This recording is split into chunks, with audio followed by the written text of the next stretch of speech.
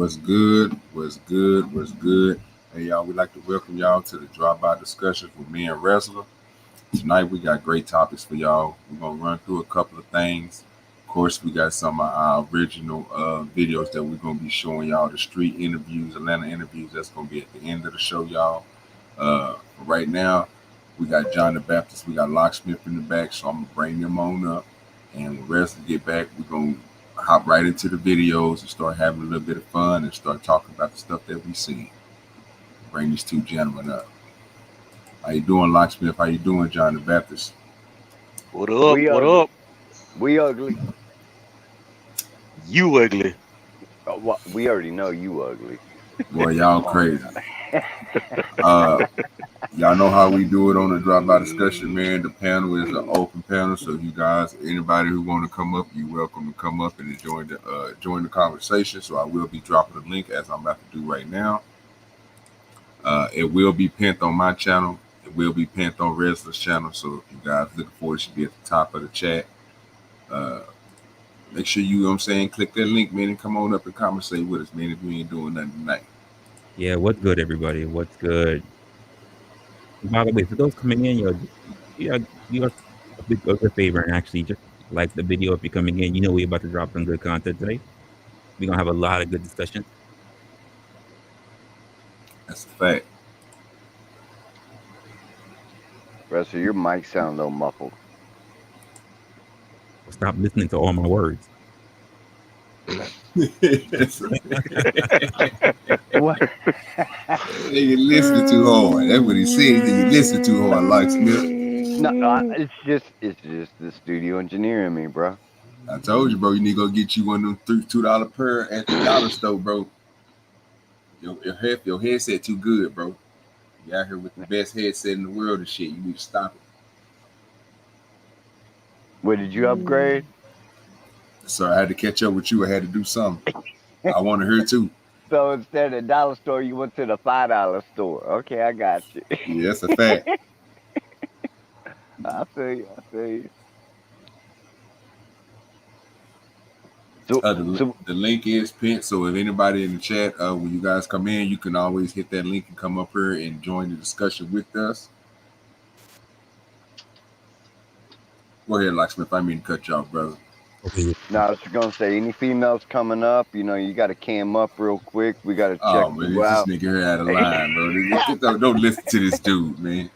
Don't listen to this dude. Baby, you come on up. You come on up, ladies. If you want to come up and enjoy yourself and enjoy this and join the conversation, you is welcome, love. Don't let this dude do you like that. What we doing over here? Girls love me, man. I'm a whole lot of fun. This dude is crazy. Let's just ask mama. That's all right. We got a treat for you tonight, nigga. So you just sit back and enjoy. Oh, my God. Yeah.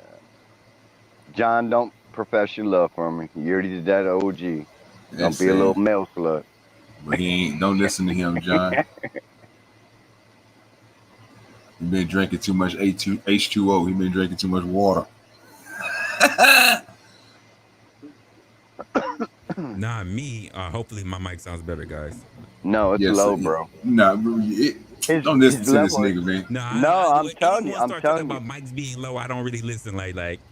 Well, I always tell everybody straight up, man, for real. I don't fuck with nobody about their set, man. I'm just trying to make it as clear as best for all of you. But for real, your level is definitely down now, and it sounds a little muffled. It was clearer earlier. I don't know what happened. When you left and got your beer and you came back, totally different. You came on the set. He's telling the truth. I just heard it back. I'll take a look at it. Hey, it messed up because Locksmith. Does it not sound lower to you guys? It's low, but it's not muffled. It's low, but it's not muffled like you said before. So I'll take a look at it. Yeah. Technical difficulties. We're gonna get it together, man. It's all good. I'm just trying to help a brother out. Yeah, I know. Hey, bro. Hey, man. We know you got good hearing, dog. Huh? I said we know you got good hearing. Come on now. This nigga talking about huh? Yeah, I caught that shit. Nigga think you slick. What you doing, eh? What you doing, dog?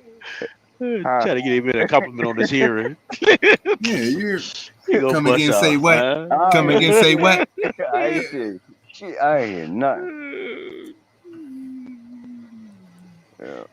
You've been married for a long time. You hear what you want to hear when you want to hear. That's a fact. That nigga black out. He only black out the shit he don't want to hear. He want to hear some shit. He hear that. Everything else he didn't hear it. Huh? See what I'm saying? You see what I'm saying? That nigga good, boy. That nigga good. Hey, OG, you about to get married, so you better start practicing. Hey, sir. I'm learning from the best. You hear me? I'm listening to Yeah. you. Yeah, everybody, OG getting married in September. Oh, is that what it is? Yeah, is he getting married in Yeah, September? Is that what it is? September. He's what's that list you gotta have up? The gift list. What is that called again? No, The we don't do all registry, that. sir. Yeah. OG's got a registry up already, man. Yep, absolutely. So y'all start sending him That's gifts and all that shit. You goddamn loud to send it to where you ain't got my information. Send it to Kai Custom Design, where she does wonderful work. She's got OG's address. She'll forward it all over there. I'm gonna be OG, sending I'm back trying to to hook you up sender. a free. I'm gonna send it back to Kai. Kai gonna send it back to you. Return the sender. OG, I'm trying to fucking get you free gifts, bro. I'm gonna have. I don't take free, dog. Fuck it, Like send to me. And you gotta remember, I'm a hood nigga. I gotta work for everything. I got it from the mud. Yeah, fact. That ain't how the hood work, OG. Hey, we don't get it from the mud. Not how that works. We still. Hey, they gotta get it from the mud, Russell. Yeah, we get it from the mud. Somebody else's mud. After they. Hey, I gotta stand in it. I gotta stand in it. I gotta get it from the mud, dog. Yeah, you got the mud after somebody will take it out. After they take it out the mud, then you go get it from them. That's how we do. We get the hookup. You talking about the hood? OG the lookout, man. He like 12 feet tall and shit. Yeah. You can't do no crime with OG. What are you talking about? You can't do crime with tall people. He the lookout, man. He's the dude that's like a mile away. He can't be nowhere close. He can't be nowhere close to the scene. Period. If he's tall, he gotta be the lookout because he's standing out otherwise. That's right. He can't be nowhere near the crime though. Who I'm gonna not forget gonna somebody? be nowhere near the A lookout. Who gonna forget somebody six? Who gonna forget somebody 6'10", bro? What are we doing here? I ain't 6'10", but you ain't gonna forget me. I know what you're talking about. Sticking crazy. You want him nowhere close to the crime. Like that big tall guy with all those other short guys. I remember him because he stood up. He was like 6'10". I'm like, yeah. This nigga crazy. Everybody going to jail just because we got a tall joker with it. Nah, we can't do no crime with OG. Yeah, I'm gonna stay at the house while y'all do the crime. That sounds good, Johnny Baptist.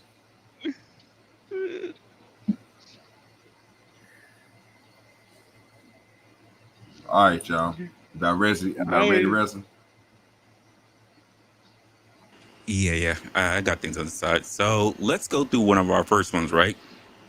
And before we get into the ones that are gonna be rather intricate, right? We gonna start out spicy because, for one, I need to know who the hell some of these two sisters are. So I'm about to get my first introduction into them, and we gonna take a look at this because at first I just said what the hell's going on here, but now I'm kind of yearning to find out. I'm yearning to find out, guys. You gotta let me know who this is, OGs. Please introduce me to these young ladies. Your mental space to like help you keep being this resilient guest. Your 2024 moving on for greatness, want more out of life. Like, what are you gonna bring into your life for that to happen? I'm trying to change my normal, honestly. Like I said, like I don't want to be a people pleaser as much. And something different that I feel like I'm doing now is I used to have this strong guard up, like this strong ass guard up. Now it's like just letting myself be me, slow, loving, caring. I feel like you really have tapped into like your feminine side. Yeah, and it's like I'm just so soft now. It's like shit be hurting. Oh, you're getting old. It's like damn, but like I used to commend you on being so like take it to the chin, but now it's like some milk spill. You take what to the chin? Yeah, Mm-hmm. like gotta take it to the chin. It's low key Dick. like switch roles a little bit. Yeah, but I feel like I needed that in my life. Like, Hell yeah. Yeah, this she year needs is to all take a about dick just to her doing chin. things new for me and just the uncomfortable Being uncomfortable. things that's just different. I want to take new business ventures. Like, I'm ready to really, really like date and like really do it for real. Date. She wants I'm to ready date. to do it for real. Like, So you I'm are there dating. in my life. You're dating. I am dating. Yes, I am dating. What is Too dating old. to you? They Because I gonna want to know. throw her to the Motherfuckers say I'm street. dating, and I'm like, dating mean y'all go on dates. I feel like it's two You different dating. Exactly. You just That's was not on the a full date. commitment. I was on a date for him. I feel like dating now, like Tell us it's what two you different think types of dating dating. is. You know, Yeah, 'cause tell me your definition. Nah. Yes, I need to hear from her what she believes dating is, because it ain't the same thing for us. So how old are these chicks? We don't know yet, sir. We're gonna hopefully Sir, tell us. they I'm old a- I'm- enough. They are at marriageable status. Okay. That's a Yeah. fact.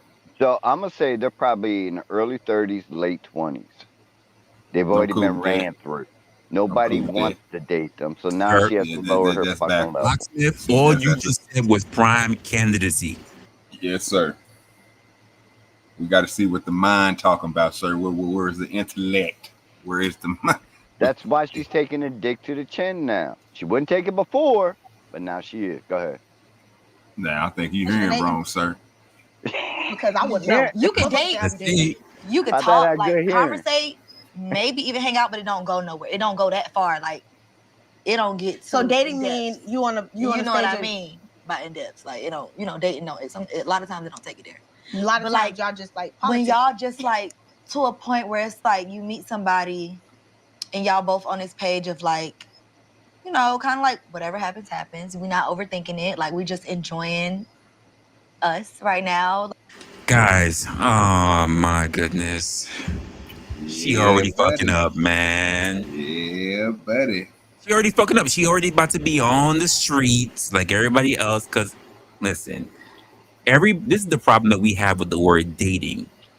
Dating just means let's see where it goes. Cause there's no fucking plan. It's There's two no strangers plan. hooking up. Yeah, pretty much. Yeah, I don't have yeah, a problem with people who are coming together and they just figure things out. But there is no plan as to why you're even dating in the first place. That's what you're Yeah. literally stating. Let's Hold on, figure hold it on. out. Are What they you doing know, this show in a bed? Sir. Yes, they yes, are. John. Yes. Sir, Like she said, go with it the might flow. be a bed. Who knows? It might be a very large ottoman. Who knows? Yeah, I couldn't fit on it, Yeah. but you know, my legs is gonna hang off. But you know what I mean. This show is about this what dating is. What they talking about in the bed right now. That's all dating is. That's what I'm trying to explain. You know what I'm saying? You got a sector of YouTube that's saying something way different. This is coming from their mouths. This is what we telling them on YouTube section. This is what they talking about. Now we have the proof. This is what they really want. She just sat there and told you. And Russell just explained it to you. It's not what she's talking about is not the same as what we're talking about. But it is the same. But it is the same as going to their talking point. They love to say, "Nigga, we just gonna go with the flow. Make it. You don't even know this person going with the flow." Yep. She only saying that just because she on the stream. No, Okay. sir. No, Okay. sir. Okay. Go ahead. We gonna take her by what she says Go at with her the words. flow. She's her words. Mm. She not up there being forced, sir. Let's listen to her words. Like, That's a situationship. you think so? When I feel like, okay, to me, dating is casually fucking and sucking. No, it's not dating. That's a situationship. That's a sneaky link. No, that's not. That's a No, that's sneaky not. link. If you going on dates, if you in a Hey. public, people know y'all Rio talk. That's Flow. dating. And y'all- Hey. I feel like a situation, like, let's be real, because that's what's going down. Right. Y'all- Whoa, guys. For some of the older people who might be listening or such, let's just give our own interpretation, because we just heard a little bit of a disagreement between the two ladies. What exactly would you define? Let's just. I'm gonna go to first. I want to start with you, Locksmith, then I want to start with John the Baptist, and then me and OG we'll put our thing into it. What do you believe a sneaky link is, or do you know what a sneaky link is? A slinky link. Sneaky link. Sneaky, A sneaky link. Sneaky link. Sneaky Shit, link. I'll sneak her some of my link. That wasn't the question, sir. First, See, first I you know don't what know all this. you Go know what a ahead. sneaky link is? Nah, I never heard that. But I can only imagine. But go ahead. So sneaky link is big. OG, and you correct me because it's a little bit more on par of your age than it is on my age. But the sneaky link is the person that you slip through on the side you can get your fixes for in the bedroom department. Some side dick. Is that a fair assessment, OG? Yes, but But that okay. also means, but does it mean it's someone for someone who's single or is it someone for someone who's in a relationship? That part has never been clear for me. Okay. So basically, a sneaky link is that person, bro, that you fuck with, no matter if you're in a relationship or you single. Gotcha. Yep, that's That person that you, even though That's what I was you thinking. just got in a new relationship and you supposed to be doing well and doing all this is the person that you call and talk to. This is the motherfucker that they talk about. They put the money on these books. They take your money and they put it on that nigga books because he's locked up. That's a sneak link. But you're never seen with them on the outside. Yeah, you know it. Fuck these bitches. They telling on themselves. And see, Yeah. and see these dudes that's be on here who's talking about these high value. See, she got about 6-8 niggas that probably pay her bills and do everything else for her and everything like that. But see, she got this one dude that's her sneak. He get it no matter what. See, she might take a purse from you and a car payment from you and all that. But she got this one dude that come over there no matter what. If she get into it with all y'all, he ain't even got to get that much because he didn't gave so much. That's a sneak link. He get it every time. Listen, I got a side question for some of the people in here, some of the people out there too. And the question is, do you think it's okay for a good amount of people to have the sneaky link? Because we all know that not every relationship is compatible.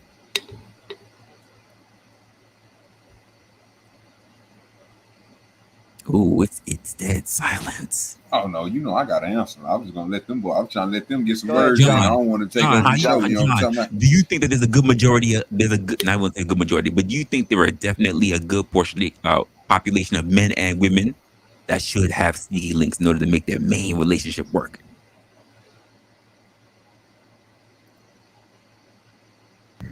Attention, John the Baptist. No, I don't think it's.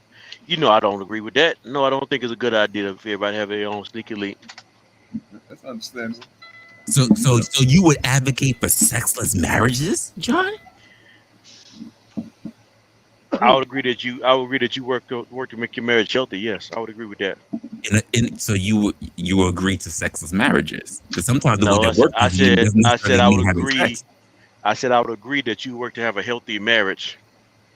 Define healthy, sir.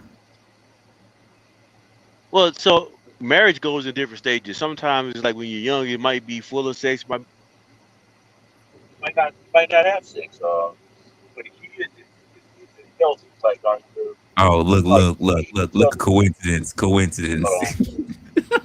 I lost Yeah, what a coincidence. Yeah. Locksmith, how about that? This is coincidentally, John found himself on the water. Yeah, he sure did. So you want my opinion on that? Yes, sir. So before my last relationship, man, I'm an LTR guy, very faithful and loyal. I wouldn't deal with no bullshit, man. But since my last relationship has ended, I don't give a fuck no more. I'm just gonna fuck and that's it. So the question, it was the same question for John. Do you believe that at least there are a good portion of relationships out there that should have a sneaky link? In a relationship or not? I'm not sure much y'all what I heard because I lost my headset, but my bad. Go ahead. So morally, I would remain faithful and loyal to the one I'm with. Sir, you just said fuck that. Hold on. Morally, I would. But after the last relationship, he said he's a changed man, but now he's talking about LTRs again. Which one are you, sir? Which one are you? No. I'm speaking about before the last relationship ended. I was very faithful and loyal. Now, all the fuck shit that I figured all out. So this was Jeremy before the locksmith? What's that? So this was Jeremy. This wasn't the locksmith part. Are you talking about right now? Yeah, you wasn't about unlocking and breaking down them doors. Yeah. Dude, yo, I had game. I had plenty of game. And that's why I've always been in an LTR. Because they knew what kind of person I was. They knew I could get ass from other bitches. But I chose them. Because they also chose me. But now after this last one, that's an interesting question that I got in my mind. Oh, but finish up. You were talking about your last one before I asked my question. Go ahead. So this last one, I'm done with the fuck shit. I'm done with bitches. I'm not gonna commit. I'm committing to myself, getting me right, getting my shit right, and doing right by my kids. And if something happens between me and some chick, something happens. But I'm gonna be honest with you, I'm really not pushing that issue.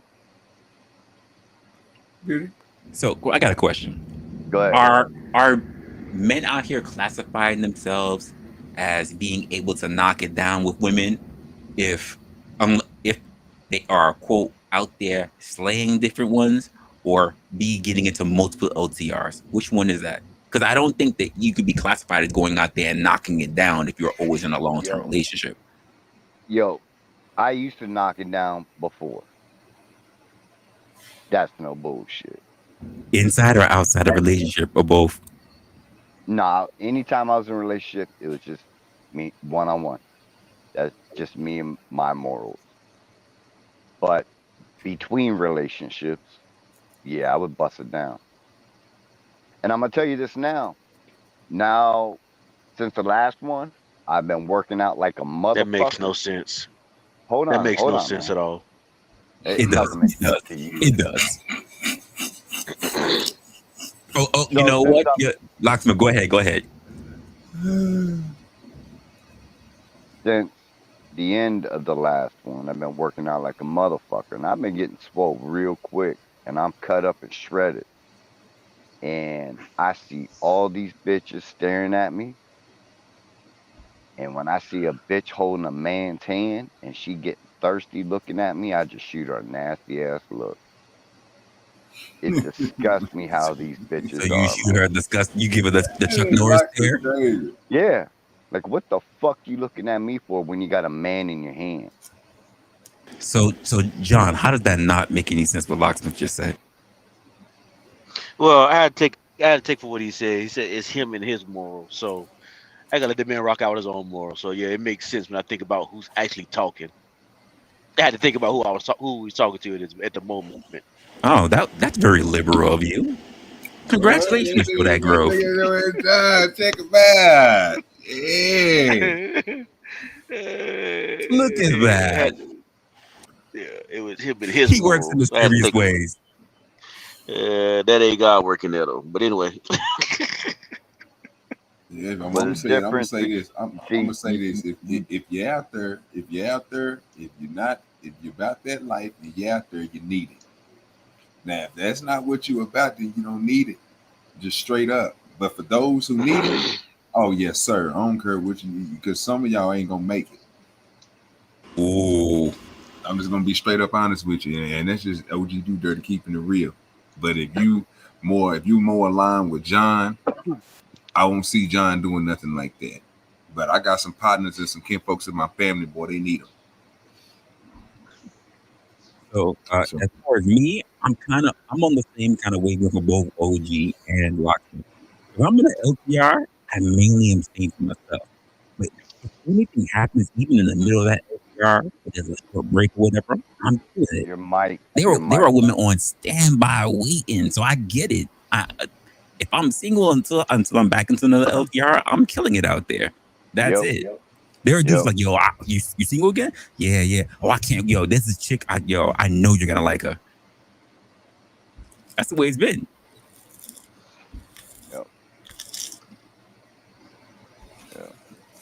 I can get it, man. I can get it right now if I want to. but I'm choosing not to. I don't give a So, fuck about it right now. I'm just working on me. so That's how it's you do it. funny. So it's funny that we have these two young ladies that are even trying to have the definition morally as to what you should be doing with a sneaky link, which made me ask the question. So, Morals of a hoe. Oh, hey, okay. She about to hey, give you her interpretation of it. This oh, determination is gonna be awesome sauce. oh, I gotta hear this. All right, let's see. Let's hear it. You mean man sauce? No, You say Yeah, sauce. No, you that's not So- dating. yeah, man, that's an That's awesome a sauce. nigga. situationship.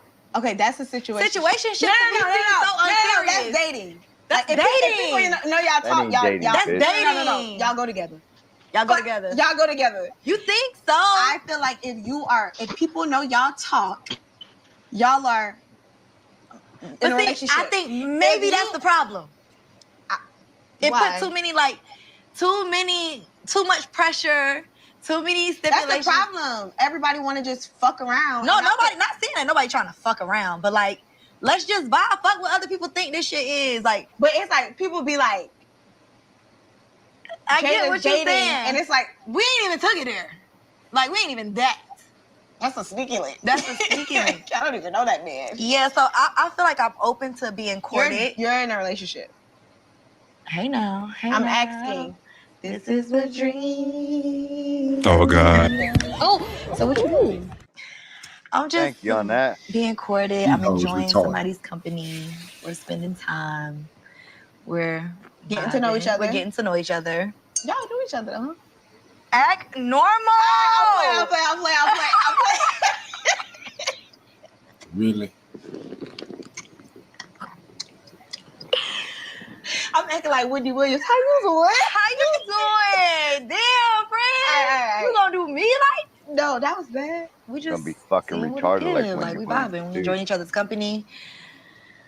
I'm happy. I assume And he's happy. and you're so. a different version. I'm a very different version of myself. I'm a very different version of Feminine myself. death. I feel like I can show up in somebody's life and bring peace, not chaos. And that's all I want, you know? And I that's love that. I try to OG. Bro, the fact that she's talking herself into something she can't do is Yo. crazy shit. Thank you. I was just gonna say, do you think she's really gonna be able to explain how she can beat someone's peace? She's talking herself into that shit. She bigging herself up, bro. I'm She like feeling she her walked head up. herself into a trap. God damn it. I'm a changed person. I like her. reciprocate what I want for myself. She You know? bring this cat shit. You think so? I used to be so peaceful. Well, no, Do they I was make you never- bring chaos though? I was never peaceful. Now that I think about it, You think so? you feel like that? You were very loving, affectionate, and peace in somebody's life. You add No. I add value, but that's lately peace. I've been Oh causing chaos. wow. But are they Pause that real causing quick. disruption in your life for you to cause chaos? Not really. I just Did you hear all those keywords? Yes, sir.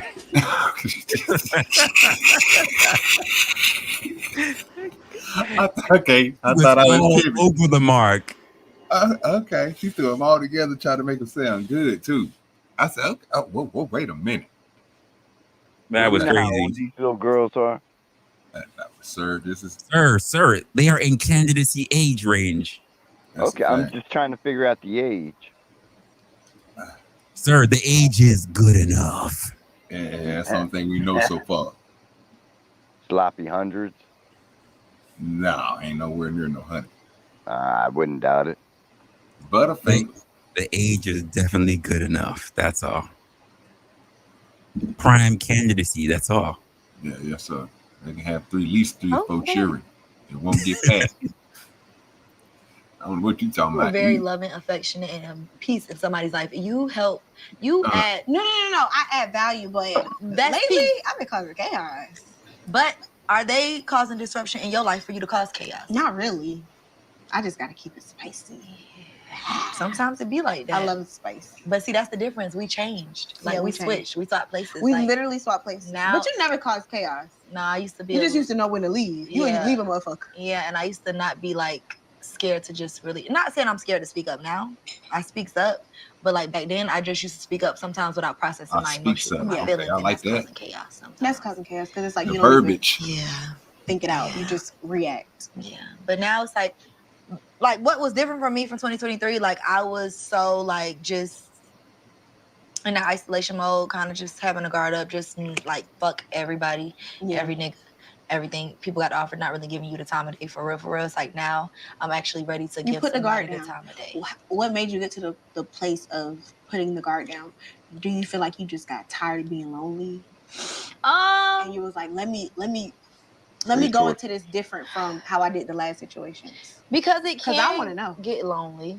It can get lonely, but I don't think it being lonely was the reason. I think it was like, okay, what is having this guard up getting me? You know, it's like, it's not making me run into my lover. Like, it's not making me run into this person. You know what I mean? Yeah. So I was like, let me just try something new. Like, let me try something new. And like me saying I wanted to try something new, it's like God just aligned it for me. And like, here I am being forced to try something new.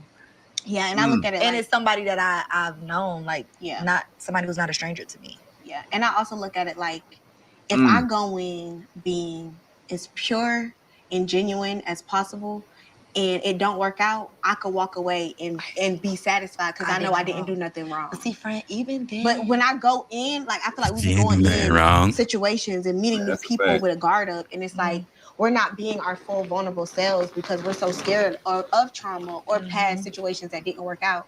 It's like when shit go wrong, then you kind of like overthinking, like, damn, well, when he did ask me to go, I said no because, you know, like, so when you go in your full soft self, it's like, if I got peace with knowing I ain't did. I got so much peace, and I could sleep so good at night knowing I went in all genuine vibes. So I feel like that's my mind a great way to look at it. Still play tricks on me though. Even then, it's just the mind is natural. dangerous. Yeah, it's just a so natural chatty. feeling. Pause it's real chatty up there.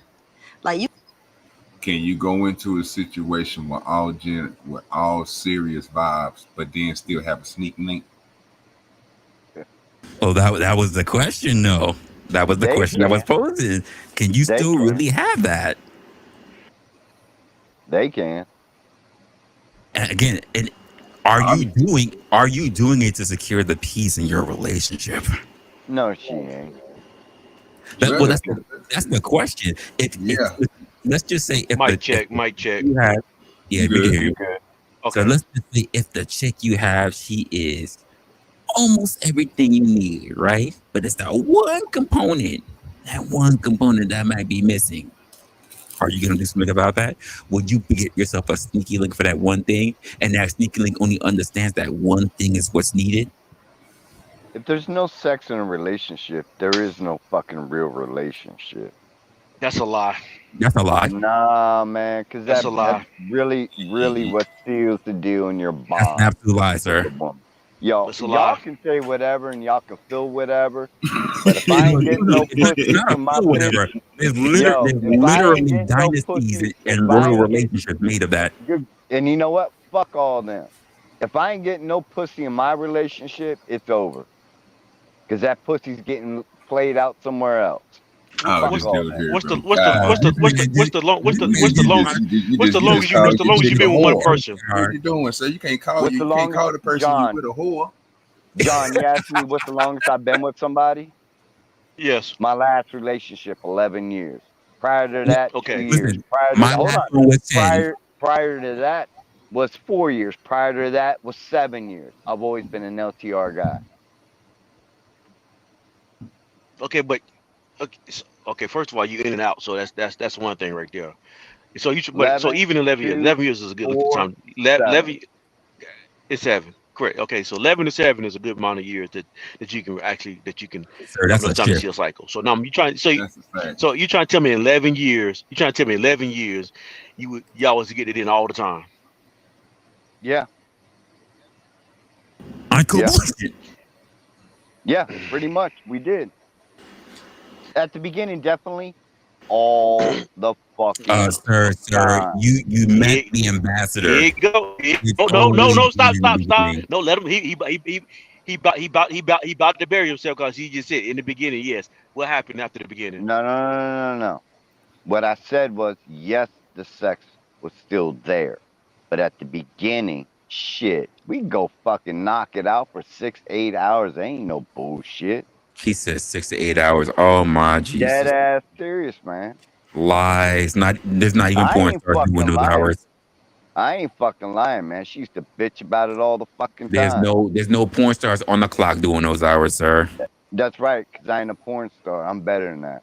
Which I'm means that those Locksmith are Jeremy. I'm professionals. You're Locksmith not Jeremy. better Crazy, than I'm that. man. You're Locksmith not even a Jeremy. professional, sir. I'm This Locksmith dude Jeremy. crazy. Yeah, That's bro. right. I would bust that shit down for hours, man. No bullshit. No, B Baller, not even 6 to 8. He literally said he would be doing that. Listen, you know what we call the guys that can claim to even do that kind of numbers? We call them pookies because they ain't got nothing else going on. They better be I'm able to not a take it fucking down. pookie. Shit, you There's can even no, look at you got way it too like much this. time on your Look hands at if it you like can this. take it down from. If you can do part-time job numbers. Look at this. Look up Sting, the white singer. Sting. He even talks about him doing it for many hours. It's been Sir, documented. you're only You bringing gotta up other understand pookies. fucking technique and tantra. Okay. Okay. Oh my god. It's not my fault. It's not my fault. Y'all fucking 15-minute dudes. That's it. Oh no, it's not my fault. I have better things to do than to just be laying up marinating This inside of a is woman when all day. 6 to 8 hours is For when a we whole shift. first got This together. nigga Locksmith. crazy. When you said that you can't you can't relationship unless you're having sex. I there's nothing else I took. There's nothing else you gonna say that made me take you serious. And he said it was like that pretty much his whole relationship. Like in the beginning it was good, but then he kept having sex. That which means literally he took the new definition of laying up under a woman all the time. Yes. Not at all. Now, over a period of time, it wouldn't be that long, especially after we had a child. Oh man, it's like you've never been with a woman. Oh, I It's just wouldn't go that. I Well, wouldn't have done apparently, I've that. been with a fucking woman. I've got I 3 wouldn't have said fucking that. kids. What are you talking no. about? I'm just saying though. It's like it's like he's been with a woman because he's dated 2 women for at least 18 years. So I'm not saying, but it's like if you've been with it would be different too. Sorry, he don't. This one thing is different. When you've been with somebody for because I've been married almost 30 years. That's You go awesome. through. I really congratulate that man. For I'm. real, It's for not. real. I'm saying. I'm only saying it for a purpose. I'm only saying it for a reason though. Two people in 18 years, you won't have all the cycles. So in 30 Okay. years, almost 30 years, there's going to be cycles where, yes, you want it all the time. There's times when you don't want it. It's like so Right. it's not based on you always just feeling the mood. Like it's based on like if she's going through something medically, am I going through something medically? It's like or is do we got to spend more time with the kids? It's always ebb and flows of things. Cool. So that's what I'm trying to say. Cool. It's Yeah, when So you definitely throw so my children my in so I'm the not, question so is equation, my question is during those times, say she's going through something, right? Because you said there's ebbs and flows. How many yes. times did Ebony flow into some other chick? How many No, you times did you don't do flow into that. a chick named Ebony? No, zero. It's me and my wife. This nigga crazy. It's yo, zero. all I'm It's me and saying my is, wife. all I'm saying is, if I'm not getting pussy from my woman, it's gonna end. So you would condemn your woman for not being able to have sex? She's gonna be somewhere else. If she ain't giving it to me, she's giving it to somebody else, then she's gonna have to go. Yeah, see that right there, bro. That logic, you could just be That was calling a wild. whore. Yeah, you calling you. That was No. wild. No, it is what it is, man. If your bitch is not physically attracted to you and not sexually attracted to you, she's attracted to somebody else, and she's gonna have to go. See, Wait. that's the stupid. First of Hold on, all, hold on. first of all, first of all, That's hold on. That's the stupid comment right there. Makes me think that he never been with a female. No, what's not that? even that. It's ridiculous to just believe that even if you're with somebody that they wouldn't be attracted to somebody else. No, we're all human, and we are mother. This is Mother Nature. I have Wait, you no said raw problem. genes? No, They wouldn't see nobody else listen, as listen, tempting? listen. A man is always going to look at a woman, and a woman's always going to look at a man. Whether you're together or not, eyes are going to wander. And you got to be able to have that communication and be like, yo, babe, yeah, she's hot. Or she might say, yeah, yo, babe, he's hot. Okay?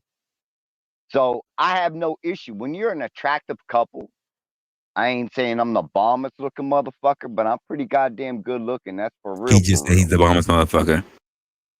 And she was pretty fucking hot too. And when She you're said with she was an smoking. attractive person, you got to understand and be secure in your relationship and as yourself that person, your partner's going to fucking have other people hitting on them. Now, Cool. rather they. Cool. So here's my thing. If you are a handsome motherfucker and the chick that you with is practically smoking, right? If you two already view yourselves as hot commodities, We were a very hot couple, man. If you view yourselves as very hot couples, right? Mm-hmm. Tell me then, should any bad things arrive from those couples? Because quite frankly, they already know that. Quite frankly, there's not a whole lot of other people that might be considered hot. There's definitely temptation, bro. Temptation with other hot people, or just other things that are not being fulfilled in a relationship. Temptation of one seeking attention elsewhere. Wait. But if they're a hot couple and everything is going on and the sex and everything is there, what are these other things of attention that's not being brought in? I can only answer from my part. I can't answer from my woman's part. Well, again, if we are the guys, especially if we're going to talk about, like, because I've been an LTR guy and you're saying that you're an LTR guy and you've been in enough LTR relationships that I would say I've been in enough LTR relationships. And in fact, you got more numbers than me when it comes to LTR relationships. Which means that we both have enough experience of being around women that we should be able to sense, based on our track records, based on our resume, what makes good relationships and what makes bad relationships. Do we not know what women may be wanting, especially if we've been with them for a number of years? When you're young, you can't gauge it correctly. But as we age, we definitely gain that knowledge, and we can still be caught off guard at any fucking point in our life. I got you, but then I have a counter to this, right? And again, from one guy to another guy who has experiences being in long-term relationships, right? Yeah. Then why is it that people who don't really even know each other get into arranged marriages and stay married their whole life? Because those are definitely traditional type. No. Two people who don't know each other link up and stay together versus those who date and get together. I can't answer that. So because they do it, they get together and last because they focus on the relationship and their purpose and their duty. No, wait. If you can't answer that, go ahead. I hear what you're saying, John, and I don't even disagree with you. But there's a little bit of an aspect that changed, because if we're talking about guys, I'll just say me and Locksmith, when we're in a relationship, we're in a long-term relationship. It's not like we don't focus on a relationship, but as he says, if temptation is there and let's just say the person still want to walk out, what exactly was enough? That makes us so different from the guys that didn't even know who their partner was, still got married within a few weeks and stayed with them still. What is that happening foundationally within those relationships that they're still growing and still learning with each other versus those who have been in it, knowing each other, being with each other, and not just immediately jump in the broom? That's my question. Hold on. I'm not quite clear on your question. So say it more concise in less words. I'll say it more concise. I'll say it more concise for you. The people who are out here dating the we'll see culture are not being nearly as successful as the people who don't know shit about each other and get married and build out their relationships. Okay, so we'll see cultures that try to lead to marriages that fall apart versus those who don't know each other really agree to marry and have longer lives living together.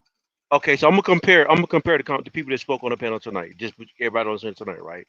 So you and Locksmith said y'all both had multiple long-term relationships, right? Yeah. And I think this is just my opinion. This is just my opinion. I think your two examples are the worst examples for society. They can't be the worst example because they've already proven to be more I successful won't. than those I won't. other I people. won't. Okay, so and which is why. Okay, so let me get Arranged this out. marriages are working better than those who are agreed upon in the If state. you let me finish, if you let me finish, I'm gonna get to it. Don't get insulted because of what I just said. Go on, Because preacher. Go on. I'm gonna get somewhere because I'm gonna get somewhere with this.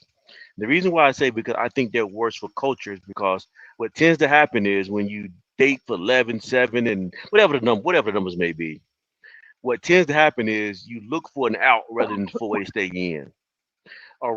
Arranged marriages, people who don't know each other. I put it this way: I knew my wife for 6 months before we got married, and so I knew less about her than probably some of the people that you guys dated when y'all was Wait, in these long term in relationships. 7 years, you knew less about her? When I'm people saying literally talk about 7 year itches? no, I'm saying I knew less about my wife when we got married because I only knew her for 6 months before we got married. Now, let me ask you this, And John. so Were it's you guys so the did you guys have a strong religious background prior, both which is of the you? point I was trying to which is the point I was trying to get into for y'all keep cutting me off. Uh, so the point I was trying to get to is like so I think what happens when you do long term multiple dating serial dating for long term LTRs so multiple relationships, you look for a way out rather than for a way to stay in. When you stay married to one person in one long term relationship for the duration of your life, you have to look for ways to always stay in.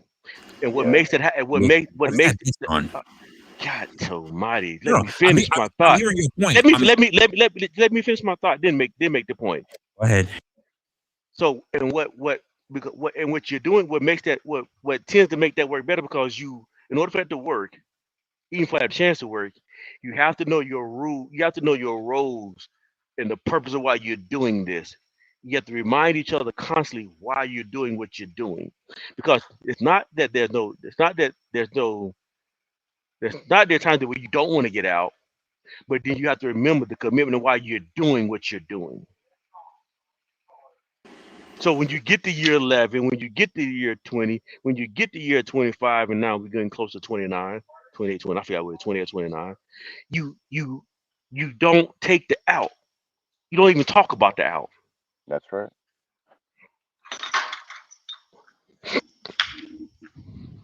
You're right, John. When especially with the mentality of old school ways. Absolutely. But this younger generation is a totally different species, bro. I listen again. I will state it the same way I've stated this for many conversations throughout many aspects of time. Time changes everything. It does. Everything. There's nothing that stays the same. Yeah. The how your weather was in your area today was not the same way it was last year, the year before that, or 10 years before that. The weather changed. It might be raining on your day today. Doesn't mean it was raining those other days or those previous years. Everything changes. So the aspect of saying that these are the things that work out. No, they managed to work out for you because, quite frankly, things have changed. Culture changes, even from the culture that we claim that we've been under. No, There have been this differences. that's what's crazy. That's what's crazy. It's crazy to believe that things have stayed stagnant, No, no, static. They haven't. no. They I'm gonna haven't. tell you. I'm gonna tell you what changes. Things don't change. People change.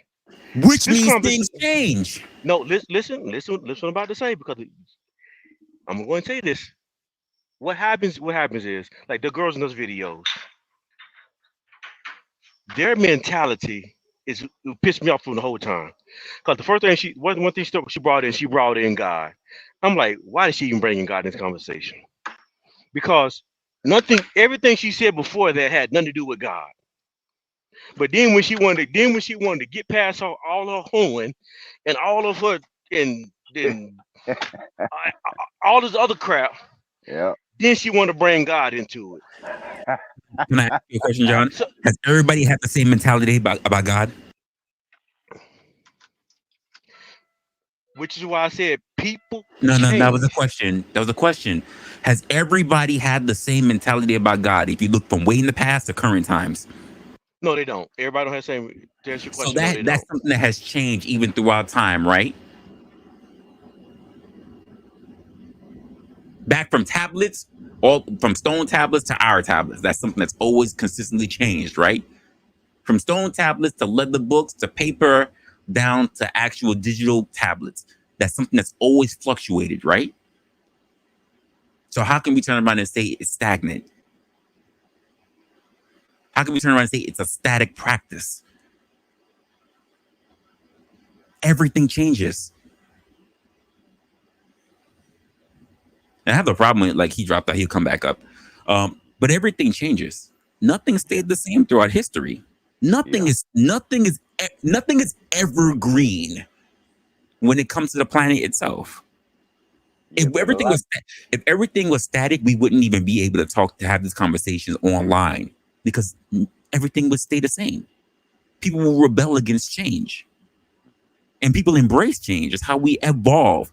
In fact, if we didn't change, there would be no evolution. We all be still saying that the best thing in the world was creating fire and pushing carts. In fact, we want to go a little bit further than that. We would still be favoring buffaloes rather than the steam engine. Everything changes. Oh, my bad. You can get emoji. Oh no, he dropped that again. Never mind. But my point has always stayed the same. And whether we have this conversation about relationships, about religion, about technology. But go ahead, John. Unless you want me to repeat some of the things I said. Yeah, I'm having a hard time with my headset, guys. My bad on that one. So just to do a quick catch up for you, I state that everything has changed, whether it comes to culture, whether it comes to religion, whether it comes to technology, everything changes throughout time. So the idea that we think that there might be something that has ever stayed stagnant is a fallacy. I never said everything stays stagnant. Never said that at all. I never made that argument when I was making my statement. Never said that you did, but when we start having these conversations as if there are things that are evergreen, that's not true. There are things that have worked out for some people, and there are things that haven't worked out for the same people that believe the same thing. Things are always circumstantial because everyone is different. Not everyone has the same experience, which makes things different. Even if they follow, quote, the same path, there are decisions that they made that absolutely have been different. It's not the path. Everybody gets there through their own path. So let me ask you a question. Sure. I would agree with you that everyone don't have the same results. Now, my question to you would be, and you kind of already touched on this. Why is it okay? Do you think there were more long-term marriages 60 years ago or now? 60. But I would also say, is there a reason to have a long? Just answer. I got multiple. But can I give context? You're gonna cut me off before I can give you context. Go ahead. You're gonna cut me off before I give you context after you ask me a question. I can't provide you context because you just want everything to be a yes or no. No, yeah, for right now, yeah. Then you come back and give me I answered the question, but you don't want me to give context because you just want everything to try to be yes or no. You can try to put me in that little corner. No, right. I got multiple questions I want to get off. Then you can give me context to all of them. Okay, so hold up. So let me get a pen and paper. Let me pull up a window. So I can write down all of your questions one by one, so I can make sure I answer everyone and give context to every one of them. So, first question, sir. You already answered the first one. So now, second question. Re-ask the first question. Re-ask the first question. I want to make sure that we all get it. The first question was, were there more long-term marriages 60 years ago or now?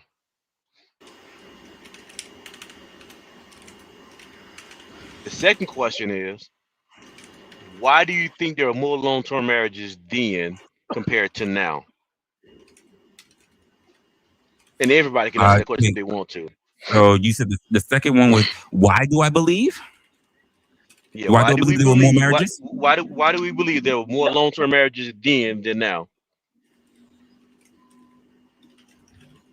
Was there another And that's all question? the that's all the questions. Okay, so to answer your first question was yes, I do believe that there were more marriages 60 years ago than there's now, but then again, because there's a cultural shift that takes place throughout worlds, there are more things that were 60 years ago that were more reliant on a quote family dynamic being stuck together, because quite frankly, you didn't have the same kind of freedoms that women have had now. Culture and governments and other relationships have changed to make other people more free. For instance, because of the things that changed also from 60 years ago, let's just look at that. There are more economic opportunities. There are more technological opportunities. There are more scientific when it comes to pharmaceutical opportunities. People are living a hell of a lot longer now. Women are now able to contribute to the workforce because they weren't able to do so as much as they were beforehand. There are so many things that change culturally to believe that people should now be still stuck in marriages that lasted a long time ago. Because quite frankly, it is tougher because of the way how technology and everything changed. It is tougher to make more ground being quote stuck together on one choice when you have so many options now. The problem with technology and the problem with culture now is that we have way too many options, but back then in the 60s we were not able to because we didn't have much options at all. It's the same with people living in the village. Either you farm or you don't eat. That's right. Either you Anybody else farm want or to you answer? don't eat. Now, if you are going to ask me your second question, do we believe that it is better back then when it comes to LTRs versus now? That's subjective to the person. And I would even have to tell you, based on the things that we see now, the answer, according to culture, would be no. My personal answer is that I do think it would be rather good for people to be in long-term relationships now. But according to culture, people are automatically answering your question with a resounding no. Because why? They don't wish to be held to believing that their only survival is based on another individual. That's the end of my answers. Anybody else want to answer the questions before I make another comment?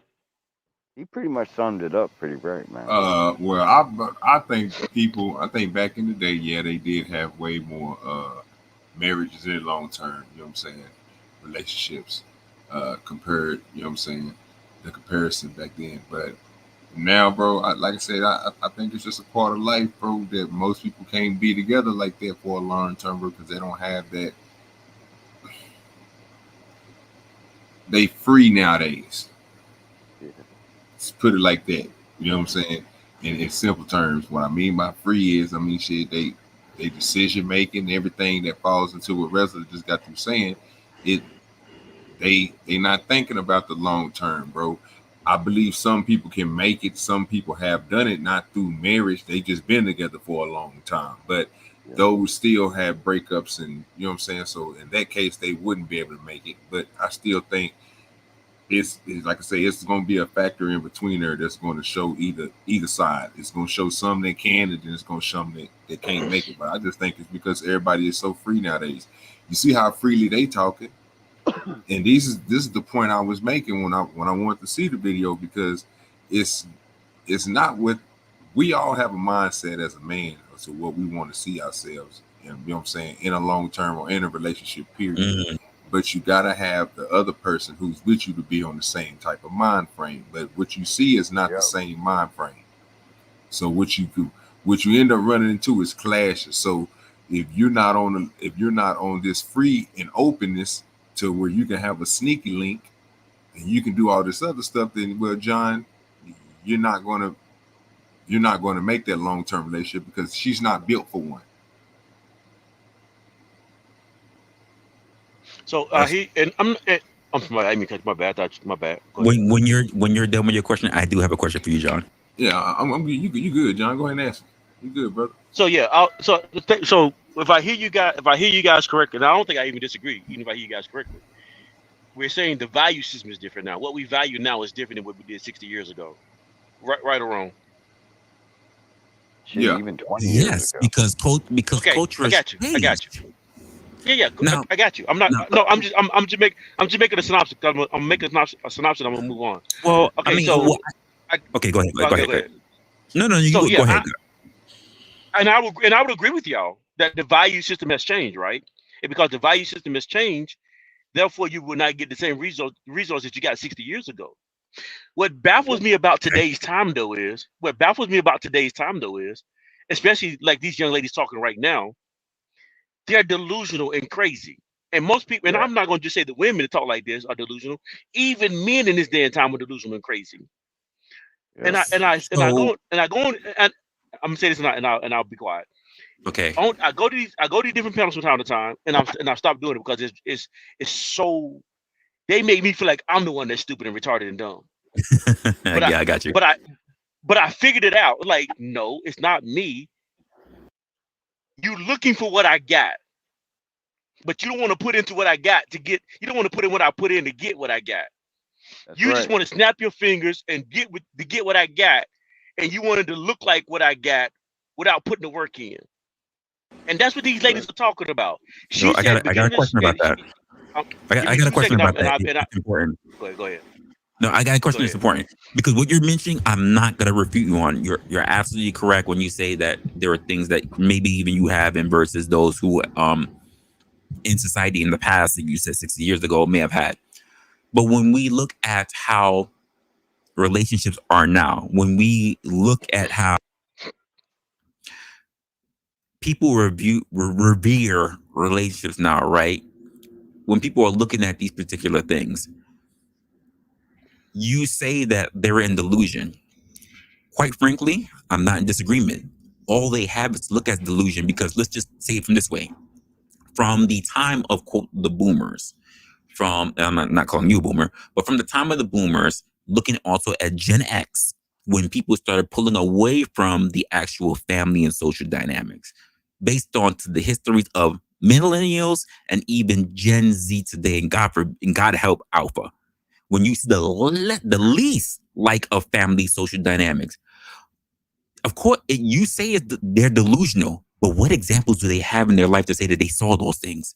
What they have is literally a fairy tale. It is delusion. They want something that they've never seen. It's delusion. Of course, they live in delusion. They haven't seen no real examples of it. I'm gonna go one step further than you, right? Well, I'm not going to step different. It's not gonna be one step further. I'm I'm going gonna to ask give you, you do you agree or disagree with the assessment that I just made? When you see young I'm going to ladies give like how you examples. see up here, I'm going to say I disagree with it, but I understand what you're saying because I myself I grew up without an example too of seeing people stay married. I seen more long-term unsuccessful relationships end over and over again. I've probably seen one or two in my family that actually last for more than 30 years. okay. And so Would- when you say so, and these young ladies have seen at least one or two in their lifetime as well too. The thing is, the reason why I say it's not just fantasy fairy tale, and the Mhm. reason why they can't get it because they never seen it. No, they can't get it because they refuse to let go of what the thing that makes them feel comfortable. What makes people feel comfortable now is simply just hoeing around. Wait. I hear what you're saying, but I kind of have to push back. So how many times? Because we can even say this beyond before Gen X even took place. Because a lot of people that we're looking at now are Gen X, right? Like the young ladies up here, whatever. Even if you want to, some people as young as OG. Even beforehand, how many times have people have been on the quote Disney fantasy? Huh. When you wish upon a star, all your dreams will come true. Looking for Prince Charming, everybody wanted to live a Cinderella or live a Snow White lifestyle. The delusion that comes into that. Cool. Now, what examples do they have of that? It's a stark difference between those who are Gen Xers who have seen quote examples from their parents and their grandparents compared to a Gen Z, and even Alpha, who hasn't seen that example from, quote, their previous generations, being X and millennials. All they can do is hear about a time that existed. Now, I hear you when you turn around and say that in your particular lifestyle, you have seen it when it comes to family. But this whole framing of the world is not just based on what you believe, it's based on what general consensus are. And these Correct. people are saying that they don't know what that is. They want it, but Okay, they don't question. know what it is. OG. Because why? It's literally a story. It's literally a story where they say, once upon a time, this is how things were. Wow, Grandma, I hope to have something like that too. Sure, baby girl. Sure, one day you can have it. They supplant that in their heads. But what do they live up to see? No examples of that. Or, in your case, very few examples of that. Because most of the world, most of the culture do not praise those type of relationships. They're far few in between. So Go when ahead. we speak OG. about culture, What are we OG? speaking What about just OG? What American? generation? Hold on, Locksmith. OG? What generation are you in? Well, I'm a 90s. So that would be what? don't You're know, not. bro. You're not. I have no idea what they're classified that is, bro. Yeah, that was new to me. Well, you know, they be saying millennials and all the rest of this shit, bro. So I don't know. Okay. Y'all talk about So the boomers and all that shit. I don't be paying attention to that shit. okay. Well, So boomers are fading out. Yeah. But you know so what I'm talking about? It's you're are the you different names. Yeah. are you 30? Yeah. Are you 30 yet? Are you 30 yet? Yes. So Yes. you probably a young millennial then. You probably a young millennial. No, he's a Have late you seen? millennial. I would be a young millennial. He's a later millennial. Okay. He's at the tail Okay. end. Okay. That's what I was trying to say. That's what I was trying to say. He's at the end of it. Yeah, I'm not a 2000 them baby. Like, you know what I'm saying? Right, like, right. I ain't the 21st century kids. I ain't one of them. Yeah. How many marriages have you seen in over 15 years A lot of them. in your family? Yeah, a lot of them last a long time too. Okay. So Resla, to your point is Yes, sir. he's seen more long-term marriages than I have, family wise, and he's younger than I am. And I But know, you know and I what's know, and I funny? know, and I know this answer. Okay. I know this antidotal. Okay. I've seen maybe one marriage go past 30 years, and it was their second marriage, and it still went past 30 years. So Out of my here's the funny family. part about that, though. I have not had many marriages American, but I can tell you, I've witnessed a shit ton of Indian weddings. People who were arranged, and they last still today. Cultural. Which is and I don't disagree with that too, because that's the point that's kind of what I was trying to get to earlier, is that I think I think is when you made the point earlier a few minutes ago that people don't know how to do it because they've never seen it before. You don't the point I'm trying to get to is you don't have to see it in order to make it work. You just have to You truly do. want to make. You, Should I say it again? you need an example. It's the same way as you having. You don't. So You don't. okay. You don't. You don't. So the thing of, so I'll even use it in terms of fantasy. It's just one of the delusional. Hogwarts students can't cast magic unless they've already had teachers that can be able to display it to them. We're not talking magic. We're talking marriage. So when we talk about marriage is looked at as magic. No, Because it's not. women, It's not. It's not. because women believe. Listen, because women believe that it is everything they're looking for. Love and marriage is everything they're looking for. They are groomed to believe it, but people don't really tell them what marriage and love really entails. It is a spell. It is not.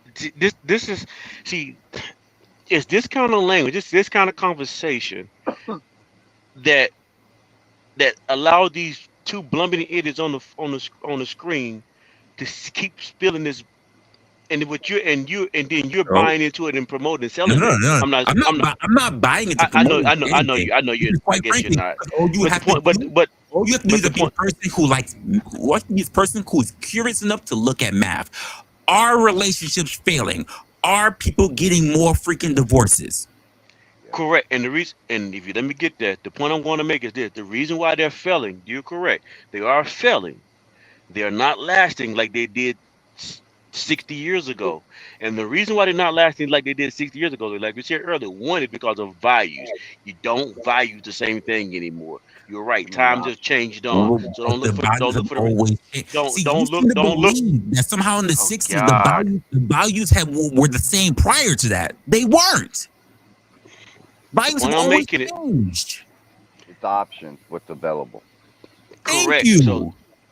okay, but with options, you have to pick the thing. Okay, you pick your options based on what you value.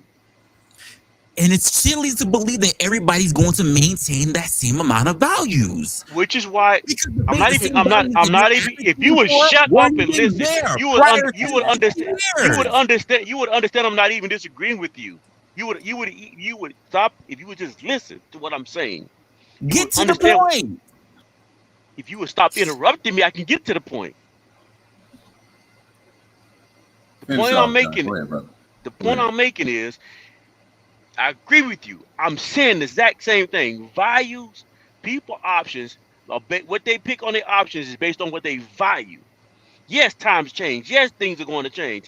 And if you change your value, if you change your options, you're changing the values of what you got to go to pick your options. So the reason why the marriages can't last now is because their options have changed their values. Because you can pick from so much more, you can Appreciate the never get snowman.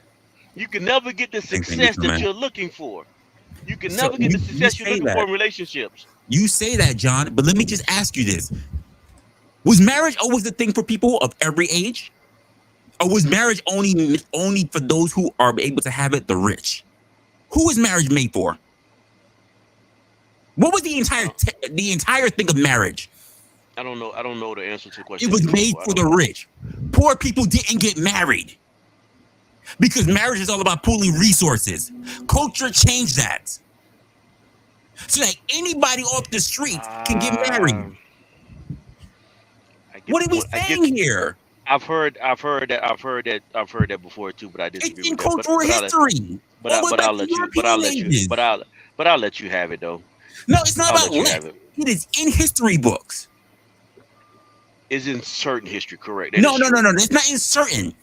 No, Anyone who has been it doctor is in under a certain history. crown, It is in certain under the history. crown, was able to Because get married. the first original marriage was between poor people. That's all I can tell you. No, they weren't. They were. They weren't. They were. They were not. Adam and Eve. Really? Yes. Oh, again, for a person that believes that the first people were actually Adam and Eve. Well, there you go. Again, Value system. It's what you value. It's what you believe. Again, a value structure that not everybody believes because I speak to the general public. Not And so again, like I experience. say, when you brought up the point that the marriage is for the How rich, often did I say that's general what you experience? that's what you believe. That's what you believe. No, I can see history books. Correct. I can see history books too. Because the And then Bible is a history. Because the Bible is a history book. more than actual history from European It to it Asian, it is American history. it is a How many history people book. It is a history book. Unless you go to an actual Christian school, how many people are taught history? Bible is a history book. That's all I'm telling you. The Bible's a History. history book. The Bible's a history book. Really? That's All taught in public schools? The Bible's taught in public schools? I didn't say it was. Oh, I didn't say so it was. It was that not. means actual history is taught in public schools. Thank you for making my point. I didn't make Checkmate. your point. I didn't make your point at all. It's not checkmate. Period. All right, y'all. As in you more have- people know all about right, so actual look. history. All right, y'all. So before we not gonna go down the whole road of the religion, and I don't want y'all to bring up no documents and all that there. We appreciate the conversation. You know what I'm saying? Good conversation. You know what I'm saying? When you're passionate about what you're talking about, that's what we're talking about. You know what I'm saying? We ain't sitting here talking about we're gonna go off on people. Hey, we just have conversations here. In the meantime, by the meantime, in wing time, hey, we got a little commercial for y'all, and then we're gonna go on to the next subject because we also got other things we got to show y'all. Again, we on the internet surfing, we find content for you guys to talk about. That's why it's the drop by discussion. Appreciate Angry Snowman, B-Ball, and everybody else who didn't came in here. You know what I'm saying? To show us some love. The show will be beginning here in like. That's a fact, man. Hey, everything you need to find Resla's page, you know what I'm saying? It's in the description. If you want to leave Resla an email, it's in the description. Please go out and check out the fire content he do over there. You know what I'm saying? Always bringing something new to you. You know what I'm saying? And I want you to look at the rest of stuff. Like I said, we're gonna showcase and we're gonna show the stuff that we're showing to you guys, for you guys. Because, I mean, this is y'all show. You know what I'm saying? I mean, we here for y'all. You know what I'm saying? We want y'all to enjoy yourselves. We want you to come in and enjoy the conversation. We want you to drop by and discuss with us the discussions that we're having on the drop by discussion. So, appreciate you, everybody who looking at the commercials, giving me the good love for those. I done heard some good comments. People that left me some emails already, told me how a good job I'm doing. I appreciate all that. And we're going to go ahead and continue the show. We got another one. Resla, if you want to pull something up, if either one you want to go to, it don't matter. We can go to that one dude if you want to with the 1 second. Yeah, with the 1 second thing, you know what I'm saying? Probably be a good time to go ahead and switch in and go in and dip into something else. So for those of you who don't know who David Goggins is, right now he's been doing a whole motivational thing going on, but he's already written books. He is a former Navy SEALs. He's actually protected like the Prime Minister of Israel. He's a badass. He's like literally a licensed badass. So he's not just a SEAL. He's also an Army Ranger and also correct. Yes. And also an Air Force some kind of operator shit. He's the only human being in the military twice, survived the hernia, all that. Yep, that's a bad motherfucker right there. He sure is. Yep. All right, let's see what he's about to say. Of what we have as humans, if we're willing to go there and we're willing to push that extra step. And like I say, I always tell people, a lot of people, man, how do you do what you do? At the end of the day, I ask myself one question: can I take one more step? And usually the answer is yes. So if you can answer that question and not take another step, that is real failure. That is real quitting. So a lot of people can take one more step, but they choose not to. I don't know if you can take 2 steps. You got to answer that question after you take the first step. But I can always take one more step. So if I choose not to, that's on me. And I got to live with that. Does that link in with the 1 second decision? Yes. Yes. So the 1 second decision is I had to live through that 1 second decision several times during this race. So this race took me 100 and some hours. Okay. And this is what people don't get. For you to finish that race, even though I DNF'd, I still finished in the time. So there's a lot of pride in that. If you're 100 and some odd hours, let me use Hell Week. This is a perfect example. Hell Week's 130 hours. And 130 hours is a lot of seconds. A lot of fucking seconds. And if you lose, let's say you win every second but one, you lost. It only takes 1 second for you to lose the whole thing. So the 1 second decision is just that. You're in a situation where life is sucking. Let's say you're in extreme cold water and your life is flashing before your eyes. Every time that wave goes over your head, your thought process is, I got to get the fuck out of this water. And you're in Hell Week. And you're hour 1 of 130 fucking hours. It's all fun and games, okay? Because at the beginning of Hell Week, the guns are going off. It's like a pep rally. So you're fucking hyped up. And your boys are linked arms and you're getting sprayed. And it's like a fucking pep rally. The instructors are yelling at you. Bombs are going off. Concussion grenades. Blanks from N60s. Yeah, hoo-yah. Fuck yeah. Fuck yeah. Yeah, motherfucker. Yeah. But then what they do is they shut that shit off. They shut it off. All that hoo-yah, all that hype gets real quiet. And they march you out to that surf zone for something called surf torture.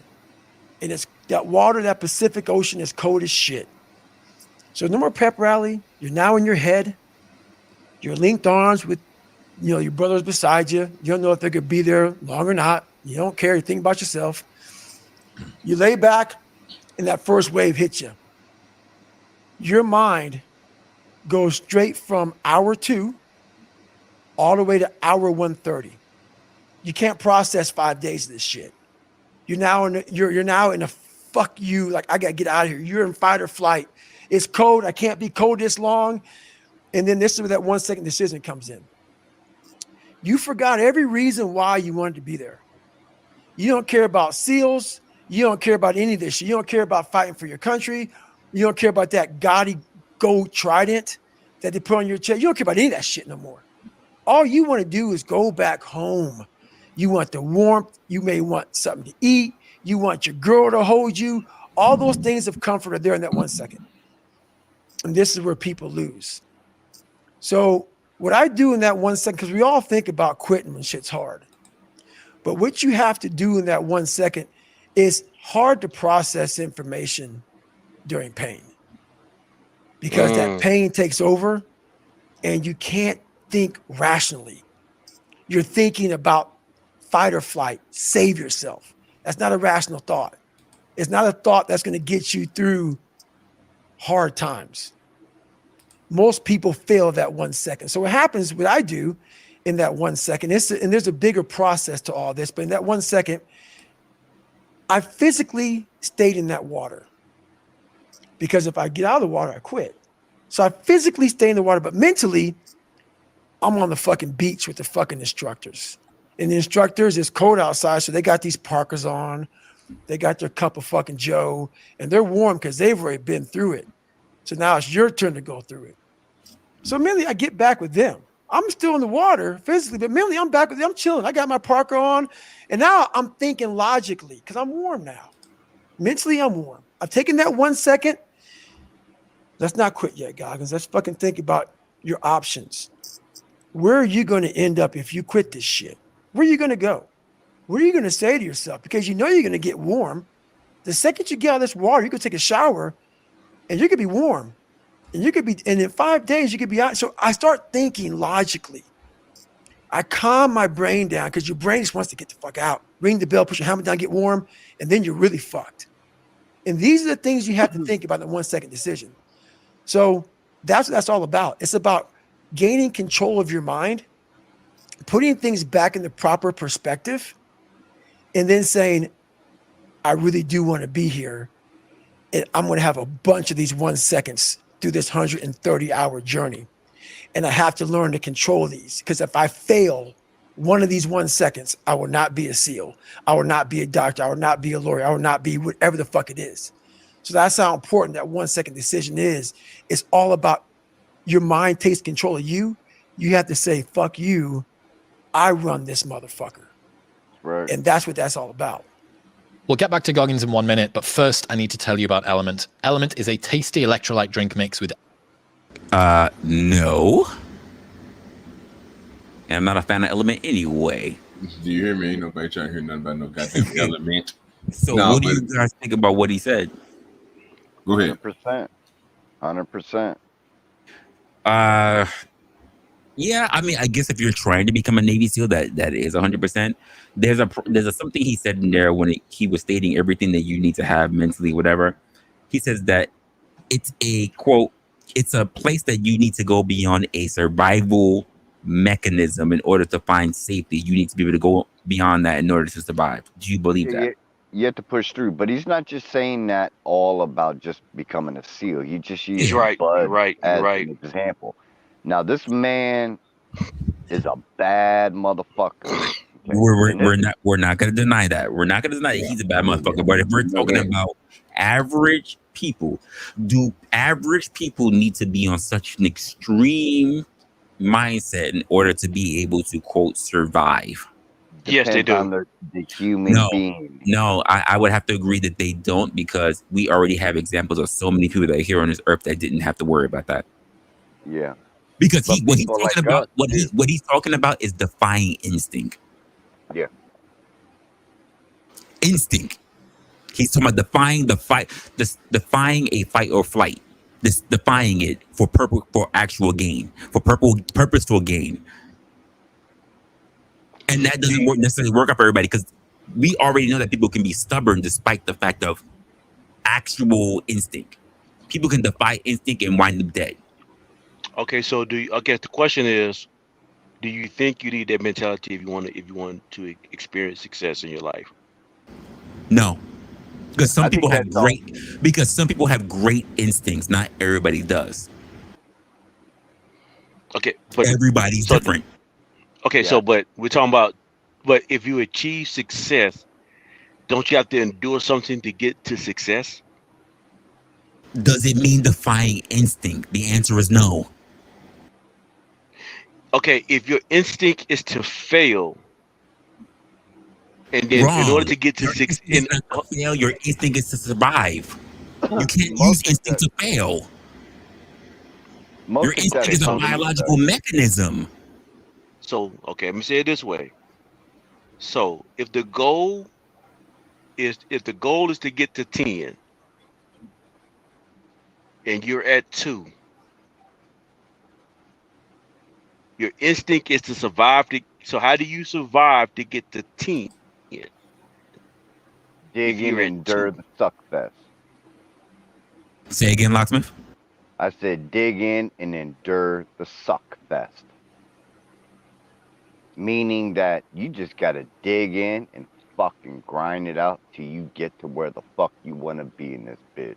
So if you're the only man on the beach in Normandy left, and hellfire is raining upon you, do you dig in deep to when you have reinforcements, or Dig in by do you fighting. charge up the hill being the only man I and wouldn't be sacrifice that yourself? dumbass just running up the hill. You gotta be a little bit smarter than that. So You dig wait, in. define Go being ahead. smarter. Do you dig in, or do you just charge up the hill because everybody else I'm not charges up the hill? digging in a pit. I'm not digging in like But that. Okay. what he You get said, when there you go, in war, locksmith. especially in those time frames, you cannot just sit still, especially with all the ammunition and munitions that were fucking going off in those time frames. Dude, they went through so much shit compared to how the ordinances nowadays, where it's laser guided. Okay. So you got to take all that in consideration. What I mean by dig in, meaning you're gonna have to fucking grind your shit out, and you're gonna have to figure out a fucking plan to get to where you need to fucking be, even on Normandy. With that kind of mindset, it's better than fucking being weak. So your I pride agree. is the I thing agree. that I keeps you agree. from I death. agree. I agree. I agree with I'm what you're not gonna saying. sit there and just take a fucking bullet. I'm a fucking dodge. I'm gonna grab whatever the fuck I can to take out that fucking enemy the smartest fucking way that I have an option for at that moment. And you might not even be able to fucking think, especially with all that fucking those bullets flying, bombs, mortars fucking going off at that time frame. It was so hard for those guys, man. I feel for that fucking generation when they went to war compared to this newer generation and with the shit that we have now. I wouldn't even talk about the newer generation, because quite frankly they haven't experienced anything, and quite frankly Well, the a lot of last us haven't war. experienced it as well. But OG, what were you thinking about that? Man, when it comes to this type of fortitude and mind thinking, I think most people don't have it. But I know me playing sports and even getting any type of success, bro, getting any type of goal or anything, because like he said, he gave an example of being in the Marines, but the example I give to anything like that, bro, would be playing my hardest, bro, till I put myself into an injury, bro, because Yep. I wanted something so bad, bro, and I couldn't give up on it, even though my body wouldn't give me nothing. I pushed myself to the point to but it kind of like basically I pushed myself to failure, bro. You know what I'm saying?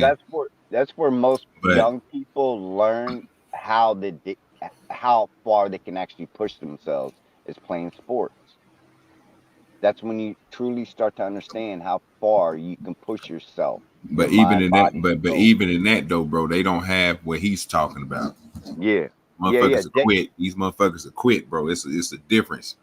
He talking. And He's talking Buds about is something designed to make beyond that. you quit. Buds is designed to make you quit. And Buds is not even the hardest part of training to become a Sure, SEAL. if you're looking to become a SEAL, but just take what he says outside Yeah, of the yeah, yeah, SEAL. Yeah, yeah, that's what I'm Take what he saying. says yeah. You, outside the SEAL. Is Oh it yeah. all right for you to go ahead and just start recklessly going through stuff because you're defying instinct? That's the point that I'm making. Yo, just to give you a Ask heads that up, Not I que- did ask that que- some everybody's work. ask trying that to be a question. SEAL. Ask that question one more. Ask that question one more time. Take yourself out of trying to be a SEAL because not everybody's trying to be in like I butts. said, yeah. Do Right. you take that extreme mindset to defy all your instincts when you're going through a regular situation in When life? he was talking, I felt everything that he was saying. That When didn't he's talking answer my about question. Can I get a yes or no and then you can give me context? yes, when he was talking, I felt everything he was saying. He was talking about Buzzweed. He was talking about that. He was talking about that being in the water for 130 hours, and then getting to the process. He was thinking, "I'm finna quit," but then he got to the space. With the water being cold, he started getting to the mind space. Well, I just gotta get to the second. Then he began to look at the seconds, and then the seconds begin. Then begin start getting. If you take that mentality of when you face, you could take that mindset, that attitude, and apply it to anything, any other area in life that you want to do, that you want to participate in, whether it be marriage, whether it be your career, whether it be raising your kids.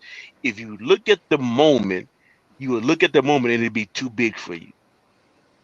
You have to break it down into seconds so it can become more manageable.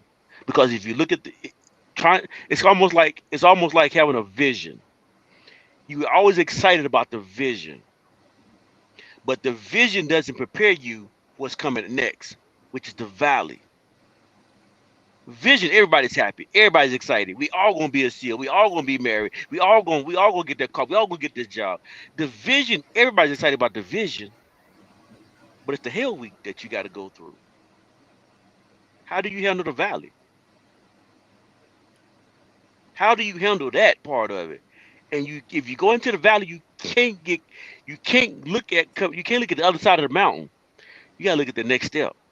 You gotta look at the step that you're taking, and then the next step, and then the next step, and then the next step, and then the next step, and then the next step, and eventually, before you know it, you have more steps. But you have more steps behind you than you got in front of you. So that mindset, it plays out in just about every facet of life. If you choose to take it, you can apply it to anything you want to do.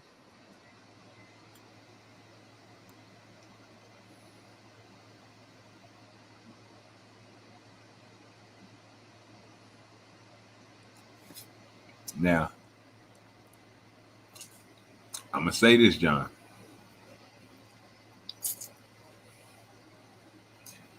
Most people can't apply that. That's the reason I gave my answer to no. I agree. I see where you're going with it, but I still don't believe people was going to, again, I had people, bro, who played better than me. Uh People who, you know what I'm saying, I guess better athletic than me, bro. But for me to get to the point to where, bro, I put myself in injury, bro, because I wanted something so bad. That's to the point where he's talking to, but that's just me. I'm not going to put that on everybody else, bro, because again, from what I seen, bro, people can't even be real with themselves just in the conversation, bro. Just regular doing things in life, bro. They can't even be real in that. So I can't even think about somebody having a fortitude, bro, to use his type of mindset in an everyday life situation. I cannot see it. But might be, nah, I just don't see it. It's I, because I get most okay. human So beings. so so the question would be then, my bad. Go ahead, Locksmith. What I was gonna say is most human beings can't dig deep like that in them, in their heart and their soul. But the issue is that most human beings will believe because of the concept of how people believe that if they did it, I could do it, which is a good motivational thing. Yeah. But there's also the other aspect of, well, they just a man just like me. Mhm. And not understanding that everybody's on a different playing field. Not everybody Yeah. is the same. Yeah. You know that brother So couldn't I even so I would when say he this. went So I would say Go ahead. Go ahead, John. so I would say this then. I think everybody won't get the same outcome, right? Like No. what? I got you. What's this guy name again? David Goggins. He's Okay, called friend. the Okay, Goggin. Goggin. Okay, I won't get the same outcome as a Navy SEAL that he will, because I'm not on the same path that he's on. What we have to individually figure out is what path am I on, because whatever path I'm on, I'm going to need that mindset for my path. And for me to get the outcome I'm going to need to get to my little hell week, whatever my hell week is going to be. So I'm not going Everybody to is. compare myself to God. I'm not going to compare myself to Goggin, if that's his name, right? But I know I mess up people's names. I'm not going to compare myself to him on the same exact path, but there's some part of his mindset that I can adapt to what I got to go through. Anyone can do that. Now will everyone do it? Everyone won't do it because everyone had the same value system. Some people will use excuses not to do it, and some people are just going to use I just don't want to do it. I mean, whatever the reason may be. But everyone everyone has the opportunity to do it if they choose to. Well, that's the point that we're kind of getting at. Not everybody will have the opportunity because not everybody has the same skill set. An opportunity is just based on what your actual current condition is. And we need to be very cognizant of that, because the problem that we have when we're really comparing men amongst each other is that skill and experience matters. And not everybody has it. It matters. I don't think I would argue against that, because I think what makes your point right. I don't. Me again, I'm gonna compare myself to this guy again. No, I'm not comparing myself to him because I don't have the skill set that he has to do what he's doing. So you're Look, right. So you're you're right. right. So you're right. So You're you're right. right in that aspect. Even I compare myself to you, Wrestler. There's I don't know what you do for a living, but I'm just going to say that you probably do more office work, more. Sir, don't compare yourself to me. We were on different wavelengths. Hey, whatever. But whatever it is, you probably do more office work. I'm just assuming. I just by the way you carry yourself. I'm assuming you probably. I could be wrong, but I'm assuming you. If that's true, I don't have the same skill set that you have. I don't expect to have the same outcome that you're going to have because my skill set's not the same. But in my field, in what I do, I can have just as much success in what I do because my skill set is something different. If I apply my energy to what you do, it would be a waste of time. I would disagree because while I don't have as much experience as being a trucker, since I've dealt so much with people in logistics, there have definitely been a lot of aspects. And keep in mind, you're right. In fact, of my most recent careers have been in the white collar field, but I definitely grew up in doing blue collar field before I switched over. So I do have an aspect of dealing with trucks and such. Now, probably not an engine or so, but as far as people coming in with like trucks and such, so there will be some aspects of things that I could learn and some aspects I couldn't learn. But what we're talking about is not necessarily the gift of physical labor, but rather mental fortitude. And That's what he's talking I was about. trying to speak to the same thing. I was saying that like you going to what I was trying to show is that in order to have a success in your individual field, you're going to have that mental. You got to have that mental fortitude. Right. That's what I was But trying to get out. the point that I'm making is that people can have a particular mental people can have mental desire, but constitution matters, and not everybody has that. There's a breaking point for most people because It's just like they say, in order for you to really get that you have that the angels are what, like we look at Cool Hand Luke, right? It's to the point where the angels are pretty much saying, leave him alone. Let's just go find a wimp. Leave him alone. Give him what he wants. And not many people have that. That's reserved for the very few. Yeah, I hate to break in the middle of this right here, but I sent a link in the back chat. It's a short. Yeah, I'm looking at it right now. Yeah, dude. And honestly, this is a good point for that one.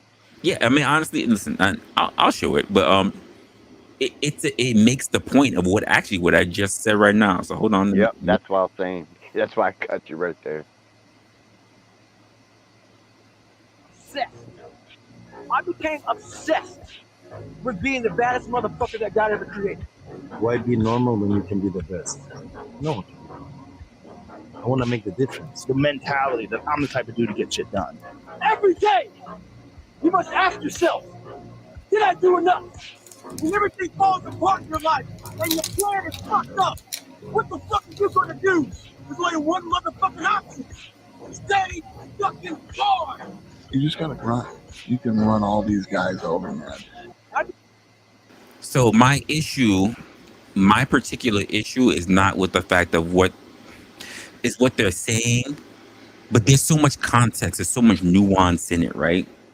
Because quite frankly, people don't understand that everybody has a limit and everybody's experience is different. And because of that, because of those small things, right? People don't understand that there is such a thing as mental, as physical burnout. You can break yourself. Most people don't ever think that they can ever do a bunch of damage to themselves. It's the same thing as the hustle culture that we had up there. Hustle hard, hustle strong. Not everybody is made for that. Some people, because I say this all the time, some people are meant to be workers. Some people are meant to be at the lowest value, be able to push a chair or push a box. Not everybody is meant to be at the top echelon. And it's okay first for you to understand what your limits are. And these particular messages don't let people understand what the messages of their limits are, because all they just say is push basically until you die. It's the whole 50 Cent get rich or die trying. Not everybody's out to get rich. And they damn for sure are not willing to die trying. We need to be very careful about subliminal messaging that we're sending out to people. Not everybody who's an entrepreneur makes money, makes a shit ton of money. The same way how we have to tell these young ladies, not every entrepreneur got time for you. It's very important to have context. But you guys let me know. Because you might disagree, and I'm all for it, but let's have the conversation. I'm on the mind. Go ahead. No. I've been talking a lot. Go ahead. Go ahead. Well, I'm just gonna say this. Look. So again, me and Rez are still on the same page, bro. If you got something different, bro, we not trying to cut y'all off or nothing like that. We just trying to have a discussion. That's the only thing I was gonna say, John. Like, you really express yourself, bro. I mean, this is what this show is about, bro. It's for you to drop by. It's late at nighttime, bro. We say something, bro, you disagree with or something like that. We having a discussion, bro. We ain't having no arguments and all that other shit, bro. I ain't got time for all that shit. I'll drop your ass with quickness. I'm just saying, we up here having good conversations. Conversation been good so far, and we're gonna keep it going, bro. So, like I say, if anybody in the chat, bro, want to come up, the links are pinned, so you can come up and talk with us about anything that we're talking about. Go ahead. Yeah. So the point I was going to make is, I think Resler, one of the reasons why we don't see, I think one of the reasons why we believe the way we believe now. I'm not even disagreeing with the mindset that everybody can have this fortitude, this disciplined mindset, this disciplined ability to fight through and to push through. And it might not even be safe to even teach it now. But I think a specific reason why we shouldn't teach it now is because as a society, I think if you look at the majority of people who are built for success, I think it's less than it was several centuries ago. We've actually raised kids now to be kids until they're 30. Nah, fuck that, man. That's the problem right there. And hold on, I got you. That's what I'm getting to. Yeah, And I yeah, and I I think know. and I think and I think the mindset is along the reason why we was accomplish so much younger, accomplish so much in the past couple of centuries because you had people who are willing to go past the edge. Matter of fact, think about going west. Think about what going west meant when we built this country. Think about what going west actually meant when you settled on the East Coast and you had to forge your way through the mountains to build society. Think how many people died trying to get to the Midwest just to have a chance at life. And think about what people are people willing to take that kind of risk now just to have a chance at trying to live where there are no guarantees. Because right now we won't make a move unless there's a guarantee of success or I want to get some money. You go back 100 years ago, you had 14-year-olds, you had 12-year-olds who were working their knuckles to the bones just for a chance to live. You won't find that now. So we'll go back to the point that you just made of things being quote centuries ago, and you're talking about kids that are basically on their path until 30 years old, right? But I hate to tell you this, the Romans did it. There was no Say, 18 years of age. Until you were able to prove yourself to be a capable person, you were stuck in your parents' house. That's the way it was in the Roman times. You were continued to be a child because you did not show to have quote wisdom.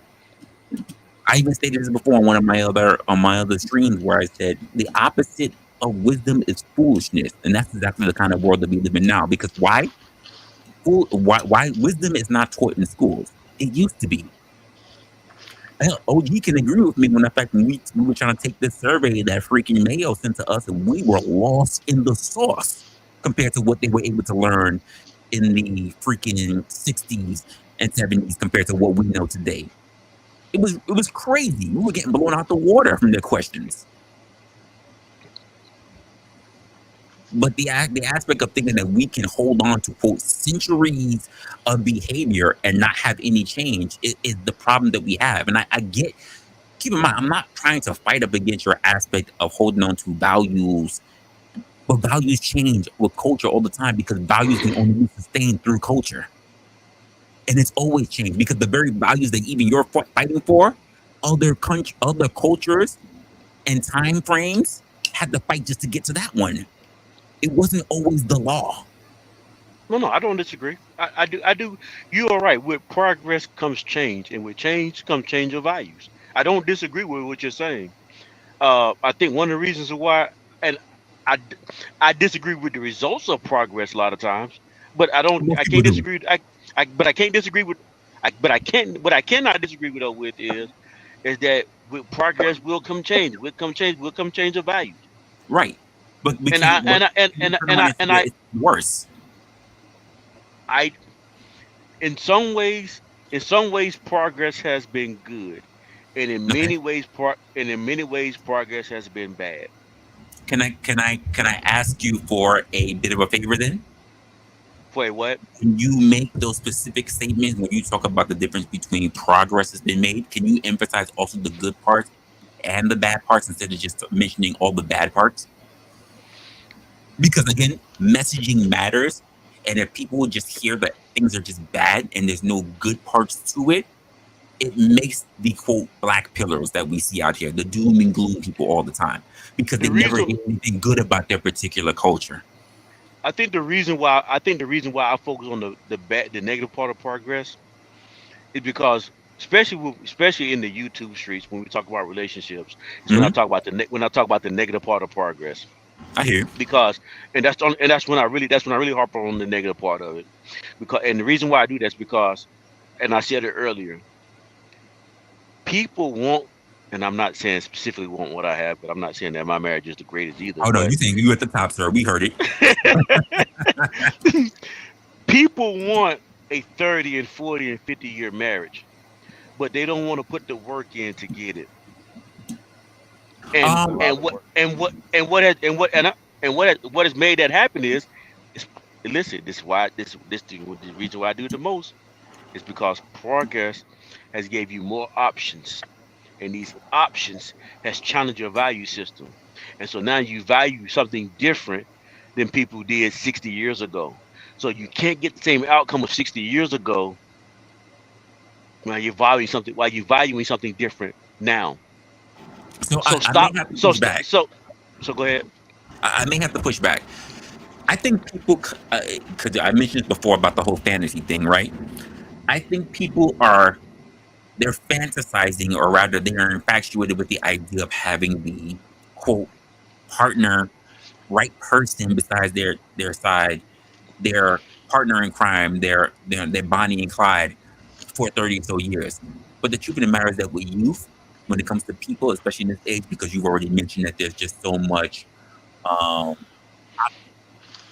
that we really don't understand what that means. And I'll go back to the point that I made before, because it really.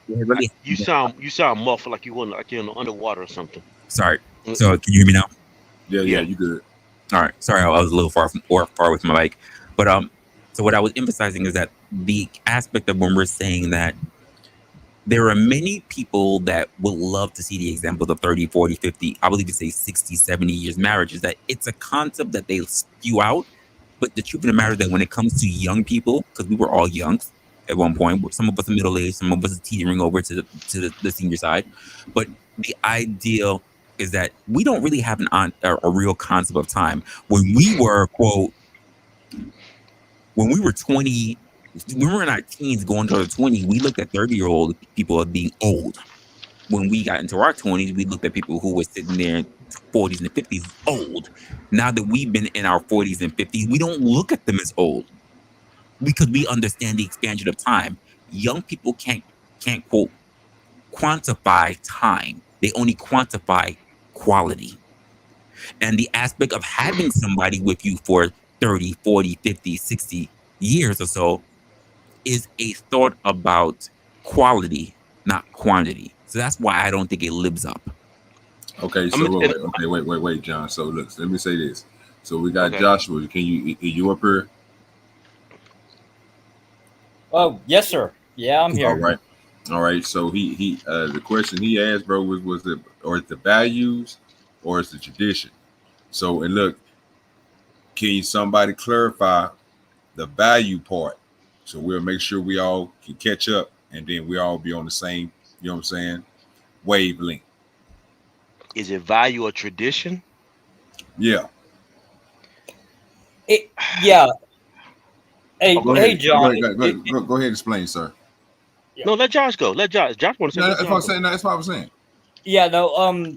Hey, John. How's it going, man? I haven't talked to you in a long time. I haven't seen you around. I've been hiding out.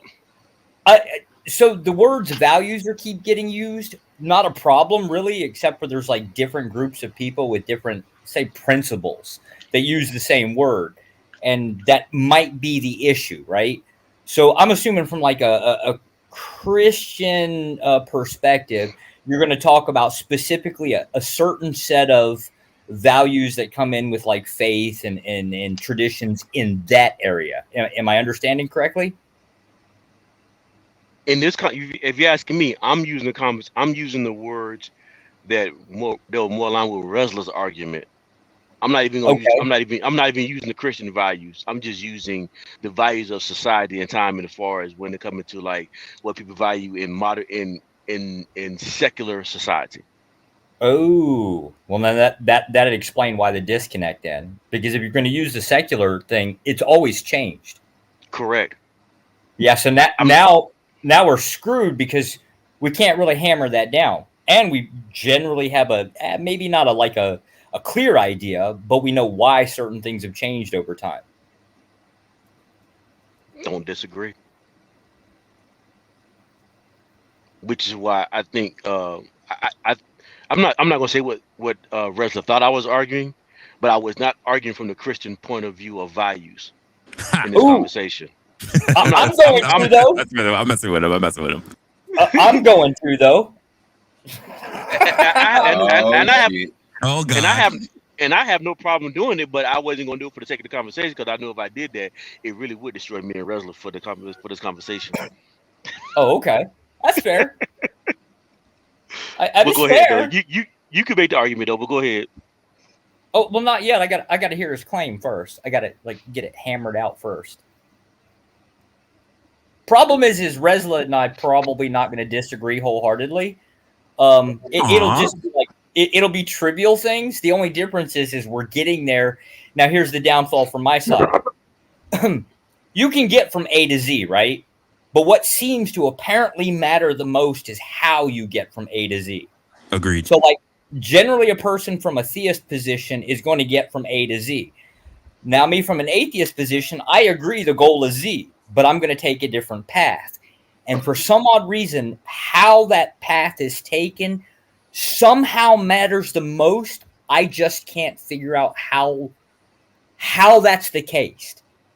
I can point at examples and say it never really works out the way I'm doing it. But I can't figure out why it is or is not that case. Plenty of examples that work based on this claim of how you get there. I just can't figure out the details of why that is the case. I mean, here's a good example of what Joshua was saying that I'll say to you, John, since you and I have had these spiritual debates, right? If you followed the word, right? You followed the Lord, you followed the word, and you made it to the pearly gates. And you made it in, you're in the silver city, you're having a good time, and I showed up, right? Didn't follow the road that you did. Are you going to say, why the hell is he here? No, I may have followed a different path that still led me there, even though I wasn't as, quote, devout. Should you question the way that I got there, even if it wasn't as moral? If you made it to the pearly, are you asking me the question? Or you just? I want to make sure. I want to make sure. But I made it there. There are people who will say, "But you didn't follow what I. Well, you wasn't as strong as a believer as I did. I don't think that you should be here." So to answer your question, no, I would not say why is he here. Because ultimately, although I live my life according to the faith that I believe, and that I thought this was the way to get there, and I believed that, and if I got there, it was for me to get there. And although I believed that my way was best for society, but then it proved in the end that there was multiple ways to get there. Who am I to argue with the Creator how he decided people should get there? Well, then I respect that position because I don't think that most people carry that. But that's what I'm saying though. Like I believe, as long as I'm living this earth, my value system, and I'm speaking Christian values when I say this one now, just to be clear, I do think is what's best for society. Because that's what my faith teaches me to. My faith teaches me, and I try to teach my faith as much as to the best of my ability. So without saying now, you specifically, go ahead. Would you say that there are people who are of your faith that are highly judgmental? I think most definitely there are people in my faith who are hot. Okay, so I need some context to that question though. I want to answer it yes, but I need some more context. I need some more context to that question. So people who are strictly held to the actual Christian doctrine that says you must believe that you should be doing said thing. I'm not going to say go to church because you and I've had a conversation about that. You don't need to quote go to a physical church. It's probably beneficial if you would like to be among like-minded people, but if you're not reading the Bible, if you don't even believe, and just say I'm a person, say I don't follow any of that stuff, and let's just say I probably believe there's a God, but I haven't actually prescribed to a God, but I do good works and I wind up in heaven. There are people who I totally believe would think that I am not qualified to enter the kingdom of heaven. So I'm gonna be honest with you. When you said people are highly judgmental, I'm a highly judgmental person according to my faith, and I would be one of the people you're talking about. I think the difference is when we get to heaven, right? And if I believe all of my Christian journey, that the way that I practice my Christian faith was the way that we should do it, I would not feel bad that I spent my life teaching my faith or living my faith the way I lived it. If you got to heaven and we both got there and you took a different path than I get there, I would not then say to God, well, you're wrong for letting him in here. Even if I'm a slut maker? It would be that would be okay. So that would be between although I wouldn't agree with that according to my value system, according to the faith that I follow with God, that wouldn't be my place to judge. That would Sir, be God's place. if we're both in the Hold on, Silver hold on. City, it is Let- our value system. No, what I'm saying to you, no, that's not the same. Because the principles of I didn't promote the value of slut maker. I do. I know you do. Go ahead. I'm fucking with you. But if we get to heaven, once we get to heaven, it's no longer it's not my place to judge if you get it or not. It's God's place. And if God says you get in, then who am I to argue with God? Just out of curiosity, wouldn't that standard still apply before death? Mm. Yes, sir. Yes, it Isn't does. God Yes, only it does. supposed to judge? Say that That's one more right. time, Josh. I didn't follow. I'm the GED class. You gotta make that make sense to me. It didn't make sense to me. Oh, okay. Sir. Like what? So I said, Oh, okay. So let's say we all die, right? We're standing in front of the pearly gates. We're getting in, right? Now Yeah. the question comes down to, like, let's hypothetically say I somehow have managed to obtain faith, right? I walk in the pearly gates. I've got a really nasty history. I'd say worse than most people, strangely enough. But like people, you're saying that nobody should be able to look at me and judge how I got in, right? Because it's basically a judgment call of like a label or something like that. Not in the concept of judging as in you should or should not have access to, right? It's more like the judging part of, it's basically like hammering out like deserving, what you deserve and what you don't deserve. Would be the same concept as if before we died, we're all standing here just like here in YouTube and hanging out, right? And judging who deserves what kind of concept, right? We're just basically tossing labels on it. What is the difference between the two? okay, so if I understand the question correctly, I'm not trying to dodge. I'm trying to make sure I understand it. Sure. I'm accountable for what I believe while I'm living. So as Okay. long as I'm if I hold this certain faith while I'm living, then I'm accountable for what I believe. I'm not accountable for what you believe. Right. So therefore, I understand. So therefore, at the point of death, or even before we die, I'm never going to judge you as far as getting in and out of heaven anyway. Now, Okay. Wait, so you wouldn't judge? But you wouldn't judge. You wouldn't judge all the aspects of being on earth versus those being on heaven. Is that what you're saying? I'm saying I would judge on earth based on Mm-hmm. based on the value system that I'm hold myself accountable to. I'm accountable to my values. I'm accountable to my value system that I say I believe in. The Christian Bible, the Christian values that I say I believe in, then I have to hold myself accountable and the world accountable to the value system that I believe. So I feel exactly what you're saying, John, because you said you would hold other people accountable based on the Christian value system that you believe in, right? Which means Correct. that you would judge people based on the Christian values that you believe in. But if seeing, say, Joshua or even myself, in the pearly gates, right? Meaning that your Christian value is not the only way to get there. So how dare you judge us while we're here on earth? Why did I judge you while we was here on earth? No. How dare you judge us while we're here on earth? Because my Christian values say I should judge you here on earth.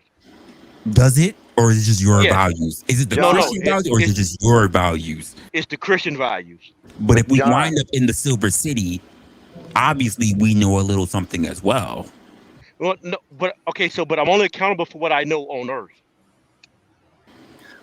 Well, here, I don't want to like corner him, right? I want to like basically disassemble it, like, and get into the nitty gritty of it. If the claim is that you support the idea that Christian value system is, lack of a better term, better for society, I actually wholheartedly agree I agree with that. Personally, right? Yeah. The question though then is the concept of judgment. Why should we, or why ought we not judge people? Let's say ostracize people, whatever the nasty things, the nasty things that go on within a society, why should we not do that to people here on Earth? If the goal is to kind of improve society, why would we not do that? Why would we not judge if judging? Why would we not judge? Right. How would you, like one example would be, how do you preserve your principles and standards if you can't even judge other people to defend it, right? To keep other people away from it, to not allow them to, I don't know, water down the faith or water down doctrines or, have some type of impact like that, let alone just who do you associate with in life?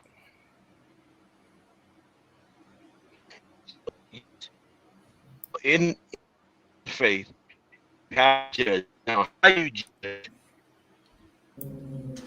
John, you're breaking up real quick. You're breaking up. Okay. Yeah, you're starting to break up a little bit, Transferring John. to my car too. Okay, you sound better now. So look, I'm gonna say this to listening to what John's point is. Let me see what y'all think about this. So if John belief that's telling him that others should follow the way that his path is, so that's the reason why he's judging. And we're not saying nothing is wrong with that. Only thing we saying is once you get to the top of the pearly gates, once they come in, you're asking him, would he still judge them? But he's telling you no. And I understand the reason why is because it doesn't matter if you made it inside there. If he's seeing you and Joshua in there and he's in there, that means whatever path y'all did to get there, it might not have been cool with him.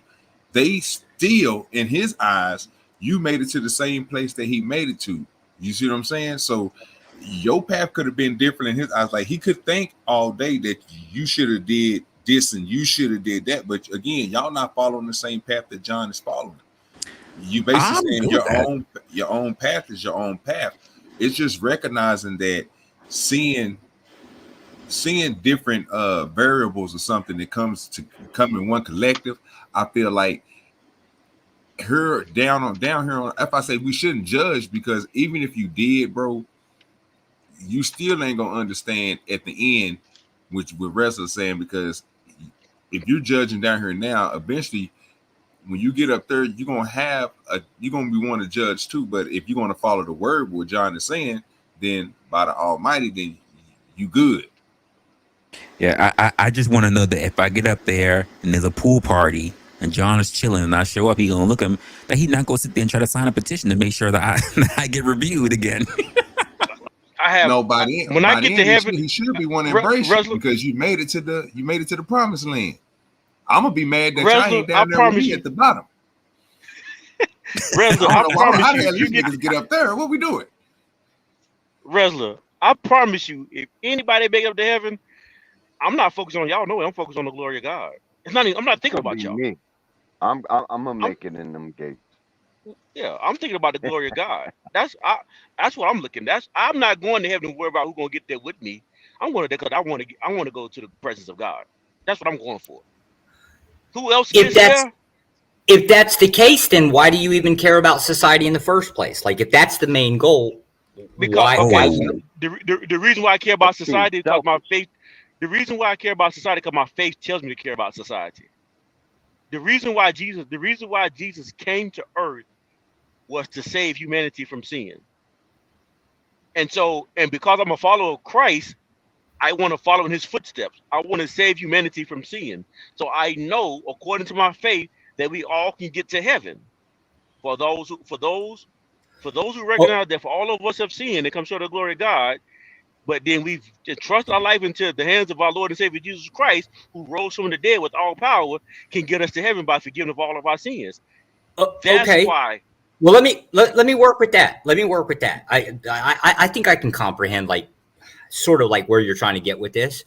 Do you believe that a person has like some type of choice within faith, right? Like the example would be like, okay, I'm a strange like position here. I'm a Christian nationalist, which is kind of like saying, I fully support, or mostly, not fully, but mostly support Christian doctrine, enough to the point that I will utilize it as a weapon against other people to enforce that onto society.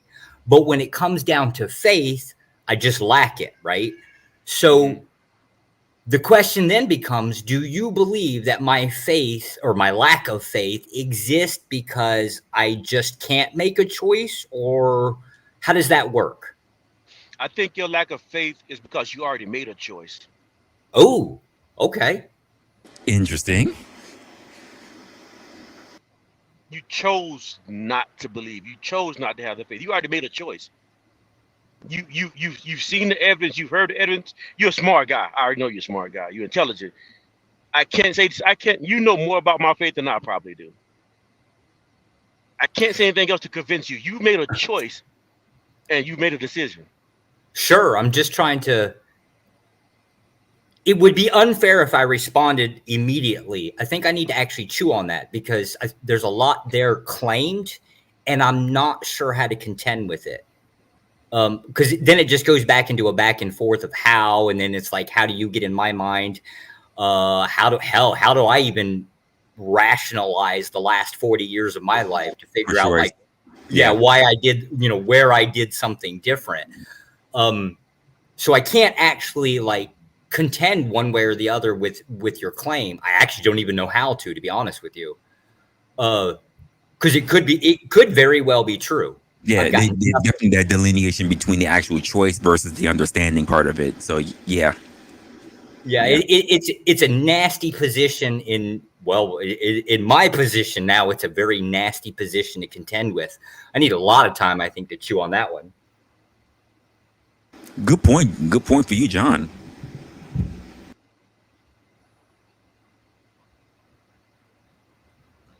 Damn, John got me.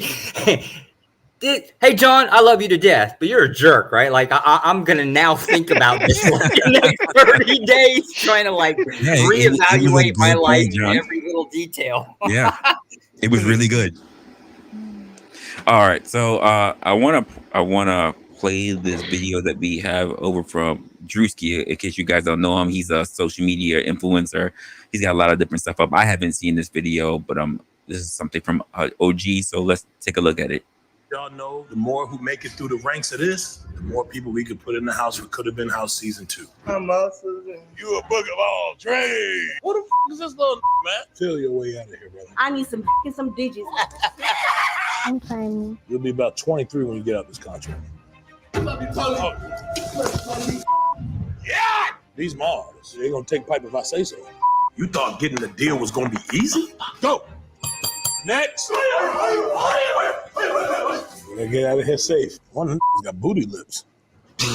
Boy, it's killing records. You with us for life. Everything tastes like fruit on me, baby. I want to see what fruit it is. Oh, big nigga, y'all ain't good. What Get him the f out of here. Damn. It's like that. Now let's see who got what it takes. What's up, man? What's going on? Man, shit. What's your name? Teaser, Jay. Biggest Mac in the city. Big Mac. Got respect for Mac and get smacked. Biggest young Big Papa showstopper. Fuck you talking about? Hold on, Big Mac sauce. Okay. Why they call you Big Mac? Matter of fact, John. I already know. What do you come to do, brother? I come to rap. That's it. You know I'm tipping her hoe, I ain't tripping. I get the money, then bitching, I'm dipping. You play in their face, it ain't the mission. I'm in my bag, getting it to riches. What made you do the Wiz Khalifa patch on the side?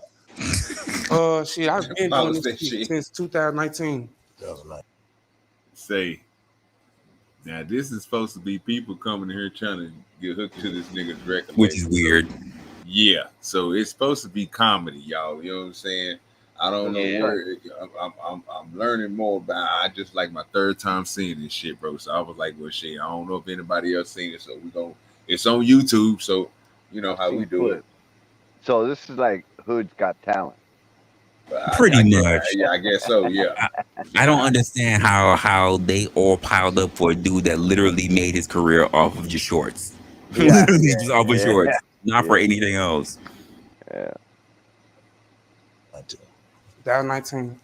Yeah, I think they stopped doing that in 2012. You got anything else that you do? Yeah, I make noise. He make noise. Get the fuck out of here. Appreciate you, bro. Hey, See you well. All right, man. Nigga said I make noise. It's slapped What's up, his son. Joe? What else? What's up, guys? What's your name? Bambi the motherfucking goat. Bambi. Yeah. You kind of match that description. Of Yeah, look like a big ass dick. Jesus. Bend that ass over. Let that coochie breathe. Shake that ass, bitch. I like that. I like that. Let me hear what you got. Okay, just a song I made up in jail. Okay, in jail. Not in jail. Blow me a bag, no, I don't do no budget. Fuck on that nigga, I don't do no cooking. You said, okay, stop right there. You said blow you a back. Blow me a bag. A bag. You know, cause I got my own money. You're talking about blow that back out. Yeah. You sure can. You galloping on that coochie. Yeah, You know. I like that. I like that. I like that pussy rules the world. Yeah. Your pussy rule the world? Yeah, you know, it can. Okay. It can rule your world. Yeah, let's hear it from the top. My bad. I got a little carried away. Yeah, you know, we do. I got a little carried away. Her head bigger than his. Jesus. He said, Jesus. Save him. Appreciate it.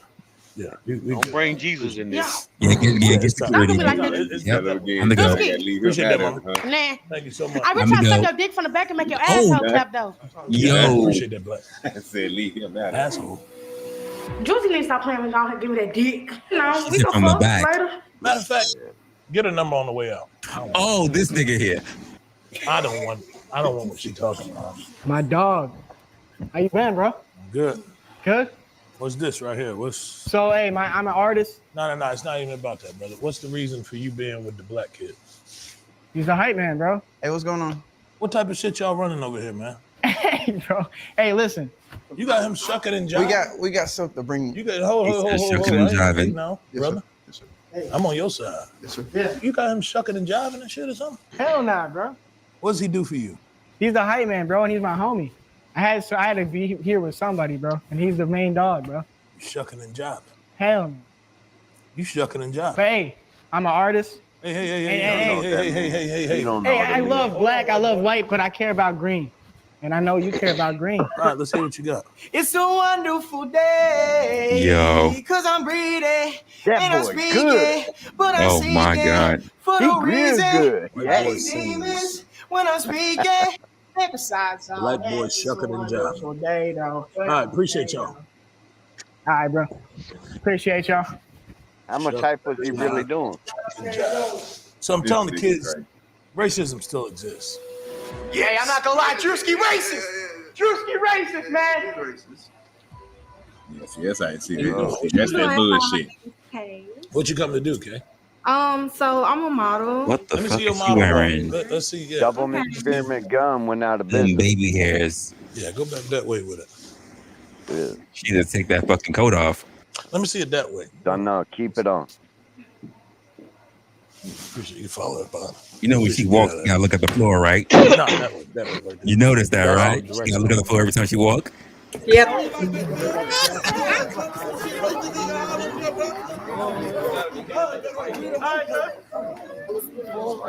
come on, cuz. Sir, come on. Come on, cuz. Hey, homie, come on, bro. Come on, bro.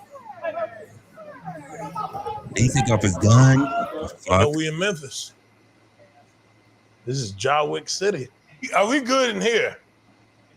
I know they fighting out there. Nigga, this shit just started. They already fighting? What the fuck going on, man? Are we good in here? I need to confirm with some white people.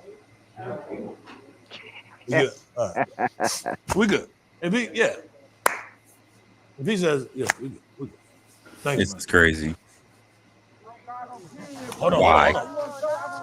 What the fuck?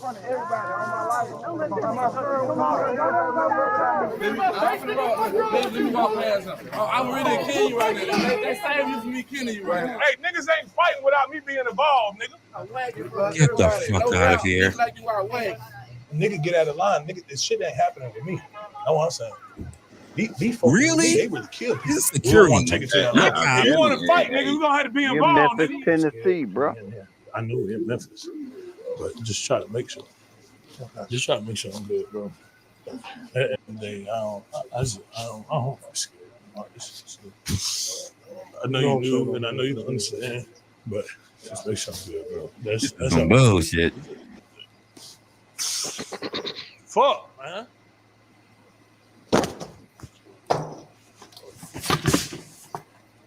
I'm be upstairs, y'all. How you doing, bro? Coffee. I'm cool. I almost died out Off. there. I'm What is sick, it? you know. What happened? You the one that got in the fight? I wish I would have had something to say when I came in here, but nah, I really didn't. Who was fighting out there? Man, this is some you know how Memphis is. So you a snitch? No, I'm not a snitch, but you know what I'm saying, for the right price, I make it right. Oh, these lights They gotta and be the right news. price though. Why you wear the hoodie? What does that mean? Off. It's like a representation of how I feel most days. I say it's a representation of how I feel. I feel you. Off. Same way, brother. Same way you got here. That nigga slow. Mr. Brazier, it is great to. Oh, Appreciate that, bro. Supposed to be comedy, people. Yeah, we don't really play around like that. All right. Yeah. You address us as boss. Boss man, CEO. No. Hey, Boss. boss. It's 5. It's Black. Nice to meet you, gentlemen. Yeah. You're gonna get real acquainted with us. What's my name? Boss. That's for damn sure. What's your name? DJ HUD. That's what they call me. I call you boy. Yo. Tom gonna love that. Yo, he's Let's see what gonna you love got. that shit. Hey now. What's the whole get up? What's going on here? Respectfully, could have been needs a DJ producer / babysitter for your artists. That's where I come in. You talking good, boy. Yeah? Thanks, boss. Yeah? Yes, sir. Right now. You get up out of here now. Yeah? No contracts tonight? You best be getting, boy. You best be getting. Get. All right. Get now. Yeah. Hey, this way. Oh, yep. Yes, sir. Come on, man. You best be getting now. Yep. Thanks, boss. Locksmith, you mad? Good boy. What I'm saying is, with no why is neck. a white Right, boy no, you fucking tripping out. scared? Thought You you were lunging shouldn't be, at- man. Yo, I ain't Ain't gonna no lie. need to be all Yo, like that that. nigga got scared as hell when you tripped on that. You look like he was like this. Yo, I He'll would've not lost have my himself shit, in the too. hood, man. Oh, fuck. Bury me now, for real. Oh God. Yeah. Yeah, straight up. What's your name, bro? New kid. Okay. Ass Crazy. throwing and shit. All right. What you come to do, bro? I'm a rough. What do you say? All right. You might be signed already. I like that. Face tats. I like that. I like all that. Let's hear what you got, brother. You love me cold hard. Sign. Don't need too much. Come sign right here, brother. He said time. Hey, dog. All right. That boy good. He said that boy Just hit trying it to like get it, man. that. You know, just make sure everybody just. I know they were saying altercation, whatever. Fuck it. You good with us? I only need to see the test, brother. Hey, you were good. You're a hell of an artist. I know you Did not try to sign him. Keep doing your thing, man. Appreciate that, man. We're gonna get you a belt too, brother. I baby. Yeah, we get you. Yeah, we're gonna get that brother a belt. I know that pistol wearing that motherfucker down. Yeah, you good, nigga. You are good to go. Get that nigga up there. Yeah, he got that switch. That nigga pants couldn't stand up for fuck. That nigga pants couldn't stand up for fuck's sake, could it? That is a switch. Nigga, damn it, that's a switch. Oh shit! You been in here falling at your boy.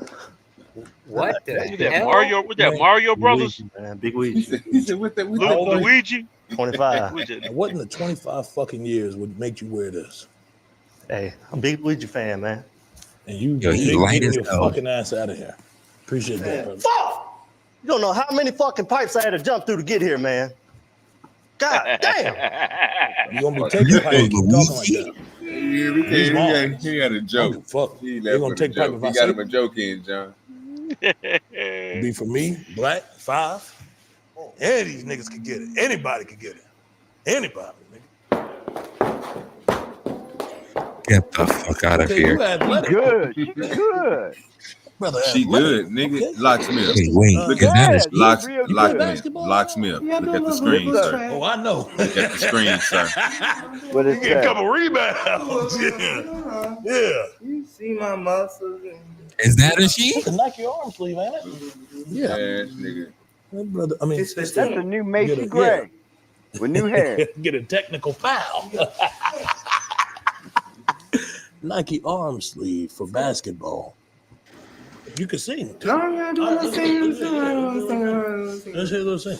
I got you. You would think we in a water bed. How is she? Okay, why they think you in a waterbed? What's the reason? Well, Chris Brown said that part. That dude good. That influenced it. Yeah. Respect. That's a dude, ain't it? Yeah. I like that you have something for like all three. I like that you very like, I don't know what the word is, but it's kind of like ambidextrous. You a can't book even of all stand. trades. Yeah. Oh, cross-legged. you see. You a book of all trades. A pigeon toe stand. Okay, fuck it. Yeah. We ain't never had nothing like you. Oh, yeah. So, come sign this shit. Get the fuck out of here. Look, oh my Jesus. Yeah. Dildo drop. Well, we can get you on that paperwork today, but What I boy, said. get you down in that What I paint, dog. said. That boy catch your ass in that paint. Came through with the deep yeah. voice. Oh yeah.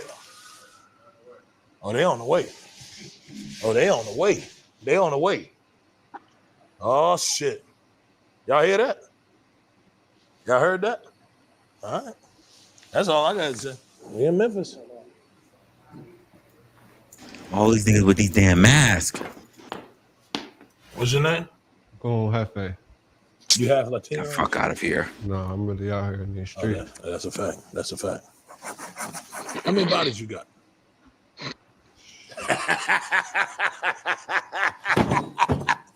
I know about 2 or 3 when I see it. Yeah, my cousins, they tried to backdoor me. Didn't this nigga just said? You didn't kill him, did you? No, I'm gonna kill my auntie though. Have to get up off the floor with a mop, nigga. Oh no, not I'm gonna family. get him out of here. Get him out. Get him out of here. Josh said, "Oh no." Adam the security. Get him out of here. Get him out of here. Get him out of here. Get him out. Appreciate that. If you can't be loyal to family, you can't be loyal to anything. I think I'll pass. That's a fact. All right, big dog. Yeah, appreciate that, Hefe. Yes, sir. He can work for security, man. Yeah, I want to. We could watch Hefe. Let's watch Hefe. Yeah, make sure you get to his car. We don't support that here. That could have been. We're not supporting that type of behavior. Not even security could he Nor take. do we endorse it. There's no way. Next. But he'd be doing the duties that the Appreciate regular that, brother. security can't do. Yes, sir. Yep. I've been a Fed for, I guess, like 15, 16 years now. No, there's a crackhead jacket. loyalty is a hard thing to find. Quick. I know a crackhead jacket when I see one now. Nigga said crackhead Not jacket. fooling me, yeah. You probably got a little bit of that residue on your hand too, brother. You're gonna be high in a second. You gonna be high. You got a little bit of that residue that rubbed off. Got that fentanyl. You know, them A little bit of everything on it, boy.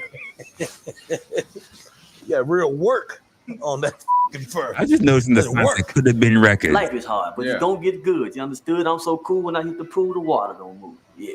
I'll make sure them boys ain't got nothing You might on. want to pause it for a little bit, bro. Check them young. Try to hit your ass. That look like James Dupree. He broke now. My man said so smooth when he hit the pool, the water don't move. That is wild. Is that like an imitation fur coat? What the hell is he wearing? I don't even know. It's a bathroom rug, New York rat. Bathroom rug, sir. You know, that bring that to, you know, that's what Tom was saying. Tom would say he wearing some type of chinchilla rat or something. My man got a whole. I'm watching the whole setup. He got a bodyguard with a face mask on. He got 4 cans of something I've never seen before in my life called Happy Dad. My man Ben had a cigar up there we never touched, and I don't even know what's up with the damn mic and a bell. I don't get none of this shit. None of this shit makes sense to me. The only thing I'm rocking with is basically that throne. It's the only thing I'm rocking with. That's like the Breakfast Club throne thing. Like I said, he taking elements from he took the record label from Cash Money, chairs and stuff, promoting his energy drink. And the money sign and shit is just like I guess Cash Money records. I guess supposed to be like that, but his could have been records. Can somebody explain this to me? Because I never really understood this. What's up with the double cup? Oh, it's supposed to be start two star phones usually drinking lean or something like that. But okay, what the fuck is this happy day, happy dad? Is that a I don't bear? know. That shit is a weird. bear? Okay, I've been seeing everybody with that shit, happy dad. I've never seen it before. Never heard of it. I mean, this is Calihook. Anybody on the panel close to California? Ask the Fed, Mr. Josh. I've never been. I have no clue. I seriously don't know.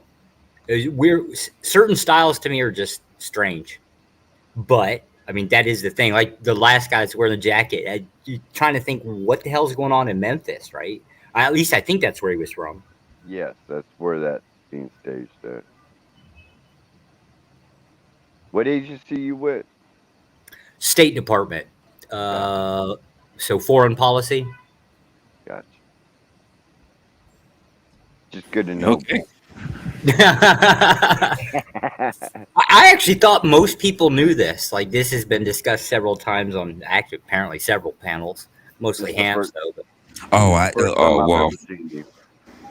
Yeah, I don't. To be honest with you, until I really have a conversation with somebody, I really don't study them because I don't get around these panels as much as some of my other brothers up here. I really? Just don't oh yeah. Oh, there's when conversations get good, and again, it's always the people that ask the most difficult questions. I seem to kind of follow around a little bit. It's just, I guess it benefits learning process in life. I have no value. I have no value for easy questions and answers. Like no, I'm exactly the same way. I guess for me in general, I stay away from particular panels. Like I used to watch, but I stay away from particular panels because, quite frankly, the questions bore me. It's the same thing I see everywhere else, so I don't get interested. It's really weird until like maybe I'm bored or something, and then all of a sudden I hear something and I go, "Oh shit!" Like that was actually something I didn't hear before. Outside of that, it's normally evergreen content, so there's no answer to it. Well, there's kind of an advantage for me. It's kind of a weird thing because it plays into the racial difference, right? So, like, as a white guy, nobody really expects me to understand maybe certain slangs, certain expressions. So there's an automatic grant of, well, maybe he just doesn't know.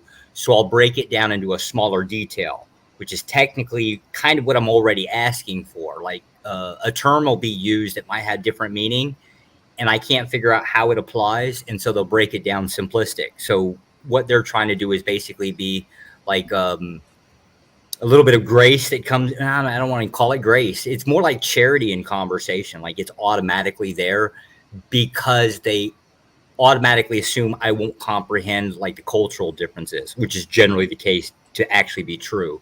Which is weird. It works in my favor for explanations because they'll actually genuinely stop and take the time to like break it down like I'm 5.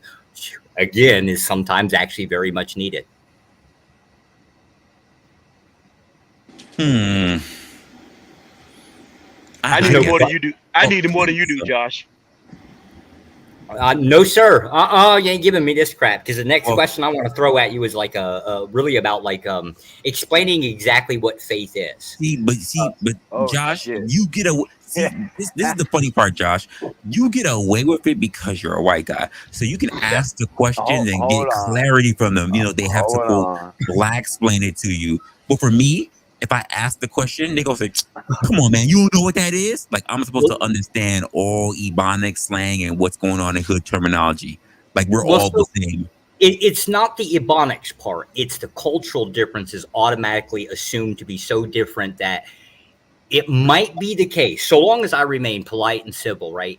They 99% of the time they'll automatically assume that, you know, I don't comprehend something because I'm an outsider. Okay. Now you flip that around the other side, then you've got to also add in the idea that I don't know how to explain this. Like ego, you know how people generally talk within the conversations. They're like, you're trying to trap me. You're trying to do this. This is why most of the conversations that I ever have, unless I think somebody's like grifting as a thing they're not, I almost nearly never attack anybody. Well, the issue, the thing that I'm bringing up, not that it's much of an issue, is that because, quote, if I'm a black person, then I should understand the culture, not understanding that people are different. Because when I say culture, are you talking about black culture or are you talking about American culture? Which one exactly are you talking about? Yeah, in this case, it's going to be generally the difference between, say, like a black culture, which I still have never really figured out what it is, because I associate all culture to be family culture. So generally, like black families in the Northeast, going to be a little bit different than the Southeast. You get to the Midwest, I'm completely lost. Some things just don't make any sense to me. I mean, you can say the difference between black culture that just lives in the suburbs versus those that live in the city. Like, sure. Yeah. But then the question is it really black culture or is it just American culture? That one I don't know, because that's the point that I'm making. It's not even the fact that you don't know, because you asking as a white person, it is incumbent of them to explain it to you. But let's just say I'm someone who was born of the suburbs, not necessarily the city. It's expected of me to know, and I think that's the leniency that you would get versus me. Yeah. Well, I mean, yeah, the leniency is there differently for sure. I don't think there's really like a moral stance of right and wrong. There's just the different expectations. I'm not expected to know, you are. Right, which is crazy that I'm expected to know when people are just inherently different. And I think that's the problem that we get across the board when it comes to people. Like, there are people, there's this cultural expectations of, it's almost like if you want to look at it in terms of, like, I'm not gonna say religion, but like the commandments. If you're black, you should know what this is. And it's like, no, I shouldn't. I'm sorry, but I shouldn't know what a dope boy is if I've lived in the suburbs and I've lived in a pretty good community or most of my life. Because there's this thing that we do that we don't test. Like, for instance, how many times, Joshua, has people come to you and say, I'm going to take your white card from you? Well, I don't know if that's a thing within the white community. Like, I've never heard of it. Okay. But that's a thing within the black community. So, Josh, are you in DC? No, I've actually never been to DC. Okay. When I'm stateside, so foreign service officer, we're kind of generally posted in some other country. Like currently, right now, I'm in Vietnam. When I get the chance to return stateside, I'm basically upstate New York, Catskill Mountains specifically. Oh, okay. Yeah, my town population, 1,400. Very small. Like, we get a blinking light. That's what we got. Now, I'm gonna say this, and I don't know if you guys are going to disagree with me or agree with me. When it comes to those different type of culture settings or culture sub sections, what I would say is this: if you're in the suburbs and some people expect you to know what a dope boy is, well, I see where you coming from with that wrestler, but it's still, in my eyes, I always thought that too. Like, you should know what it is. If I'm from the hood, but I can tell you everything about what is in your section, which is the people who lived in the suburbs, because everybody didn't get a chance to live in the suburbs. So that was a different type of lifestyle. You know what I'm saying? So what you did and what we did was two different things. So I can understand that, but not knowing it, because it's still a part of life. When you get out here, you're going to run into all of them. So it's not like, I had to realize, like, everybody ain't going to know, but it's up to them to go and find out what these are. You know what I'm saying? Because I can't tell you exactly what it is, because from my point of view, I'm going to look at certain things different. Like, this people over here is going to be different from the Christian-based people, and the way they do is going to be different from the people who's atheists, because I know in my head, I know they believe in two different things. You know what I'm saying? But at the same time, what about when you go to these other cultures that because America is just a whole bunch of cultures mashed together like mashed potatoes, and we just taste good together. You know what I'm saying? So when you look at that, I can go to the white culture, the black culture, the Mexican culture. I done been around all of them, and like I said, it's just American culture. So I see all of them basically do the same thing.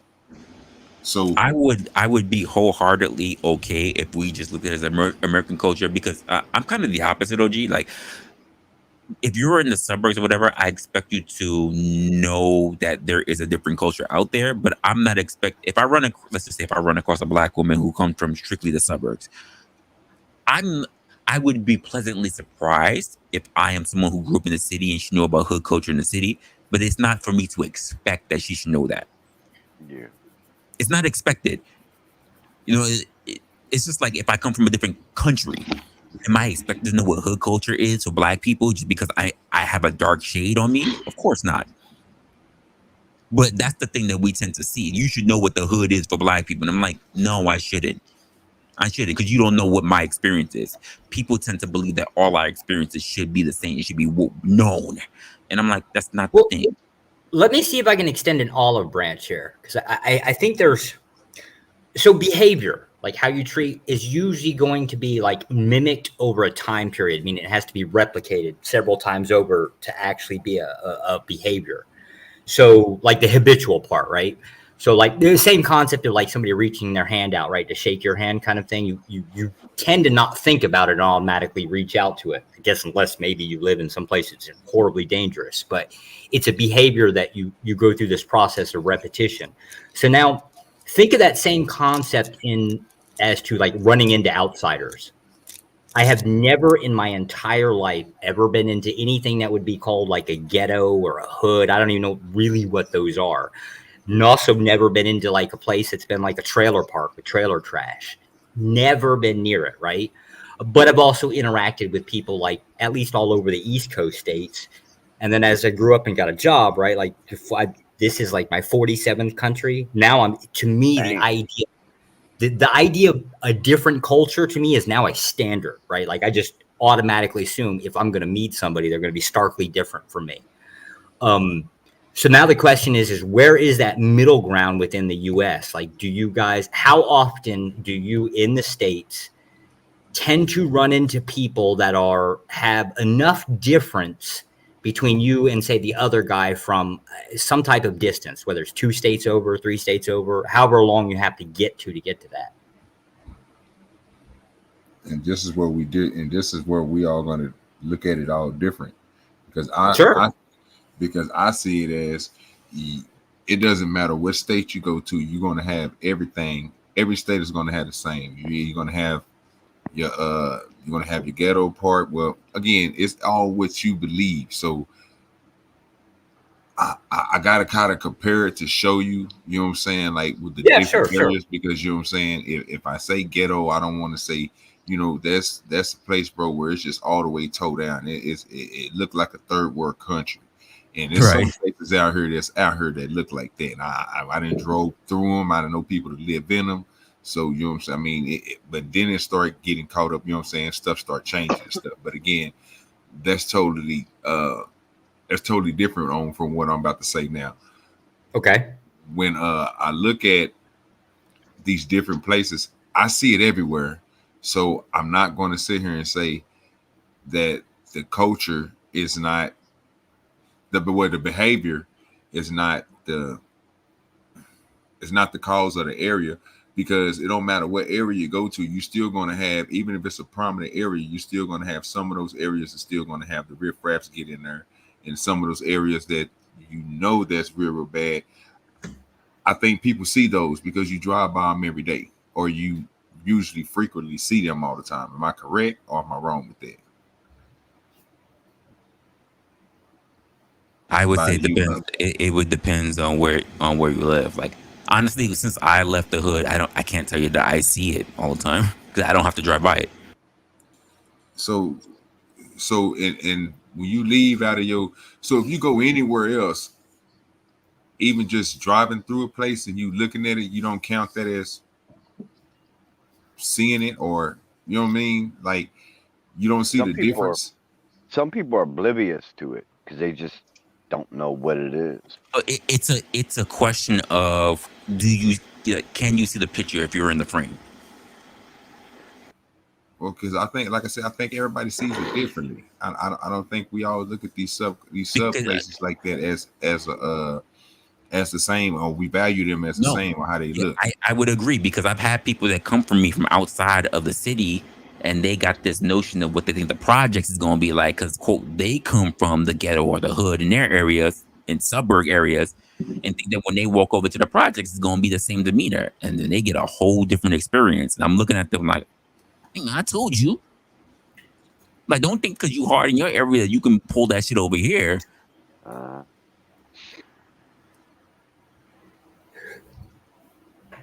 It's the same thing how I say to people who come from the suburb because they think they grew up watching BET or whatever, they can just roll up anywhere and be okay. It's not the same thing.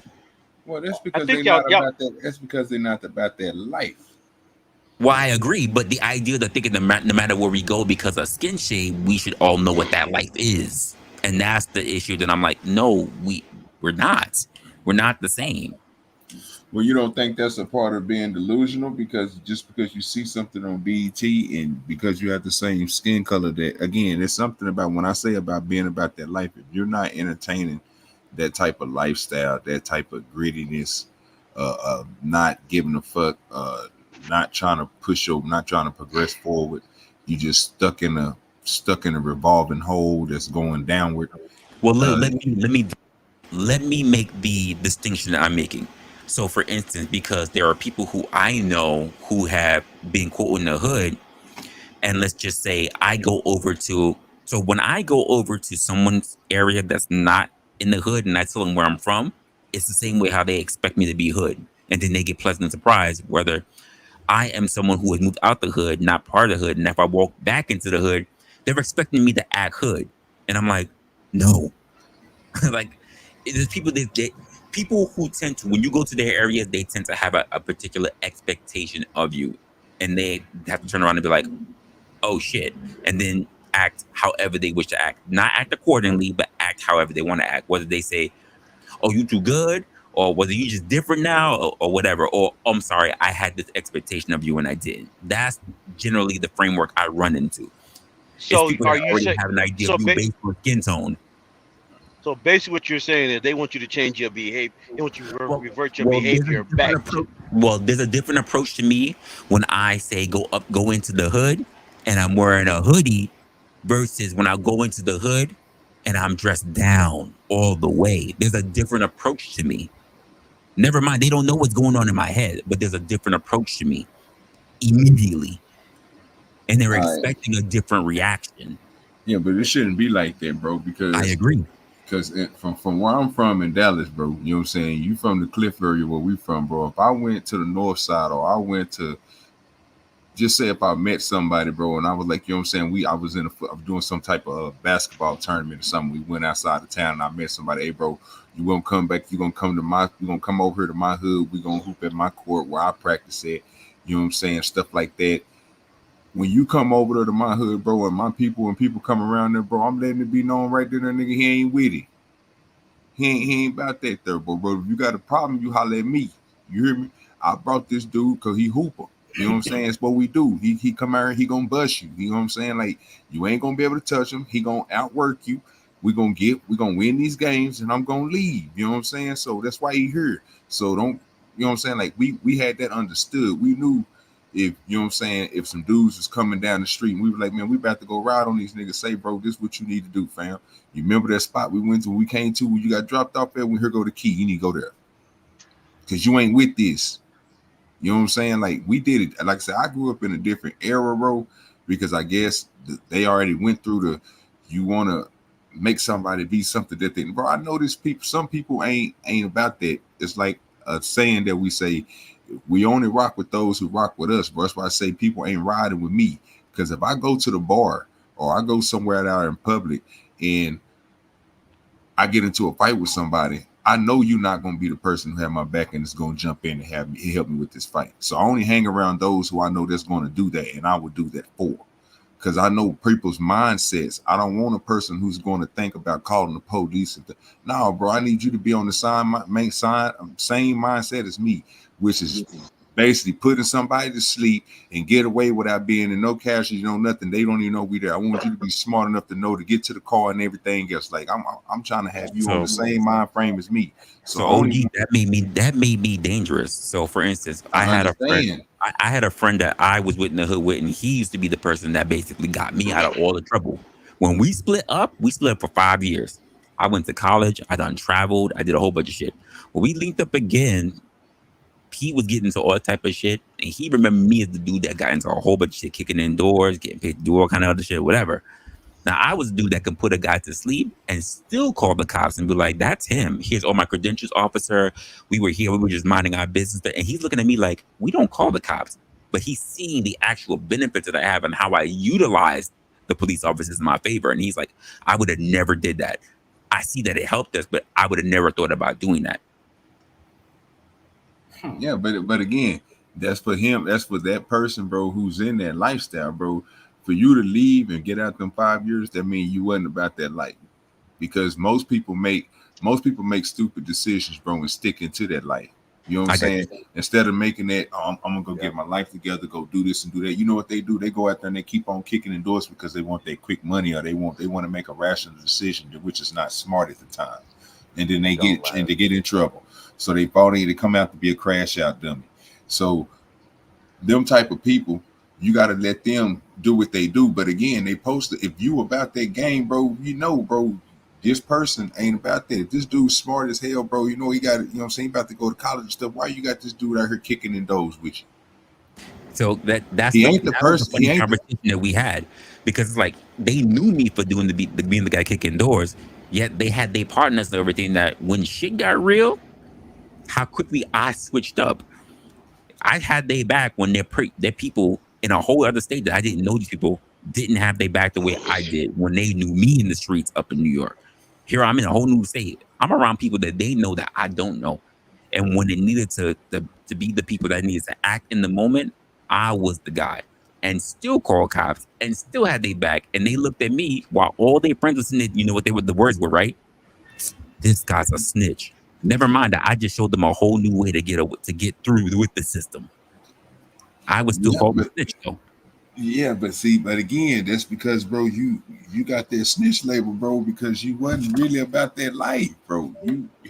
That's you talking about two different things, which is ain't nothing wrong with it, because like I said, from your point of view, like I said, you did something, bro, but again, you didn't stick with it. You know what I'm saying? You left that shit, bro. So you're not out here on the Pooh Shiesty and the stuff that LA was showing the other day, the little not Fugano, but the little whatever his name is, the little rapper dudes out here stepping on people grave sites and telling people family op numbers and shit, and you know what I'm saying, shooting up people's houses, bro. You ain't doing that, and at the same time working at a job, taking care of business, running a company. You're not doing that. You know what I mean? Like, come on, bro. That's crazy, bro. But you know what's crazy about that, OG? The way I acted would pretty much be no different from the way they looked at basically how Ghost acted. Yeah, I got you. But look, check one thing about this though. Your partners that was around you, did they have the same mindset as you? Did they stay in the streets? Not at all. You see what I'm saying? But we used to. But I acted different. I still had their mindset, but I can act differently from it as well. I can do different things. I didn't just have a one-track mind. I had a two-track mind. Oh, I get it. You know what I'm saying? Like, bro, and that's what, and like I said, that's the difference, bro, between when somebody's in the street and somebody's not, bro. Like I said, everybody ain't meant for it. Some people can dip and dive in and out of it. I done seen it. You know what I'm saying? But eventually they get up out of it because they don't want to get caught up. You know what I'm saying? And then you have some people, bro, who just stay into it, and some people who just stay away from it. And the best way, like I said, that labeling stuff right now, it shouldn't even matter to you. They should call you that. You should just be happy about them giving you a name. Because basically, bro, if they want to call you a snitch, they can call you a snitch. Nigga, you a law-abiding citizen. I laughed because I was able to get away with shit. And they were too busy worried about hiding. I could be out in plain sight right in front of cops, and it was not a problem for me. Every time cops come by, what they first thing they doing, they packing up their shit and they moving. And I'm like, you look guilty. The best place to hide is in the heart of your enemies. Hey, can you do me a favor? Throw me up on big screen. Blow me up real quick.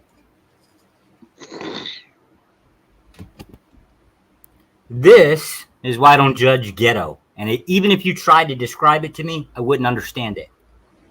This is why. I'm not seeing what's going on. You got that, OG? You want me to?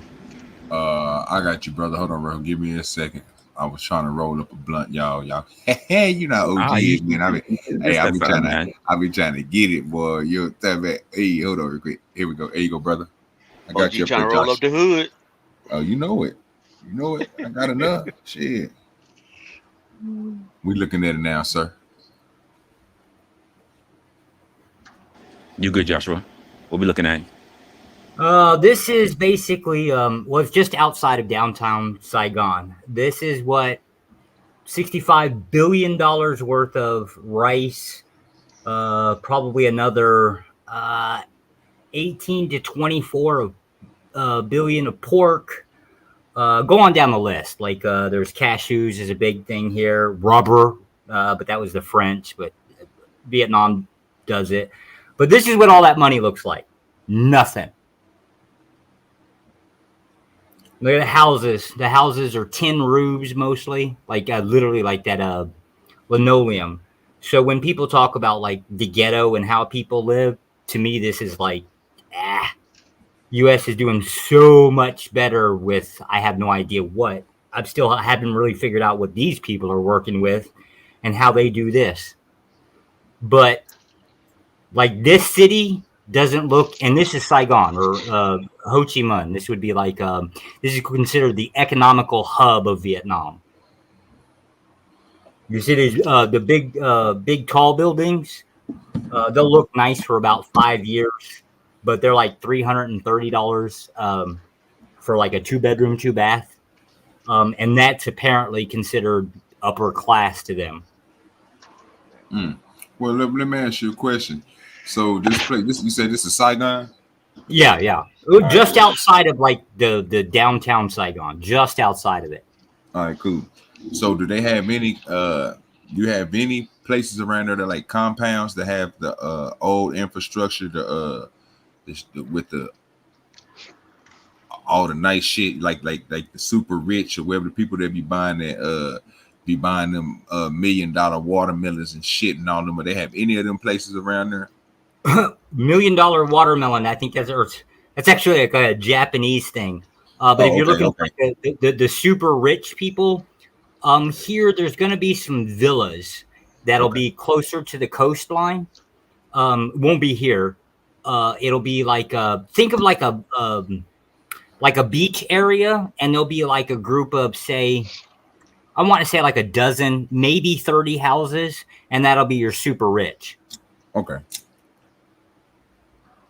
So yeah, just imagine like a beach house on two maybe 3 acres. Okay. Now those houses will look very Western. You wouldn't see a difference between like say that house and say like a $300,000 house in the U.S. Maybe California out that way, something like that. Gotcha. Probably a little bit cheaper though. Yeah, it makes sense because it's not in one of these crowded areas like this and not stacked on top of each other. And you can tell that shit just built together. This whole bottom right section over here looks crazy as shit.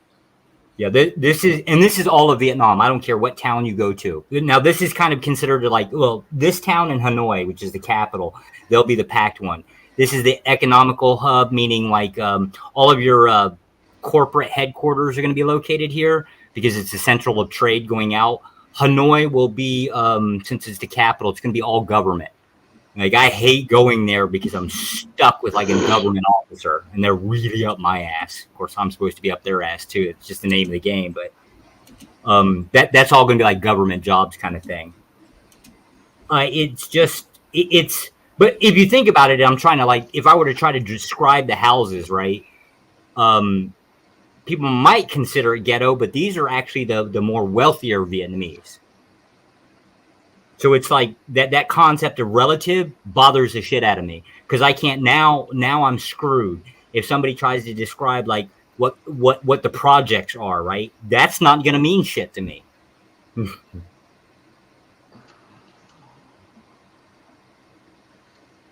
Yeah, I get That it. city's much improved over when I was a kid. I get it. And think about it this way, Josh. So if the area that you're looking at, like I say, most likely it's gonna, let me switch everybody over here. So the area that you're looking at, to me, it all depends on the person, bro. Because I know people, bro, that be in some areas, bro, that always tell me, when you leave from, like, just say if you in Dallas, right, and you go to North Dallas and you go to certain areas in North Dallas, or some little bit on the outskirts of that, bro. When you get the Curltons, past Curltons and all that shit, you start getting to some real nice areas, big ass houses. You know what I'm saying? $1 million houses, 3.2s, 4.7s, and shit like that. And be like, okay, yeah, these houses are here. But as soon as you come right back into Dallas, you get to the same type of property. It's just denser because everything is close together. Property value is still the same. You still got these spots over there that's 2 million, 8, you know what I'm saying? I ain't gonna say 8 million, like 2 million, probably 1.3, somewhere in there, still in that same range. They still look at these places as lower class. Okay. You see what I'm saying? And then go farther into the city, you still in Dallas, you know what I'm saying? Now you didn't left North Dallas, you kind of getting close to downtown, and you still got all these high rise, you got all these nice buildings, nice lofts, got all this money, all these superstars stay down here. Right outside of that, not even a walking distance, maybe 3 blocks down the street from there. As soon as you go around the highway, you get to the worst part of Dallas where they say is the part where nothing but strippers and shit be walking there, and it's just, you know, kind of where the industrial, it's just how the area is built up. So I get what you're saying. I just think it's the people, bro, that look at these areas and be like, okay, this infrastructure over here is bad because these certain type of people live right here. So if it's not these people that live right here, it's just the conditions of the area. Is it not the streets and stuff not being paved? Is it the cracks? Is the shit hanging over? Is there no stop signs? Everything shot up. Like, if this is the ghetto, you know what I'm saying? If you're talking about something like that, but if you're talking a little bit, you know what I'm saying? Everything is cut. Everything, you know what I'm saying? You got Walmart and Tom Thumb and places like this around there. These middle class, prominent areas. You know, you might get, you know, but people still look at that just because they're not in that area that was a little bit farther past Curlton and them nice built up places where the $1 million houses. All these people down here isn't popular. So would you wait? Would a Walmart around? Hey, bro. Yeah, bro, they everywhere around the bro. One thing I noticed too, bro, it's even around these malls, bro. Like I said, it's a new thing that's going around all these dime malls. They put apartments around the malls, and then they stack them motherfuckers. They try to get most of the places that these malls is built at. The apartments around is usually 2, 3, or maybe 4. You know what I'm saying? Suits high. Now they going higher than that. Every place in Dallas I done seen, every place in Ohio, bro. I mean, these places is tall. I'm talking about 4, 5, 6, 7, 8 floors. You know what I'm saying? Elevators and shit, bro, going to these different apartment complexes and shit, bro, because this is what they pushing everybody to be in this condensed area, putting houses and putting families around these places for people to shop at because it ain't happening no more. Now they about to turn into packing it up like what you just got through showing on over there in Saigon, basically just stacking up these infrastructures, putting them around prominent, but people can go in there and get everything they need inside of these malls because they got to remember the malls is getting turned into cars. Every mall is getting fractured down. These big businesses can't afford to put all these Louis Vuittons and all these places and have all these places sitting there when these niggas just going there robbing and shit, taking everything about them. So what they do in Resla, they turn them into bazaars. People going in there, starting their own little side businesses, making trinkets, stuff like that, which is going to bring the cost down. How do you get them businesses to strive? How do you get these big businesses back in there? By stacking people up, by stacking more people up around them places, buying these houses and places up around them, and building them up into high infrastructure, making little sub cities. That's what I've been seeing. Bro. Yeah, little micro cities. Yeah, I gotta go check on my dogs real quick. I'll be right back. I got you. Yeah, we got a mall around here, man, from Springfield, man, that about 70% of that mall is restaurants. It's all restaurants. Only 30% stores. And they pop off. That's the only thing that's keeping that mall alive is that, you know, it's in a very populated area. And a lot of people just go there to go eat. Mall life is dead. I thought mall life died a long time ago. It used to be popular back in the 90s. Well, I don't know. Stuff just changed. Different options, I guess. Yeah, well, definitely different options. And that was even part of the conversation that we were having earlier. Like, things change with all the options you have. All of it. I mean, the fact that OG even mentioned that malls are dying, That's just the change of Amazon, the change of online buyers, the fact that we have Temu and all that stuff. Easier to get a product shipped to your house. Correct. I mean, Walmart started the death process. Amazon just killed it. But no, we still had Sam's Club and everything else. But I would say that, yeah, you're right. Because what Walmart did really expand, even Sam's Club and Costco, and they were not everywhere. Well, supposedly Walmart and Sam's are owned by is actually the same. Same. So, yeah. But Sam's Club is not everywhere Walmart, because, for what I heard about Sam's Club, a lot of quote black people and Hispanic people said they don't like Sam's Club because it was quoted to have been racist.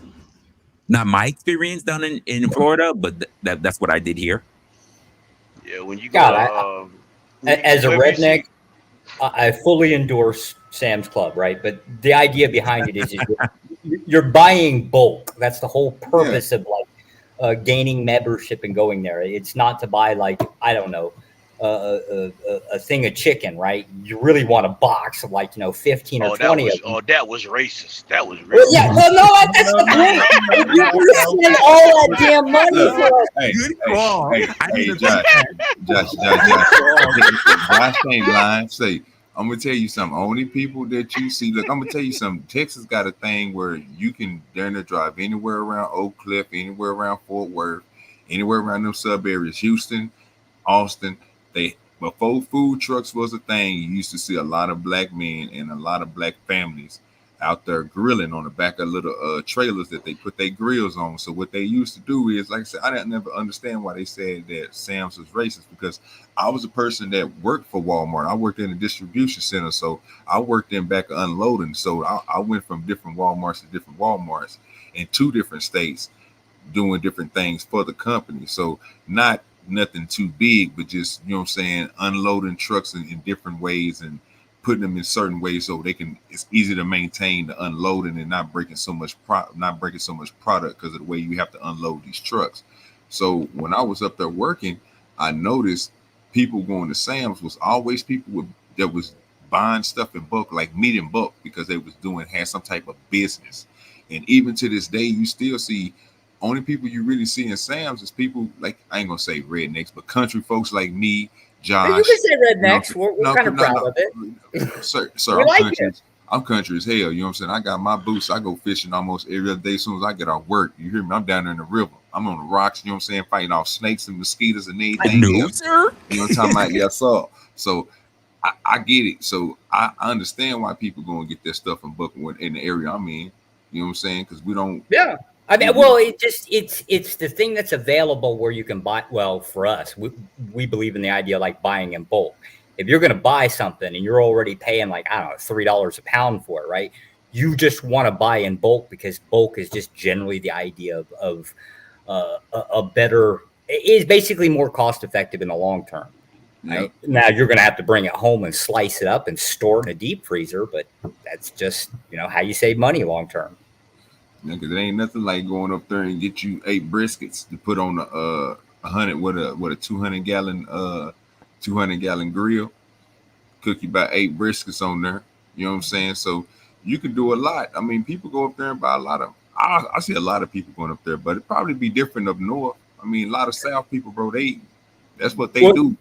To be fair, right? So I wasn't born in New York. I moved to New York, I think somewhere around 11, 12. It was just before my teens.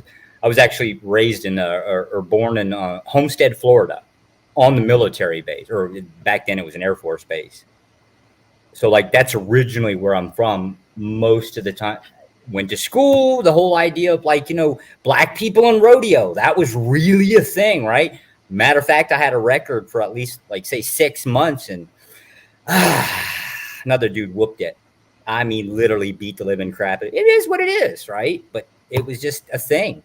So for me, the idea of black people doing something different wasn't a thing for us. Well, except for the fishing thing. That was a little bit different. Apparently people don't like to. What's the deal with you guys and sharks? Is there a problem in the ocean or something? What is that? What do you mean?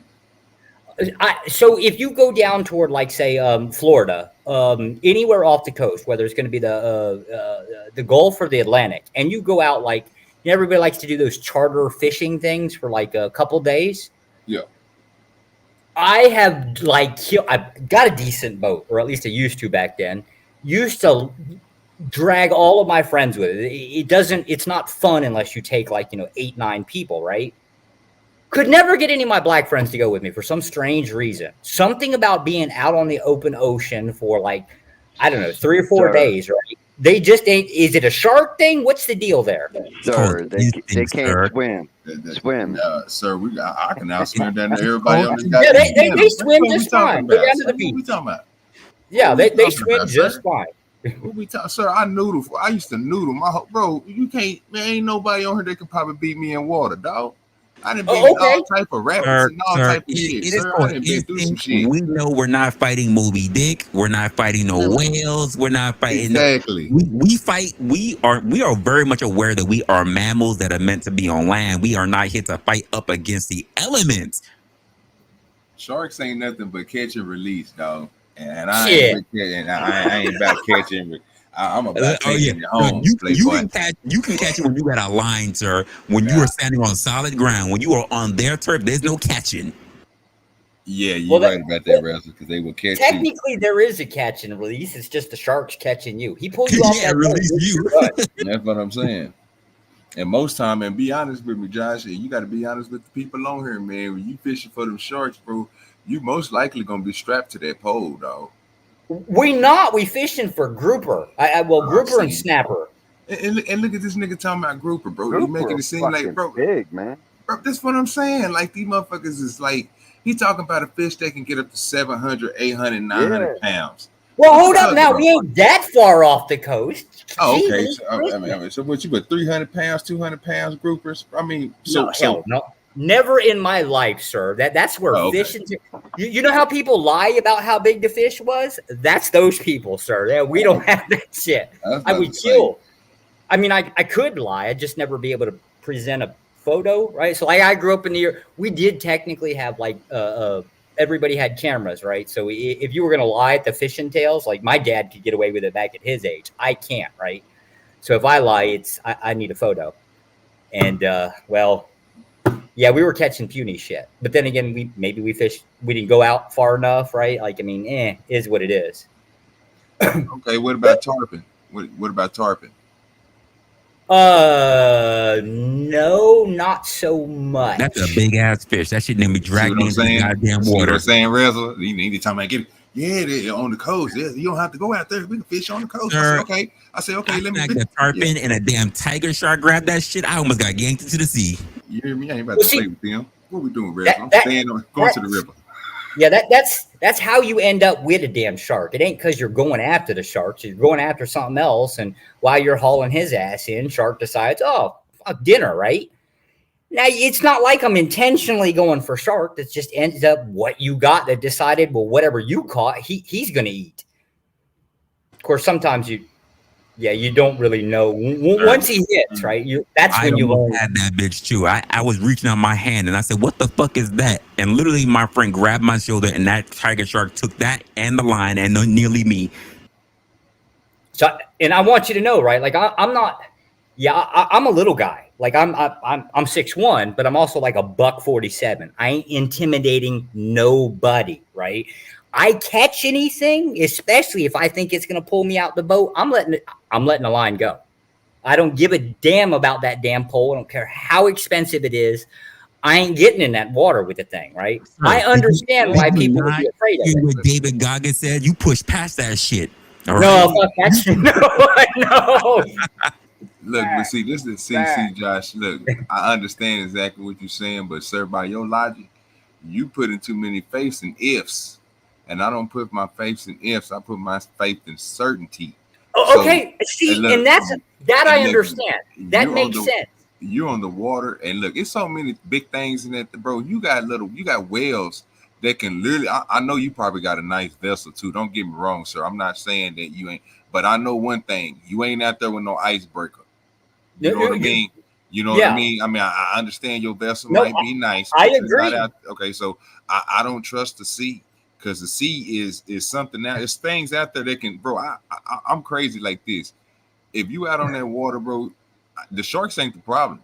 I'm thinking about all the whales. What if two big ass whales just want to come together and capsize my vessel that I'm in, and then I think I'm gonna survive, but then I got these two hungry sharks that I got to get past, and they're not even saying that these sharks is nothing because it's gonna be one bigger than them that's gonna try to come and give me two that's gonna scare them two away, and I have no control over that. And sharks. Oh yeah, that whale can take you in one gulp, bro. That's what I'm saying. He talking about staying out there for days, and then I just can't. Everybody don't have the same mindset.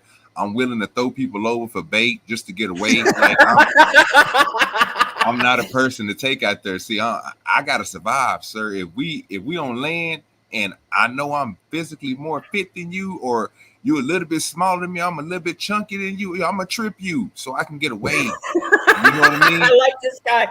He's not wrong. You don't have to be faster than the line. You just gotta be faster than the other guy. Yep. I sabotage things to live, man. See, this is why these conversations are important, right? See, I notice a pattern, and then I ask a question about it, and what I realize is, well, it ain't really that the black man's afraid of the ocean, right? It's the black man's smart and dumbass redneck white boy here is just playing with fire every time he go out there, right? I understand the concept of, well, I'm the dumbass here.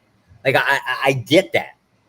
That's the difference. And that's why these conversations are important, because I realized, crap, I grew up as a teen doing really dumb shit, right? And now I have to question myself, how am I still alive? How did I manage to survive? I always just ask this. When we see these damn videos or these damn pictures of animals that are caught in captivity, the lions, these freaking orcas, the freaking bears, you don't see dark-skinned folks with these damn animals. Strongly agree. Like, well, I mean, maybe the Australians are a little worse than us, but I mean, yeah, we do some dumb shit. Like that's the dangerous kill yourself. You also get like you're playing with them, wrestling with them, and they still got that. They're not declawed. Like, what the fuck? This is why I like the term redneck, because it holds a very specific meaning. It used to mean like, well, now today it's supposed to mean like a simple lifestyle, but it really originated from like simple-minded, kind of like calling somebody an idiot. Same thing, just more polite version of it. Yeah, but see, now No, this is what we gotta. No, see, yes, it did. I'm going with it. Unless we're going back to like the what is it? War on Blair Mountain, I think it was. What was the name of that damn mountain? I can't believe I'm taking up for the white man. See how you get the other guy to defend your side? Well, hey, I grew up around them, bro. Like I bass fish, bro. Like I jump dunes, bro. You know what I'm saying? We try to jump rivers in trucks and break them and get together and fix them with spare parts. Like, bro, we played football everywhere. You couldn't hide that type of stuff from us, bro. If you was one of the kids that played baseball and we all met up, bro, guess what we all did? We all kicked it together. And there's one thing they always let you do: shoot guns and go fishing. So we cool. I don't have no problem. I'm gonna mayo up on him. Uh-oh. Go ahead, There Mama. we go. You got to know Mama. She's like 200 years old. Go ahead, Mama. The term redneck comes from the days of farming communities when the farmers worked out in the fields and their necks got sunburned from working in the fields. That's exactly where it came from. Really? So Yes, what were the what was the red bandanas on the Union strikers or the old coal miners back in the Battle of Blair Mountain? What were they called again? Coal miners. No, the ones specifically that were striking. It was like basically like they unionized and they went on strike. Ended up fighting the federal government. Not originally. The federal government got it in later, right? You got to remember those. You got to remember those guys those guys, the coal miners, were poor people, and they were farmers. And after they worked in the coal mines, they went to the fields and they worked, and they grew the crops for their families. So yeah, I'm talking. They wore bandanas and carried handkerchiefs So and I wiped just looked it up. the I sweat. just looked it up, the terms. Technically, you're both right. They're up there for both of them. One is for the first one that pops up is during the 1970s for farmers that were quote rednecks because they were out in the southern farms. And then I looked down to Scottish rebels in the 1600s, and they were also the ones who symbolized stuff because they wore like bandanas. Like, yeah, so you're technically you're both right. Well, I wasn't going back that far. I was going to 1921. I don't know, sir. You're kind of white, so you might just go all the way back. You know what I mean? But now, to be fair, right? Like But that holds some credence because the coal miners and West Virginia and Kentucky and so forth, I mean, they were Scotch-Irish descent. So I don't know about that one. might have been some semblance, some semblance. Irish Presbyterians, yes, that's what I have up here. My old man's from West Virginia. I don't know much. There's not a lot of records. We'll put it that way. Like this is how we actually lied to get into the war. Was actually because like birth certificates were notoriously known for catching on fire with hospitals burning down. Like that was just a thing back then. They didn't have like a centralized system. It's just everything was like stored in the basement of a hospital. That was just a Tuesday. Yeah. So, but like on my mom's side of the family, so like my grandmother was German and my grandfather was Italian. They immigrated over like I think like 1930s, somewhere in there. They were members of the Nazi Party.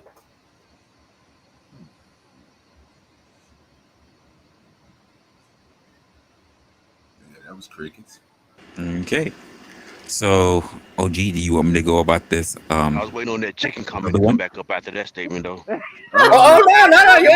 We can, bro. We usually stop. We almost about 3. We're gonna go 4 hours or something. What we gonna do? I mean, I can finish. I mean, we can finish it out if you want to. If you want to call it, you can call it. No, I mean we can play that. We can play a little bit of that. Get there. Hey, we usually play one of them. Yeah, we can play a little bit of it. Fuck it. Chain up. So this was a bit of a thought. This one's a bit of a thought turner. I do think they have a pretty good, a good questioning around the table. Pretty respectful. But I want to know what your exact thoughts are on it. Do you have even a different take on it? And just let me know if there's anywhere that you find a little bit of a controversial element or things that you don't agree. God, I love controversy. And the conversation is about men love more authentically than women. Let's hear it out. I think men love more authentically than women.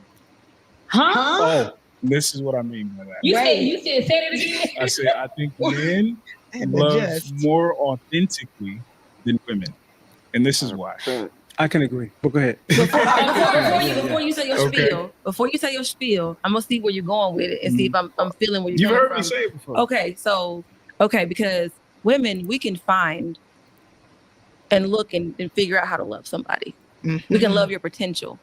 We can love what you're going to become, or we're gonna make you. Correct. But when a man falls in love with a woman, he pursues her with a vigor like nothing else. When he's in love with that woman, that is his love. That's where like he's focused on it. But us, we can find a way to love. You know, I'm not. Yeah, we will love some potential. We've done it. We've done it before. Money. I've done it before plenty of times. I love what they will become. You think? For the love of money. Is it money though? Money, yes, but it's probably a better way of putting it in the concept of like materialism. Hate to word it this way, but this is the way that everybody in the last 40 years are discussing relationships. It's always going to boil down to some type of materialistic thing. Big house, big cars, lots of money, whatever it is, right?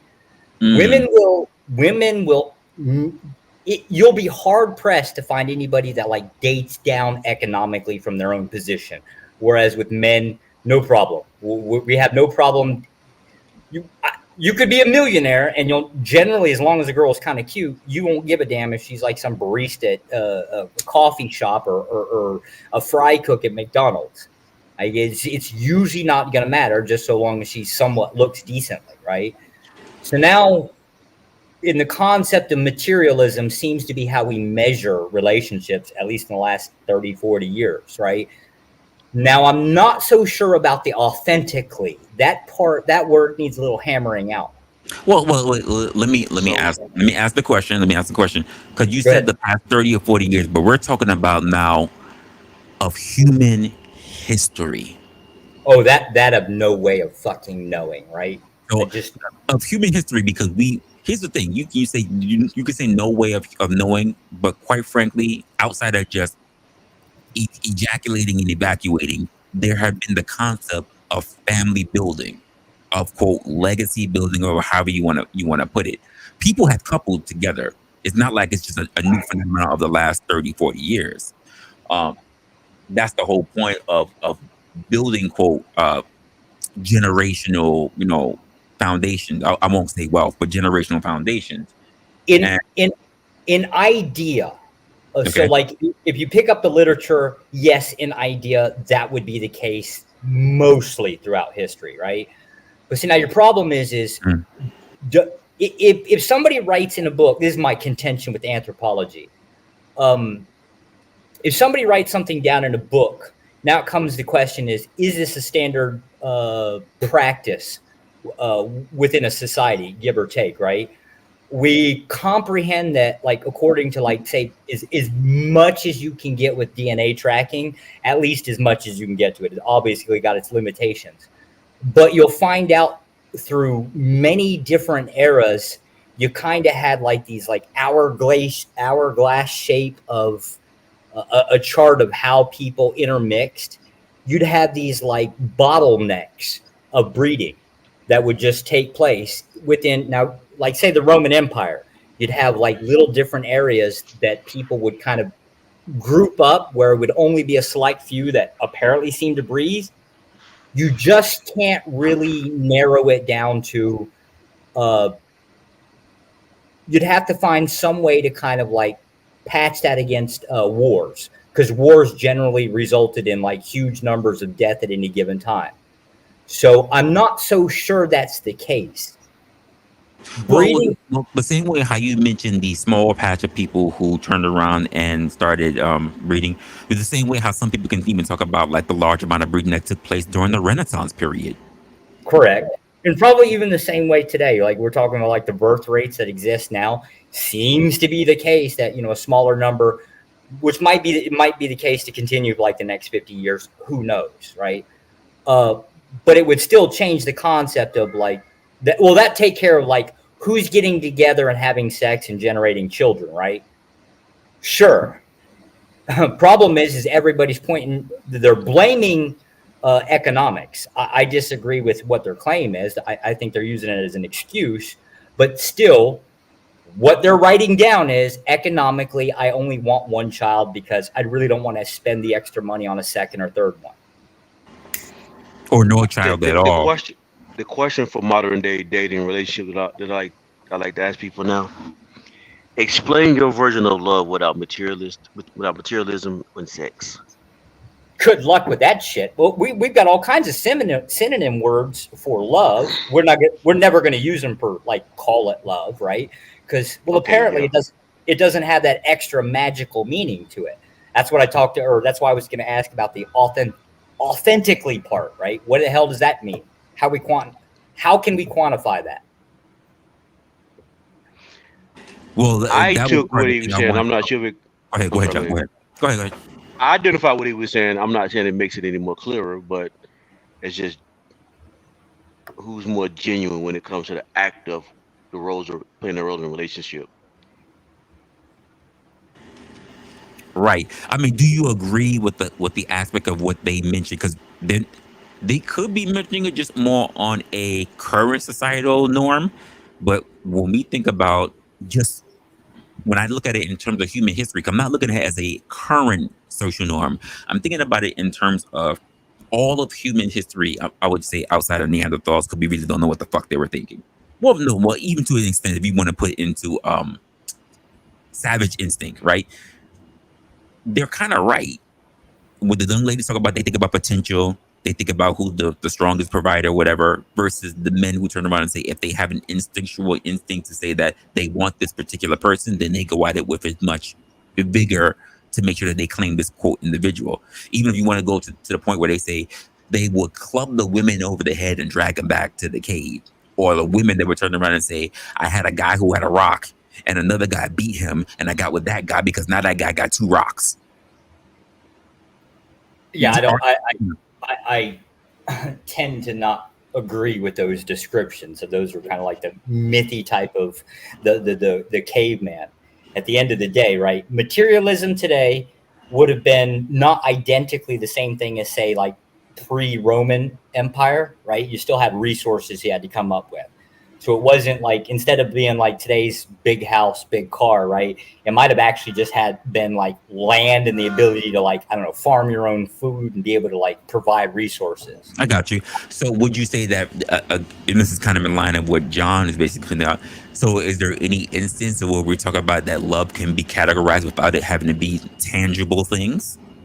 Tangible materialistic things?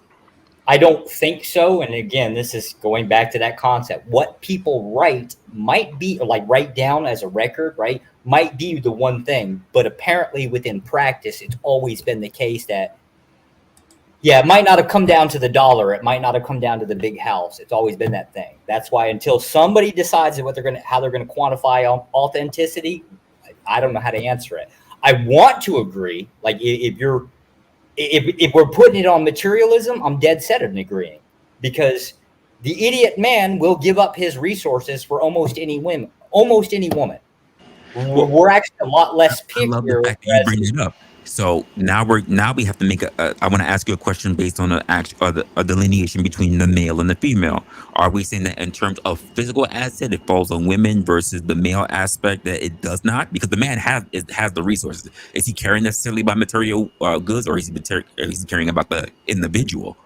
As I guess what we call it aesthetics, which I'm not so different, or I'm not so sure. Matter of fact, I think actually argue is just the same thing as, say, like materialism. Is just now it's ideal, if that means anything. So like, I don't know, a woman's got a big badonkadonk, or big breast, whatever dudes are into, right? Maybe a little bit more subjective, but it's still going to be a thing. So there's going to be some kind of aesthetic that they're going to hold a value. All right. So pretty much we put our point on that. Let me just ask the actual woman that's on the panel. So, Mama, what do you think about the actual what they're saying?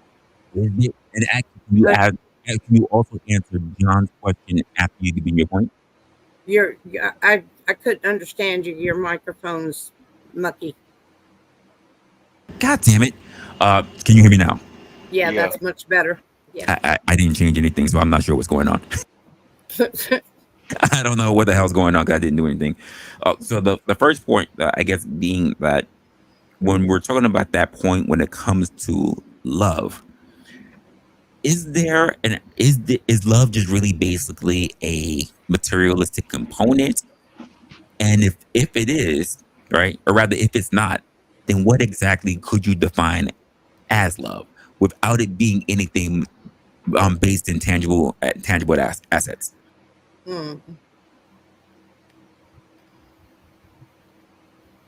What is love? Love is an emotion. What is love? Yeah. What's love got to do with it? But yeah, that's a tough question.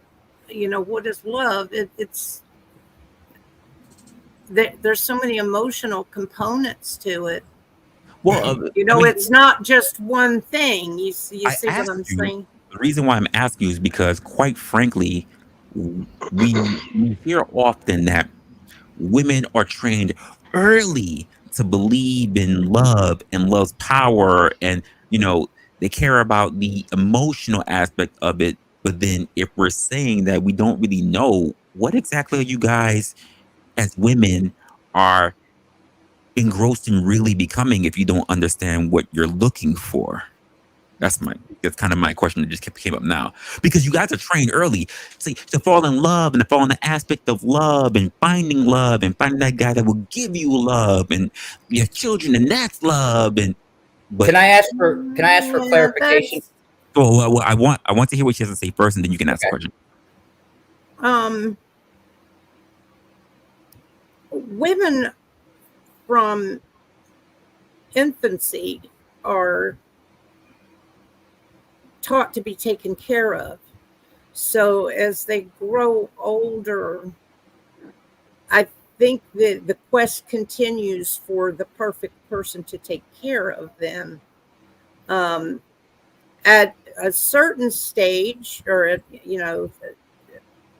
a certain point in time, women look around, and I hate to say this, but there's an element of truth to what this woman was saying in the beginning.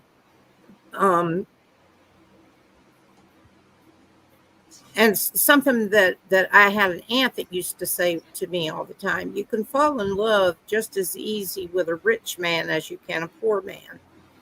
So, and what she was saying, this young lady here was kind of saying that, you can learn to fall in love with pretty much anybody that you meet, but what most women are looking for is the person that can take care of them, protect them, give them, I hate to say this, nice looking and intelligent children, be a good provider, a good protector, and they will seek that person out. There's another saying in our womanly community that's that'll go, gosh, I've been married 7 times, but my man picker's broke. Well, so let me ask this, Mama. Found the right guy. So let me ask you this, based on the things you just said. So is love an aspect of what a guy gives to you in terms of what he's willing to sacrifice for you, or the things that he gives to you tangibly? Because the idea of giving his time, I'll say it this way, as another content creator says, his meat, his money, his energy, his attention, and his time, versus just giving you someone tangible things. I think it's a combination. I think when you look around and you see all the women that have been married to the ultra rich men, why are there ultra rich men? Because their passion is to work, earn money, and be a king, so to speak. And family is secondary when a rich man is thinking that way. Now, after they become rich, it may flip, and then they have time for the family. But you'll see a lot of women married to really wealthy men who have a side guy to get the attention that they need. You can, John the Baptist, but Joshua, what was your question first? Because Joshua needed the question. No. Let Baptist have my slot. Okay, John, go ahead.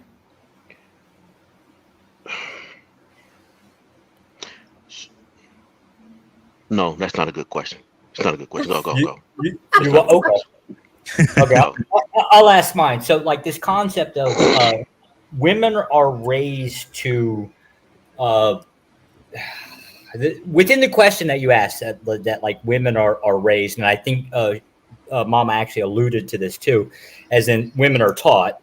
So there's something about child rearing where she explains it as women are taught to seek out men that will provide for them. But I think what Resla was alluding to was this concept of like what you would see like within a Disney cartoon film, right? Like the I guess I hate to call it romance because it sounds weird. That's exactly what it is, sir. Right? That thing that's in that Disney film that's being promoted. I don't care whether it's the Little Mermaid, whether it's Aladdin. I mean, just go down the thing. There's always I don't know, the Prince and the Frog. There's always that weird shit there, right? It's just we don't know how to describe what that thing is outside of, like, say, romance. We just keep calling it like love. Now, Mama alluded to the idea of like the emotional attachment somehow.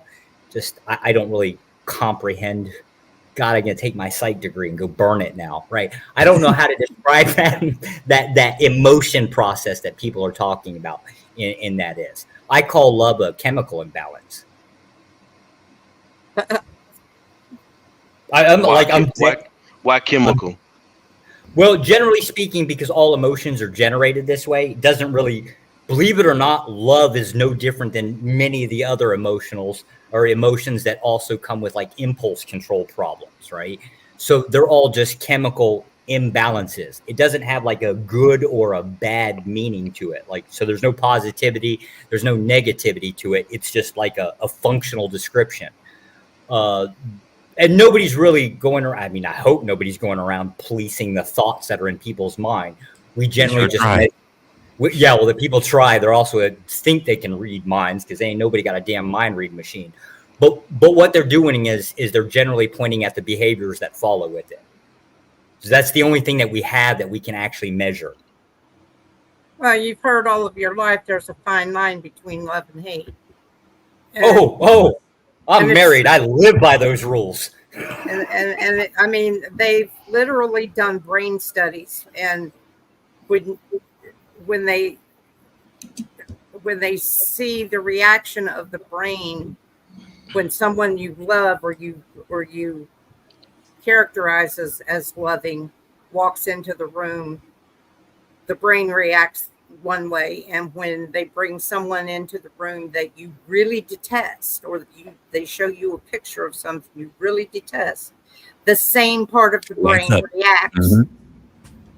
So, yeah, I mean, there's just, like he said, there's so many emotional components that go into love. It's not a single thing. I mean, I can be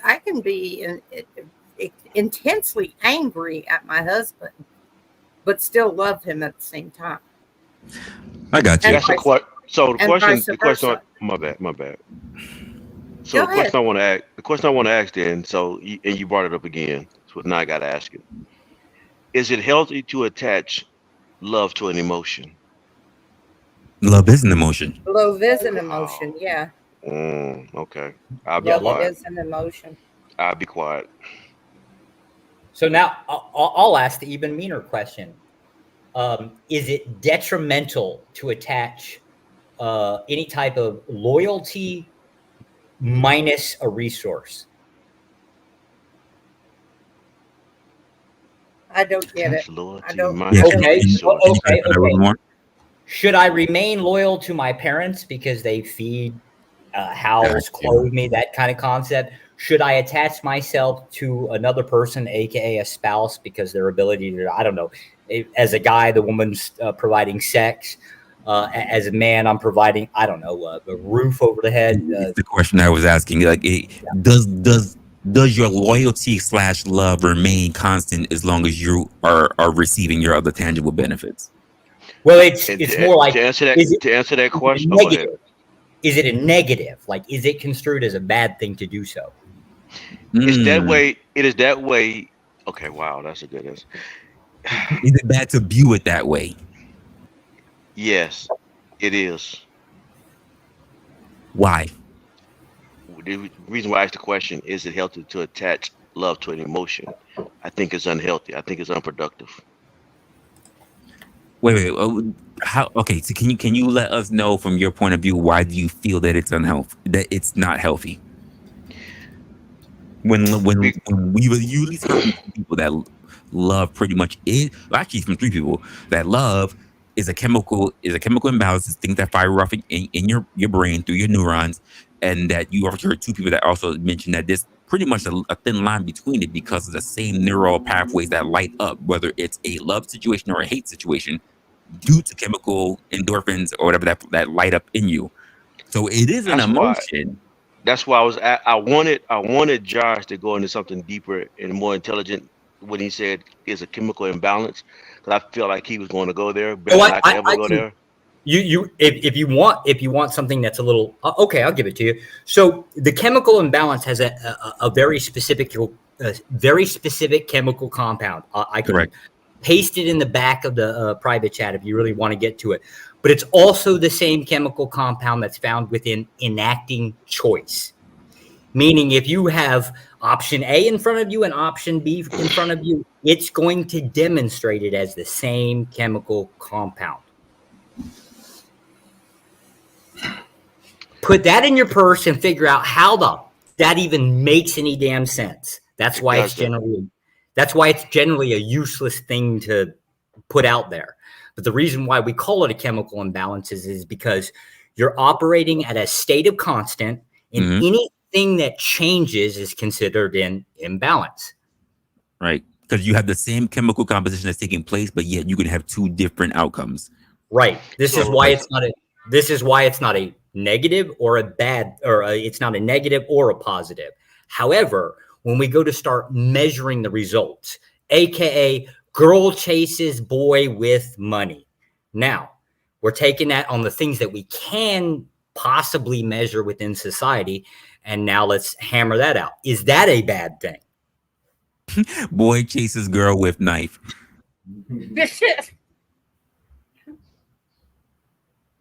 Is that a bad thing?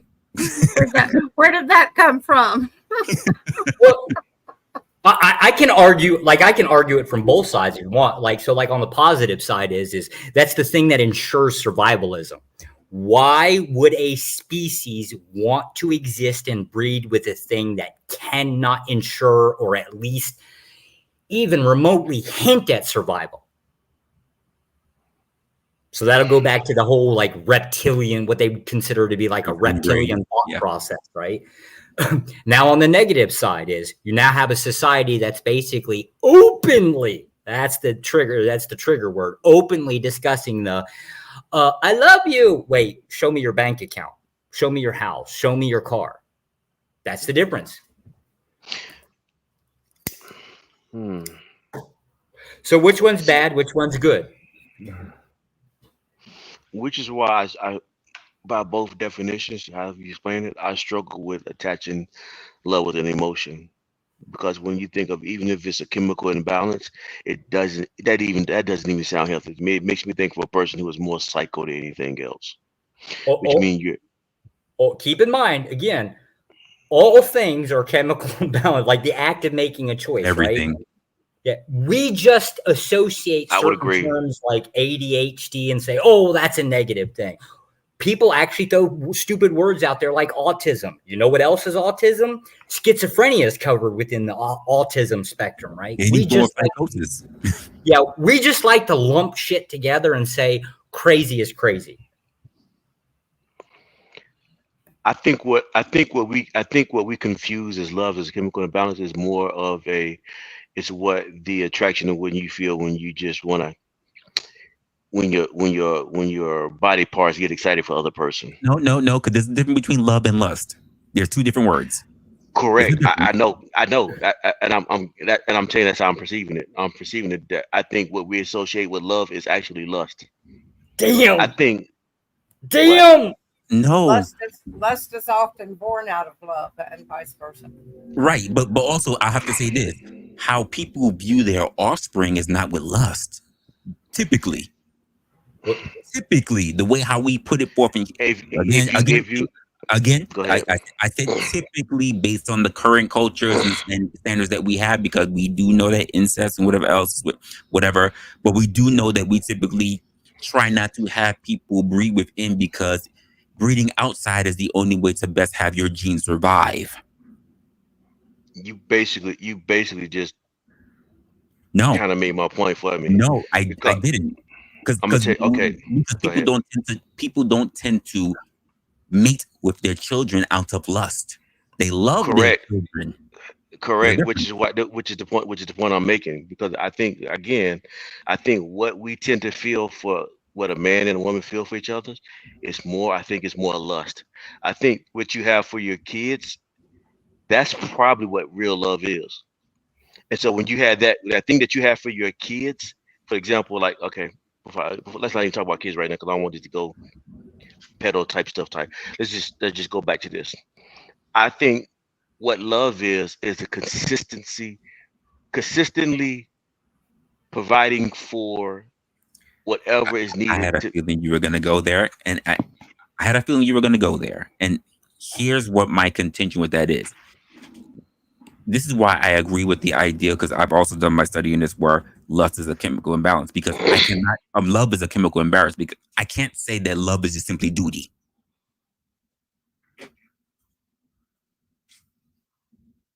Okay. Now I love this. Okay. I can't see that. I cannot agree that love is simply duty. Okay, Resla, let's do this. Since we're going to bring the synonyms in here, whoever's got control of the panel, just do a quick synonyms of love. Fast Google search, it'll show up like a list of words.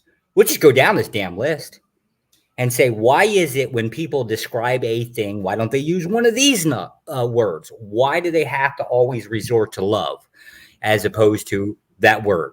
So I went deeper than that. I actually typed it into an AI.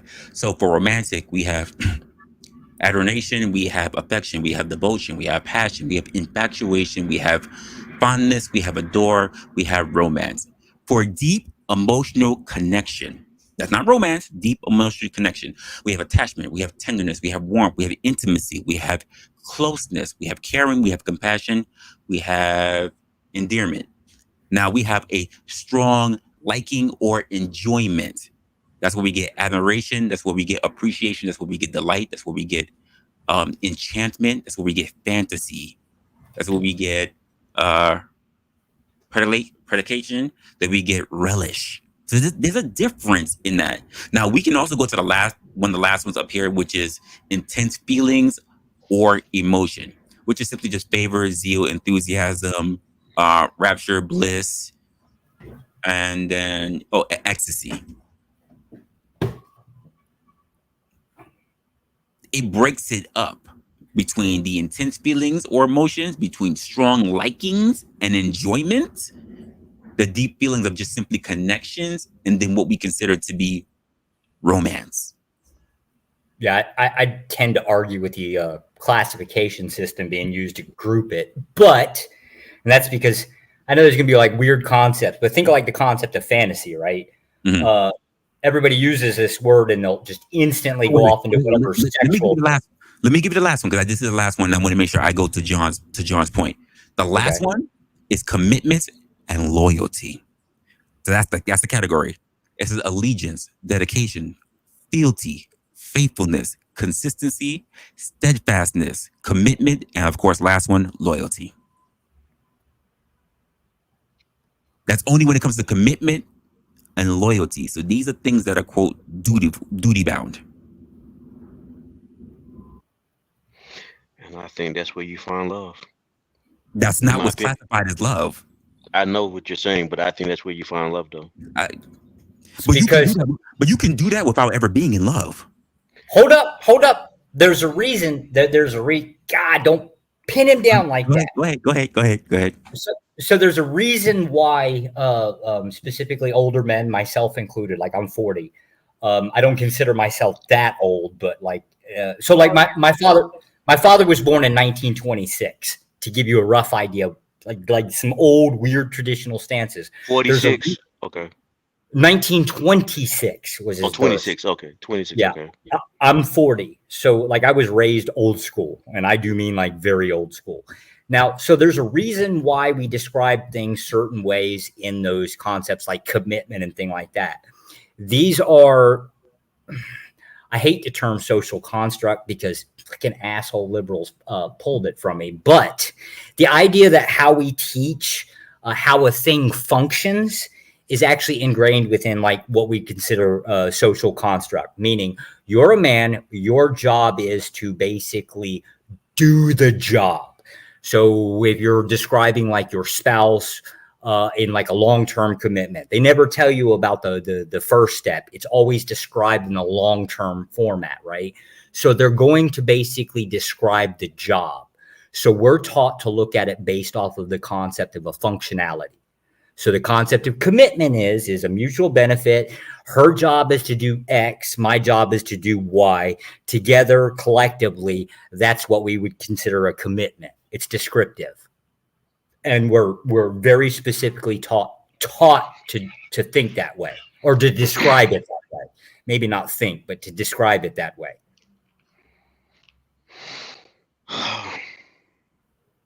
So we can't. So I know you just said what your father think, and then you gave us some facts, and I'm not discrediting what you're saying.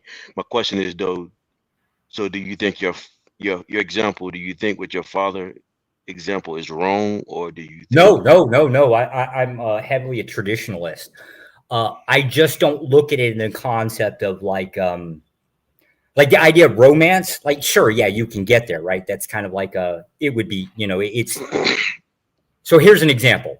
We all agree that a man's job within a relationship is to provide and protect, right? Now, nobody ever really describes the concept of what is a woman's duty. Like, they're all trying to they're narrowing it down to the kitchen, make me a sandwich, mop the floors kind of thing. But really, it's pleasure and comfort. Pleasure would be your sex. Comfort is that emotional attachment that guys never really want to describe openly, but that's the thing that they provide. It's ingrained within that nurturing description that we keep pushing off on women. No, So, there's a deeper discussion of what a woman should do as far as in a relationship, as far as duty, and it is more so is that the man creates the culture and the woman teaches the culture to the generation comes after, whatever the father establishes. So there's more detail in that, but I'm gonna go. Yeah, but that's like a teaching method for your offspring. The concept, the question that's being asked is specifically about the whatever that emotion is between the man and the woman in whatever we're openly describing as a relationship, and ultimately like long term going down to marriage and keep going down the road. Just not the kids. That one's not on the table. The only reason that the kids got introduced was because when we start describing these emotions, we could also be describing the same thing to our own offspring. And so there's got to be a distinction there. Okay, I see what you're saying. Okay. Well, let me put it this way. I wouldn't. I'm not gonna ask you. You don't have to answer this, but and I'll just put it out to the entire panel, right? If we're gonna be making the distinction of saying whether love is whether a chemical imbalance or whether it is duty bound, I'll have to ask this for those people who are feeling the way. If they love their partner, quote, they would take a bullet for them. But if you're saying that if you don't have to love your partner because quite frankly, love is just being duty bound, you would take a bullet for someone who necessarily you don't even love. You just feel like it's your responsibility. Circumstantial question. Right. I would assume that most people who will turn around and take a bullet for someone is out of their admiration, or rather their not allegiance, because it's not a job, but rather their affection, their passion, their infatuation with that person. They would rather see that person be alive rather than just say, well, this is the situation. I don't really like the heifer, but I gotta die because quite frankly, that's my job. Yeah, I'm not doing it based on that. There's no kids. If there's no invested interest, right? There's no kids. There's just me and her. No, I'm not jumping in front of a fucking bullet for her. And I think most people would see that as a rational course of action, which is why when we're saying that love is a chemical imbalance, because a chemical imbalance is not a rational action. Well, the result that could come from it. What are we describing now? Are we describing love as in the irrational, or I'm sorry, are we trying to touch on the irrational parts of what we consider? I'll look at it this way. I'll go back to the part where Mama laughed at. The guy who chases his girlfriend down the hall with a knife. Right? Okay. Do we think are we saying that's love? No, let me get there. Okay, my bad. The guy can be chasing her down the hall out of passion. obsession, all of those words, almost all of those words apply. All those words come from again, we see the people that go to jail after getting their ribs caved in and turn around and say, I can't leave him because I love him, because I'm infatuated. I'll go back to the romantic one. Because I adored him, because I'm affectionate, because I have devotion, because I am passionate, because I'm infatuated, because I have fondness for him, because it's full of romance. These are things that are classified under love, which can also be classified under hate. I can't stand him because I adore him, because I'm infatuated with him. I can't stand his ass, because every time I want to get away from him, I find him fun. Okay, I gotta ask Mama a question now. Uh-oh. This means I gotta think, which could be dangerous. It's not complex. It's coming from me, so it's not complex. Did you get married because of love? Or from a woman's perspective, should a woman get married because of love? Okay, there's 2 questions, Mama. 2 questions. I think that should not just pertain to women, but I think if you are, I'm going to change that word think. I'm going to change it to I believe if you're going to have a successful, long-lasting marriage, you should know that you love the person that you're getting married to. I bow out of this conversation. I'm done. Hold up, I'll pick up her argument. We're just having a conversation. Don't have to be done. We're trying to come up to an actual rational explanation as to what's happening and why people feel the way that they do, or what's the most logical and rational definition as to how we should how we should categorize what people are interpreting as these words. Because some people think of it as a magic spell, even though we will say that magic is not real. How do we classify what they're actually going through, what they're actually experiencing, unless we really hone down on what these conversations are? Because they're going to be men who say what you say, John, and say basically it's a matter, like, I'm not going to try to put the words in your mouth, but basically they're duty bound, which means it's an obligation. And to some guys, they may look at that as, quite frankly, instead of an obligation that they should be proud of, they will look at it as a burden. And the only way to really have them have that delineation is to actually have the conversation. No, yeah. I'm not saying that. I wouldn't say that based exactly on what because of what Mama said. It was kind of exactly what she said. But it was more so that I didn't really think that she would say that based on the generation that she represents. And hold up. Why not? She comes from a survival generation. What are you talking about? Got a point. Yeah. Okay, so the reason why I didn't think she would say it is because she was raised by the silent generation. I'm sorry, was that right? Yeah, the silent generation. As he said, a survival generation. Correct. So they didn't do it because of love. How do you know that? Because, sir, love goes back as far as Romeo and Juliet. No. Okay, so again, we play with this word love loosely, right? Because we keep saying chemical imbalance and it's tied to emotions, and we're trying to define it. Just to be fair, correct. Correct. That's correct. I understand that's what we're doing, and I think what the majority of the people are going to do this, and I'm going to always be probably abnormal in this conversation, is that they want to keep it to how we feel, emotions, and I think that's the wrong thing to do. I think Eastern culture had probably one of the best concepts of marriage, in the sense of it's arranged, and it's not predicated on emotional feelings. It's predicated. Are you sure about that? Are you sure about that? I wish I had that John Cena ripping through the wall. Are you sure about that? For my feeble understanding of Eastern culture marriage that are arranged marriages, it is most I don't even know each other until maybe. I mean, right. They're like they don't have any options of who they want to get married to. It's pretty much this has been arranged for you. So this is the point that I was kind of making earlier. This is the kind of point I was making earlier when we were talking about marriages, and I said that Mom was trying Mama trying to correct me on something. Mama's trying to correct me on not something. get married. But go ahead, Mama. No, they do have a choice. Just because the parents say, okay, son, we found you this woman and she fits all of the categories. She's from a wealthy family. She's well educated. She's this, she's all the things that we expect to be the best thing for you to have as a wife. Oh, that's current though, Mama. That's current. We were referring to the past where, because the conversation that John and I were having were when I said that not everybody who was poor was able to get married. That was originally designated for something for the rich in order to secure resources to pull forth resources together to build legacies. That was poor people out in the field didn't generally get married. That was something that was derived of the rich. So those people actually didn't have a choice in getting married. You're going to marry so and so. You're going to marry Lord so and so, and that's the end of it. Oh, that's betrothing. To be fair, that's betrothing. But it's still arranged.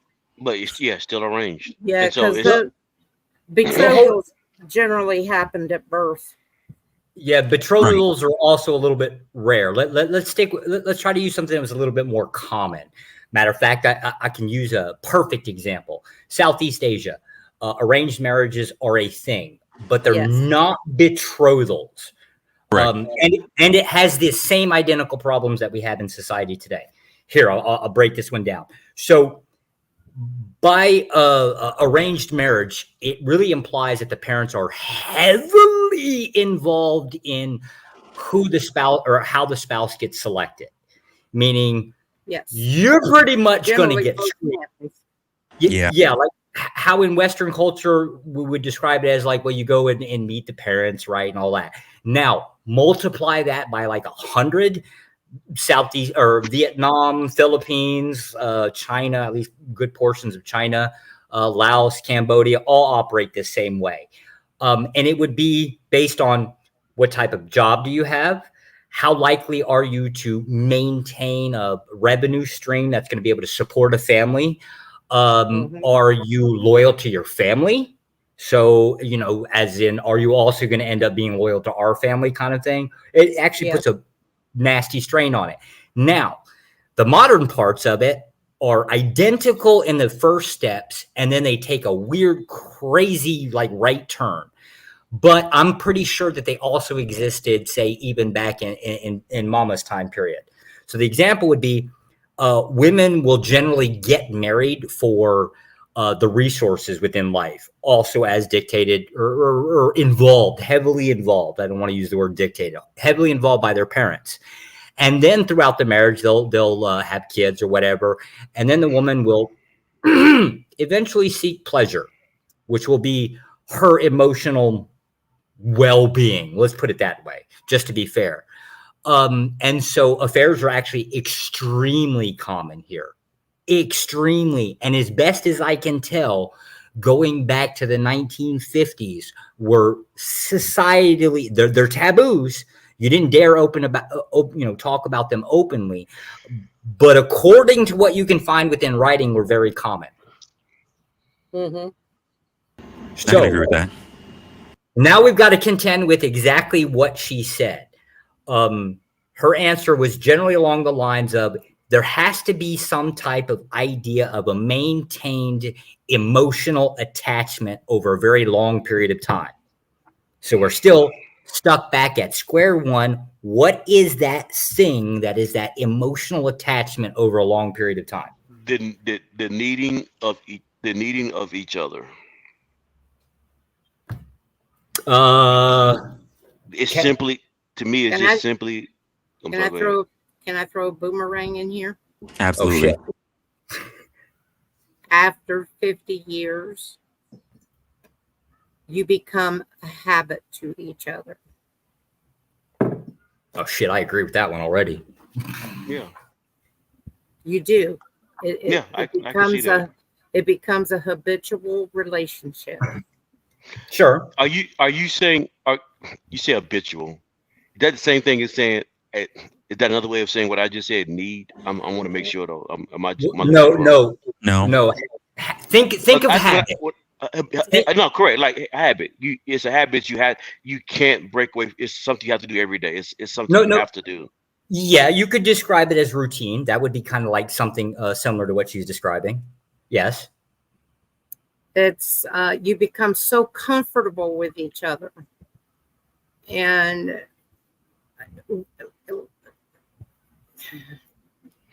Mom, like we will finish each other's thoughts. Okay.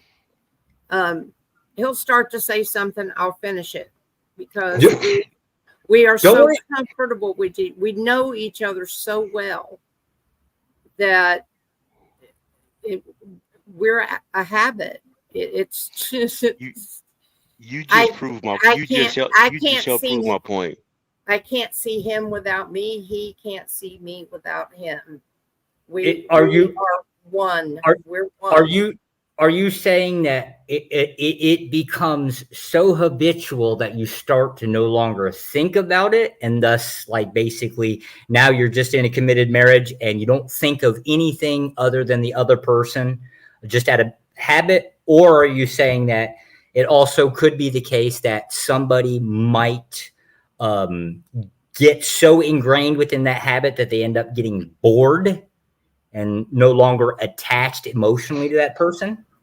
No, that's not what I'm saying at all. Okay. She is actually proving the point, Mom. I'm not saying this be, but you actually proving the point that I was trying to make earlier. The more you speak, because when you said habit, and I started thinking habit forming. I just lost the train of thought. Habit forming patterns that we go through in life. Those had nothing to do with love. Those just come routines of doing the same thing over and over again. Yeah. I watched my grandmother and my grandfather for years. And I'm not saying they didn't have some kind of feelings for each other, but it was more so he literally could not do for himself what she did, because for over 30 years she did it for him. Mm-hmm. And for over 30 years he did it for her. And so much that when she died, he went into a downward spiral. Yes, and that happens with long-term married couples. And the thing about it is, it's not really, you don't really need love for that to happen. You just need the constant doing the same thing over and over and over and over again for year after year after decade after decade after decade. That pattern is developed and you just grow accustomed to it. So I got to ask this now. Since it's being described, or like that deep connection, right, is just being described as something habitual over a time period. Why do we have problems with? Because we have absolutely no problems with behavioral modification. For those that you that don't know, I'm what you call a tactician. So, like, if you, a guy that basically goes in with psychology, they're going to go in one or two one of two directions. A clinician, which is that asshole that you kind of like lay on the couch and tell your problems to, or a tactician, which is basically you end up either getting hired by military. I got hired by government, and then you're going to utilize to manipulate other people. The idea of creating habits within groups of people, in this case, it'd just be two, are not incredibly that difficult, not even time consuming, most likely not even the case that it's like high in resource usage, but we don't do that. Why not? If this is what it's being described as it's just a habitual over a period of time, and you're maintaining stability where external factors, say like need, whether it's like, survival in some form or another, those can be artificially manufactured without any problems, actually. But if we're just describing it based on the concept of that habitual favor or that habitual behavior, shit, we can do that with our eyes closed. We can. I think so. The question would be then: are you saying why don't we do that now? Why is that not more consistent? Is that Yes. so the reason I think the reason why is kind of what Resla said earlier, because we've taken that concept of what marriage really should be and it's made it to what Resla was trying to say earlier. We made it into a Disney fairy tale. To be fair,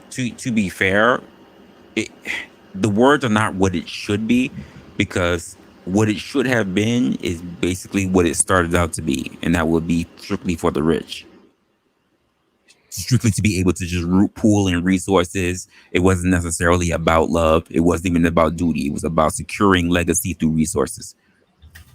And If that's what we want to talk about, the original reason as to what it was for. According to a certain that's ideology. what betrothals, and that's what betrothals were for. Correct. So if we're going to talk about what it was intended for, it's very subjective, which is why we go back to the whole thing as to cultures that change within time of understanding of what something is. It's changed. But okay, but we're dealing with the fact, unless I missed something in the conversation. Josh asked the question, and if I heard the question right, if it's just habit forming. Yeah. Why we're not doing this now. And so I was answering the question. Now I probably missed some of your answer, Resla. Why I'm not making sense to me. My answer to Josh was kind of what you said earlier. The reason why we don't see it that way now, because it's just habit. If it's just habit forming, my answer would be because what you said earlier, Hollywood or Disney World, Disney fairy tales, has corrupted us into not seeing it as something habit forming. It should be something magical. Which unfortunately, because of things that we see all the time, forms new habits. Nothing stays the same. But no, okay, so listen, my bad. Go ahead. I love this conversation, but we've already gone well over our time. I do. We can have a little. We can have a conversation just a little bit in the back, but I want to be able to end this show. There are some people that want to get some sleep. There are some people that want their morning tea. There's some people that they want their morning tea or coffee or whatever. We want to give people their day. Some people are taking a shit right now, watching us on their phone. They trying to get ready for work. Like I want to be able to take care of this stuff. So, guys, thank you for actually showing up for the D.B.D. Absolutely. Yeah, you can stay tuned for part 2. Trust me, we'll have more going on for you. Maybe this is even a conversation that we will have once again. For those who actually don't know, we do this, me and OG, every week. On his time, it would be 12 a.m. On my time Eastern, it would be 1 a.m. We do this. Thank you for showing up to the D.B.D. And if anything anyone wants to say in closing out. 12 Central, 1 a.m. Eastern. Appreciate everybody for showing up and hitting the like button and chatting with us and everything. Hope to see you on part 2. Absolutely. It's my first time running into Dirty, not my first time running into Resla. Resla, Jesus. Dirty, I like him. Finding out that he's your boy, damn, now I knew I should have been surprised. I like the guy. Now I know why, right? Because I liked his explanations before. I thought they were useful. I like descriptions. I'll definitely be back, but I'm coming for him, not you. I'm sorry. I think I like Dirty better. I'm talking about appreciate everybody. That starts tough now. All right. Dissension in the ranks. All right. We'll see how this goes. All right. All right, guys. Thank you, everybody, for showing up. We will see you on the next one for the D.B.D, our drop-by discussions. If you haven't already, please hit that like button on your way out. And, of course, alert to all the other people who have a problem sleeping that we're going to be doing this every Tuesday night, Wednesday mornings. And we'll see you on the next one. Later, y'all. Peace. Peace.